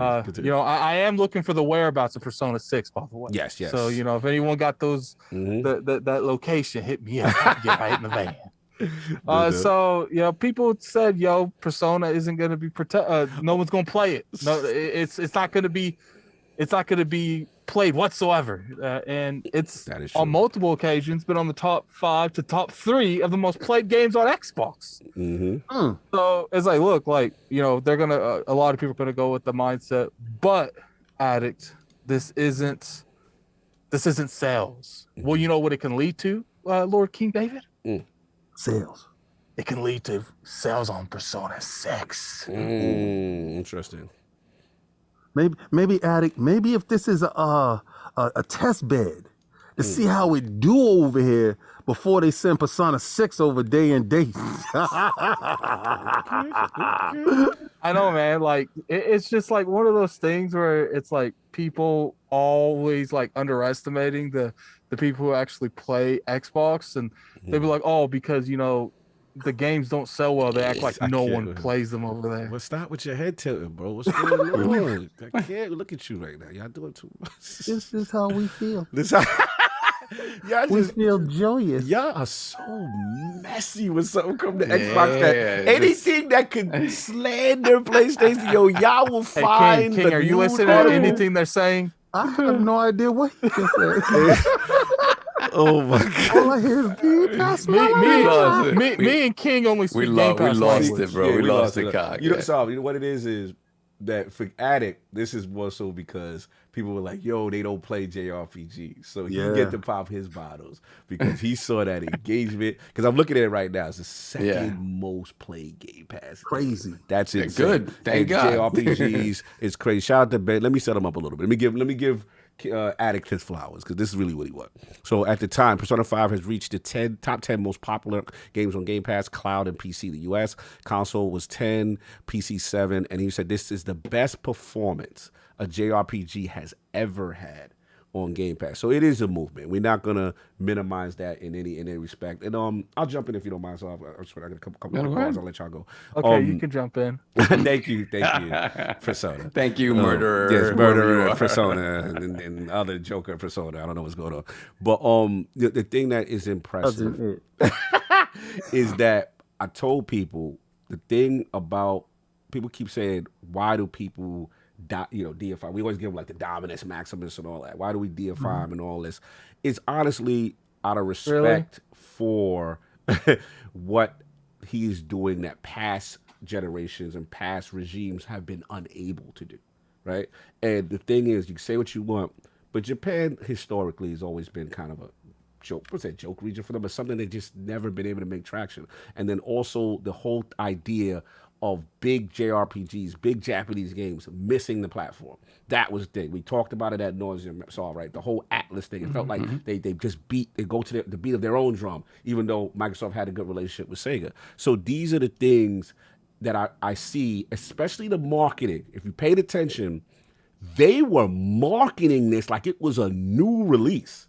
You know what I'm saying? Almost coming to their platform. So they understood the importance. And I'm with King on this part. Like, I think there's more to this because they are trying to show, we're seeing it both ways. You're seeing Japanese developers say, wait a minute, wow, we gave Yakuza Like a Dragon over there, right? And we're seeing the best engagement, the best revenue since it was in Game Pass and since it was over there. Because I think there was a hesitance, there's a reluctance that these are regional titles that are not going to do well in the West, right?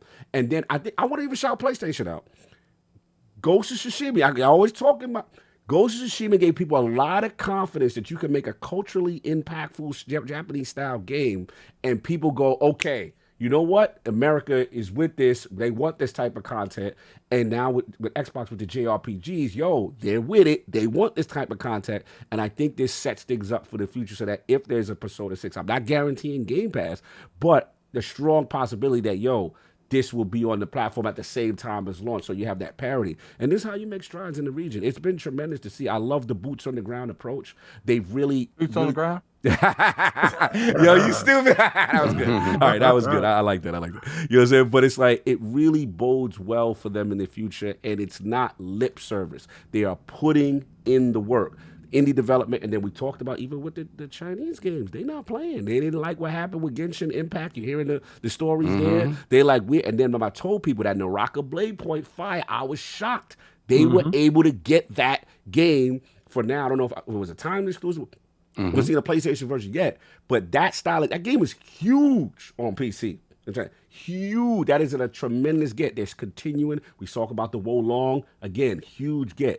They are serious. Is it perfect? No. But it is a tremendous improvement from past generations. So, give them their flower. Persona 5, you're seeing people who've never played a JRPG, never played a Persona game, playing the game, saying, this is amazing. And here's the last thing I'll say, because I know a lot of PlayStation fans like, this is cap, this game been out, now it's hot now. And fair. There's a lot of truth to that. But you got to also remember, just like a PlayStation fan loves the PlayStation ecosystem, and they want to play there, and they don't care about anywhere else, Xbox fans, some of them feel that way too. They love their ecosystem, so they just want to play on the stuff that they're comfortable with. And that's all it is. And I think at the end of the day, it's benefiting the developer because now they see, we can make more money, you know what I'm saying, kind of thing. So that's what it is. I give Atticus flowers, I give King his flowers. That's what I wanted to say that. But so, you got anything else, or any of our other two personas have anything else to say? We good? No, I mean, real quick, just it's like I said, a cold day in hell when that day has arrived. And I'm just glad. Like, I think last week I was like, y'all better play this. Y'all all this talk, y'all better play this. And y'all playing it. So that's fantastic. Because again, the work can be done. Obviously Phil and the team been doing work to get these games there. And this is like the culmination, right? You've had smaller stuff, Soul Hackers, smaller games, indie games, they're building up they sort of owned, building up smaller teams in Japan.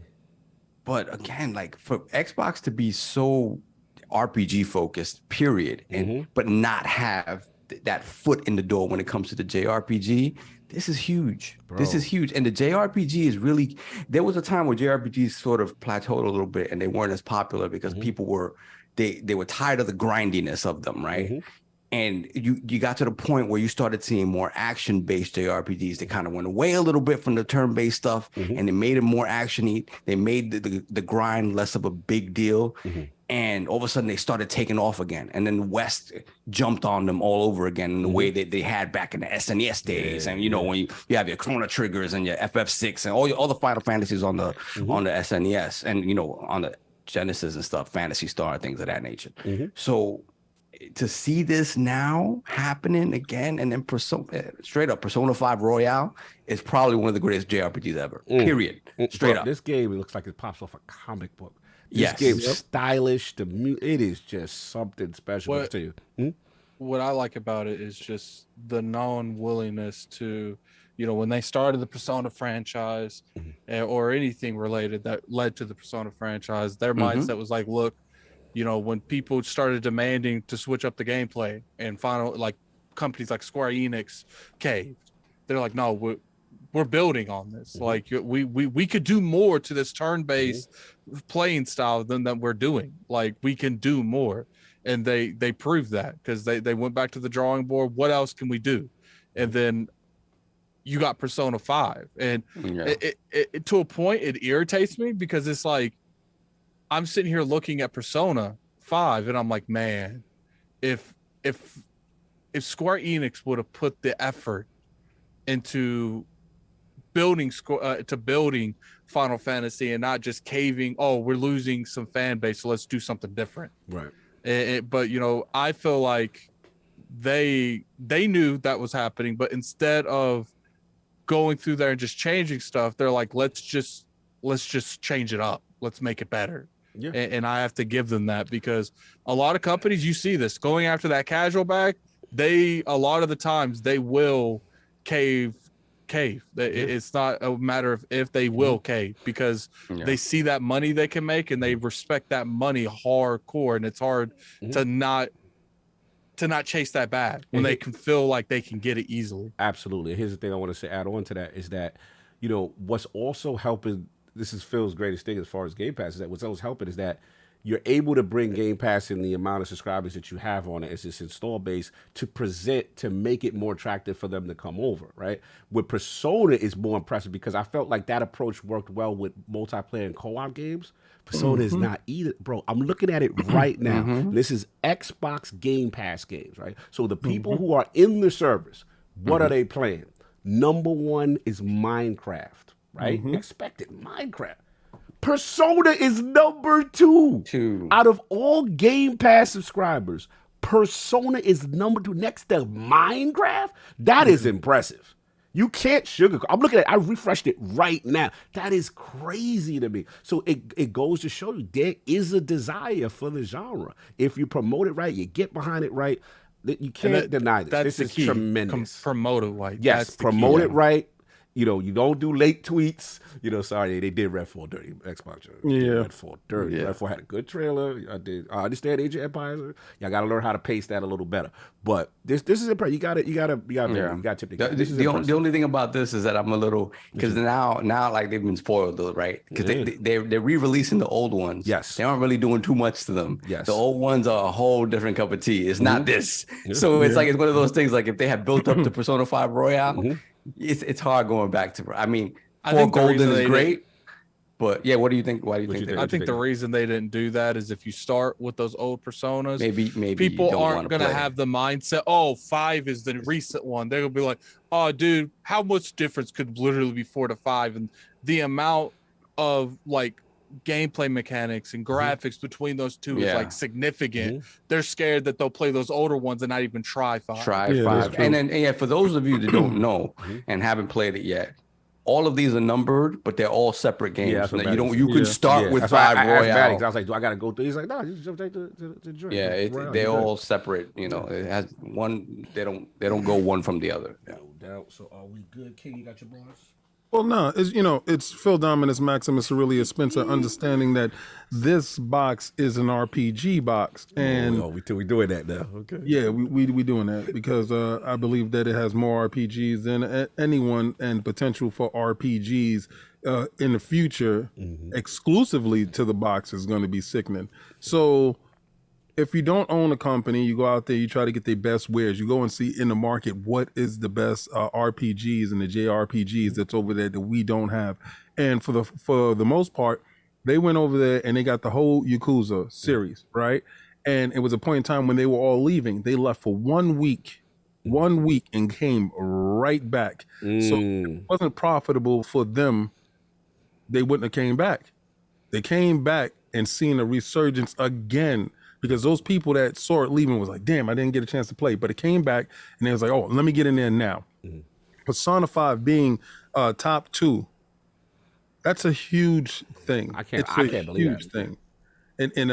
I keep refreshing it because I'm like, it don't feel real. I'm like, yo, it doesn't feel real, that's right? Crazy. But it's a JRPG, and it's showing that the appetite for consumption is RPGs on this platform.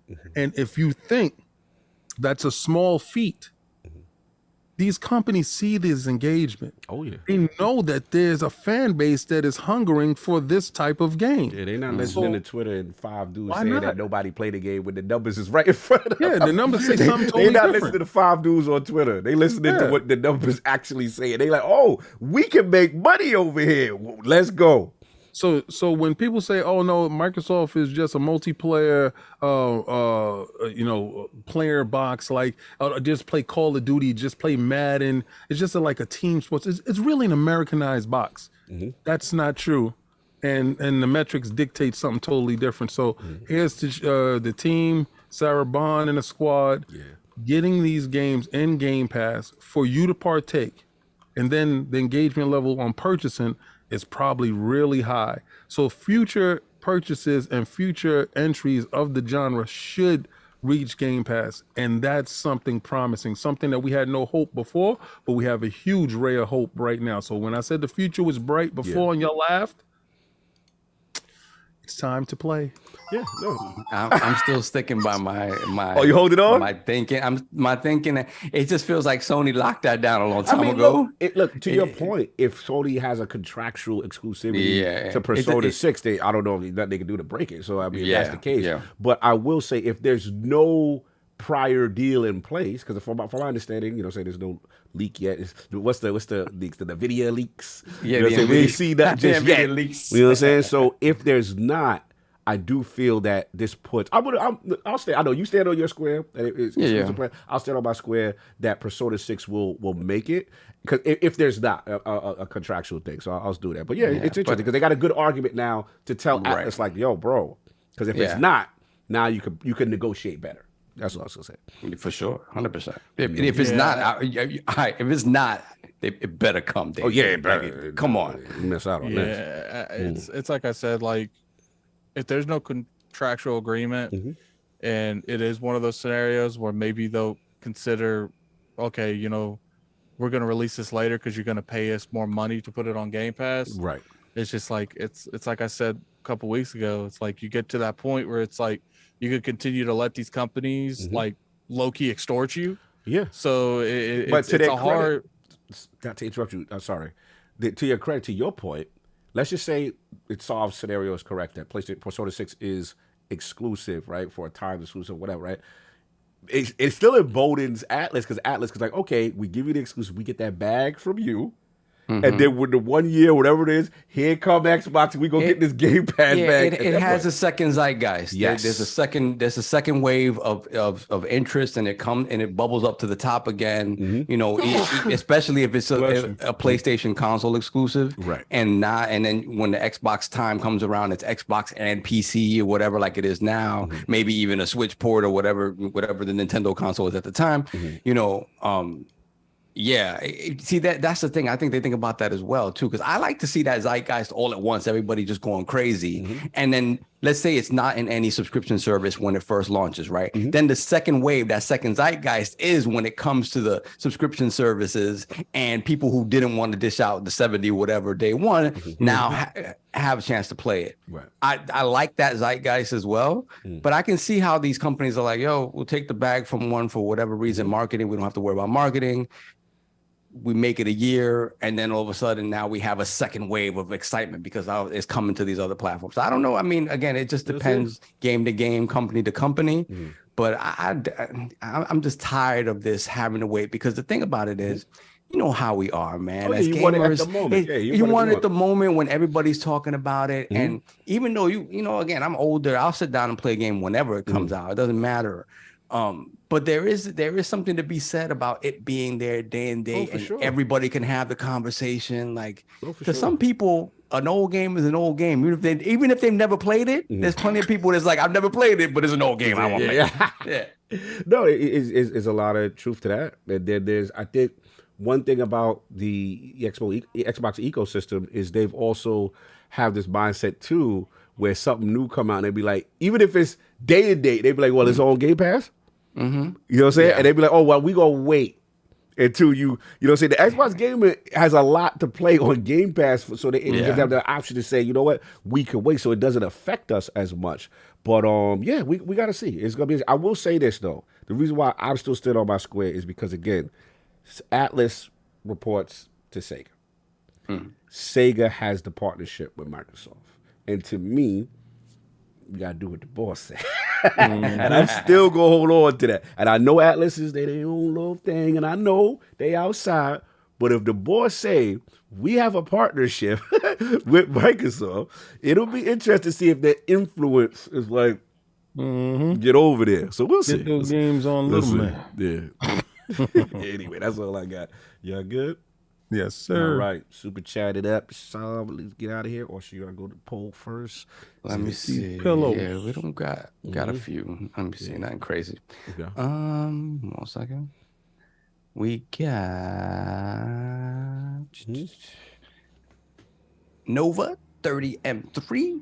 $2 super chat member for 6 months. Have a great day, gentlemen. Thanks for the laughs, no doubt. You're welcome. Now, we got Count Stacula, $5 super chat. I like that. Us Big Bang Boys buy Persona 5 for $70, even if they sell it for $60. How you gonna give them 70s? They keep the change. Keep the change. Okay, I see you, player. If you play Persona on Game Pass is a fraud and didn't really experience it. Chill. Here's the thing. Why is a certain group mad that people are enjoying it? Like it's mine. You're not supposed to like it. Bro, that she's for the streets. Yeah, we saw a lot of that the streets. Like online, you can't get mad now. She for the streets. I get it. You loved her first, but now everybody else getting chased. Get the partake. Get out of your feelings. We like them too. That's just weird energy to be like. You're not supposed to like it. She loved me first. Like you. That's weird. But she like it over here though. Listen, people like a bag. That's it. Developers like bags. That's how business works. Number 2 over here though. I don't know when she was number 2 on yo. I can't with you. Then we got Rel, $2 super chat. Persona 5 runs amazing on xCloud and on your phone. Okay. Look at that. You can have her any way you like it. That's why she's number 2 over here. We love her. Savage. Let's see, we caught up. All right, we caught up. No, that was good. Blessings.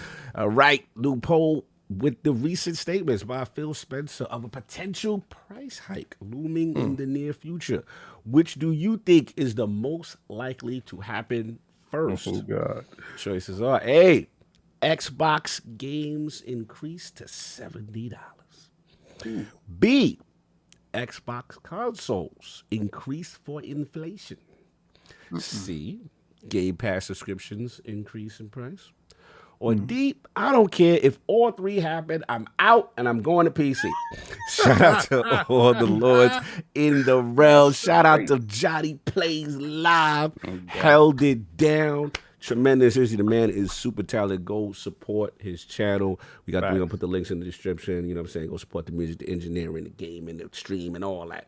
We're gonna put that up in there. And yeah, man, good show. Let's get our outros popping. Lord Addict, where can the find you? What you got going on, sir? You can find me on Twitter at LordAddict.IOP. Appreciate Johnny for coming on. It was a fun time. Yeah.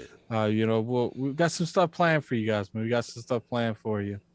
Oh, no doubt. We're cooking. We definitely cooking. No doubt. Lord Solve, where can I find you? What you got going on? You can find me going to work right now. That work thing. But yeah, we got some things in store for you guys. Hopefully, Addict, do we have an update on the pillows? Yes. It doesn't tell me. Oh yeah, it's not updated for me too. Yeah, I was trying to see if we hit the thing. We'll speak to Florida because we. Yeah, but either way, next weekend is gonna be fun. Play NYC in the building. Yes. It's gonna be fun. So yeah, just tune in. No all of next weekend. No doubt. The return of Lord King Big Chief and somebody else. Cousin Hit. What's going on? Oh man, you can catch me on Twitter. Stupid. Having a great time with you guys that come for me. Remember, I got my dual sense too. And you guys better watch out. And I'll definitely take you down. Yeah, I do not like that controller at all. I love this controller. Don't be trying to represent the PlayStation Age with that foolishness. This is the best controller. This is what I'll be playing God of War in 40 per second mode. What is it you playing 40 frames at? 40 per second mode. I'm gonna be out here. I'll make sure that I turn off VRR. That's the only way that I can get 40 per second mode out of it. That does not represent the PlayStation community. You need to stop, sir. They definitely represents the PlayStation community. Moving on. But I do say this, man. It is so much fun getting this out during the week because, I'm gonna tell you right now that I was trying to find a way to be part of the conversation. Because you guys hit it out the park, and I'm sitting in the car, and I'm talking to you guys. Oh, you're talking to the podcast? Like, and y'all was saying stuff. I'm like, see? And I'm pointing to the wife. I said, see? That's why we all the same person in different bodies, because he said exactly what I was saying. She was like, yeah, y'all are weird like that. We're all connected, and it's therapeutic to have this release every week, to get these jokes out, to have such a good time. Facts. And I'm looking at what Combat Talk did last night. Those numbers is crazy. Y'all guys are really supporting Kid, and I love it. We had a good time last night. So again, you can find me on Twitter, King David OTW. If you haven't subscribed, you saw what happened to that dude that wasn't subscribed to me. He could have won. He didn't get the God of War. And listen, I saved you from the 40 frames per second. Next time, follow me, and then you can partake too. But Taz, you got it. Shout out to Taz. Dope, man. Everybody can partake, man. So hopefully this week, if y'all get these pillows, y'all get a chance to see something epic where my man hits New York City when he puts on that mask as he comes off that plane. He is not going on a plane. On that Call of Duty wave. I'm gonna get arrested. Yes. Don't worry about it. We got you. Shout out to K. Sanze. He said Combat Talk was great yesterday. Thank you. Nope. Soft super chat for Rubber Knob, $5 super chat. It doesn't matter. You all know you can't play 40 FPS on the TCL. Facts. Or stream deck. You already know. Messy. Anyway, look, man. Again, salute to Rob, salute to Johnny, everybody coming through. Again, salute to everybody supporting the Valari. Hit that link at the top. And also Advanced GG 30% this weekend up until Halloween, excuse me. And then, but again, the pillows, we hit that. Y'all saw the venue. You saw we trying to do it real big, trying to do a live show. That helps the mission. So make sure my Crocs. Oh man, I forgot about that. Anyway, chill. We don't want to see that. But make sure the camera is high. So I gotta order some Crocs right now. I'm gonna order some fresh, Air Force One Crocs. Oh man, we ain't doing it like that. But anyway, look, everybody enjoy your Sunday. We up out of here. Peace.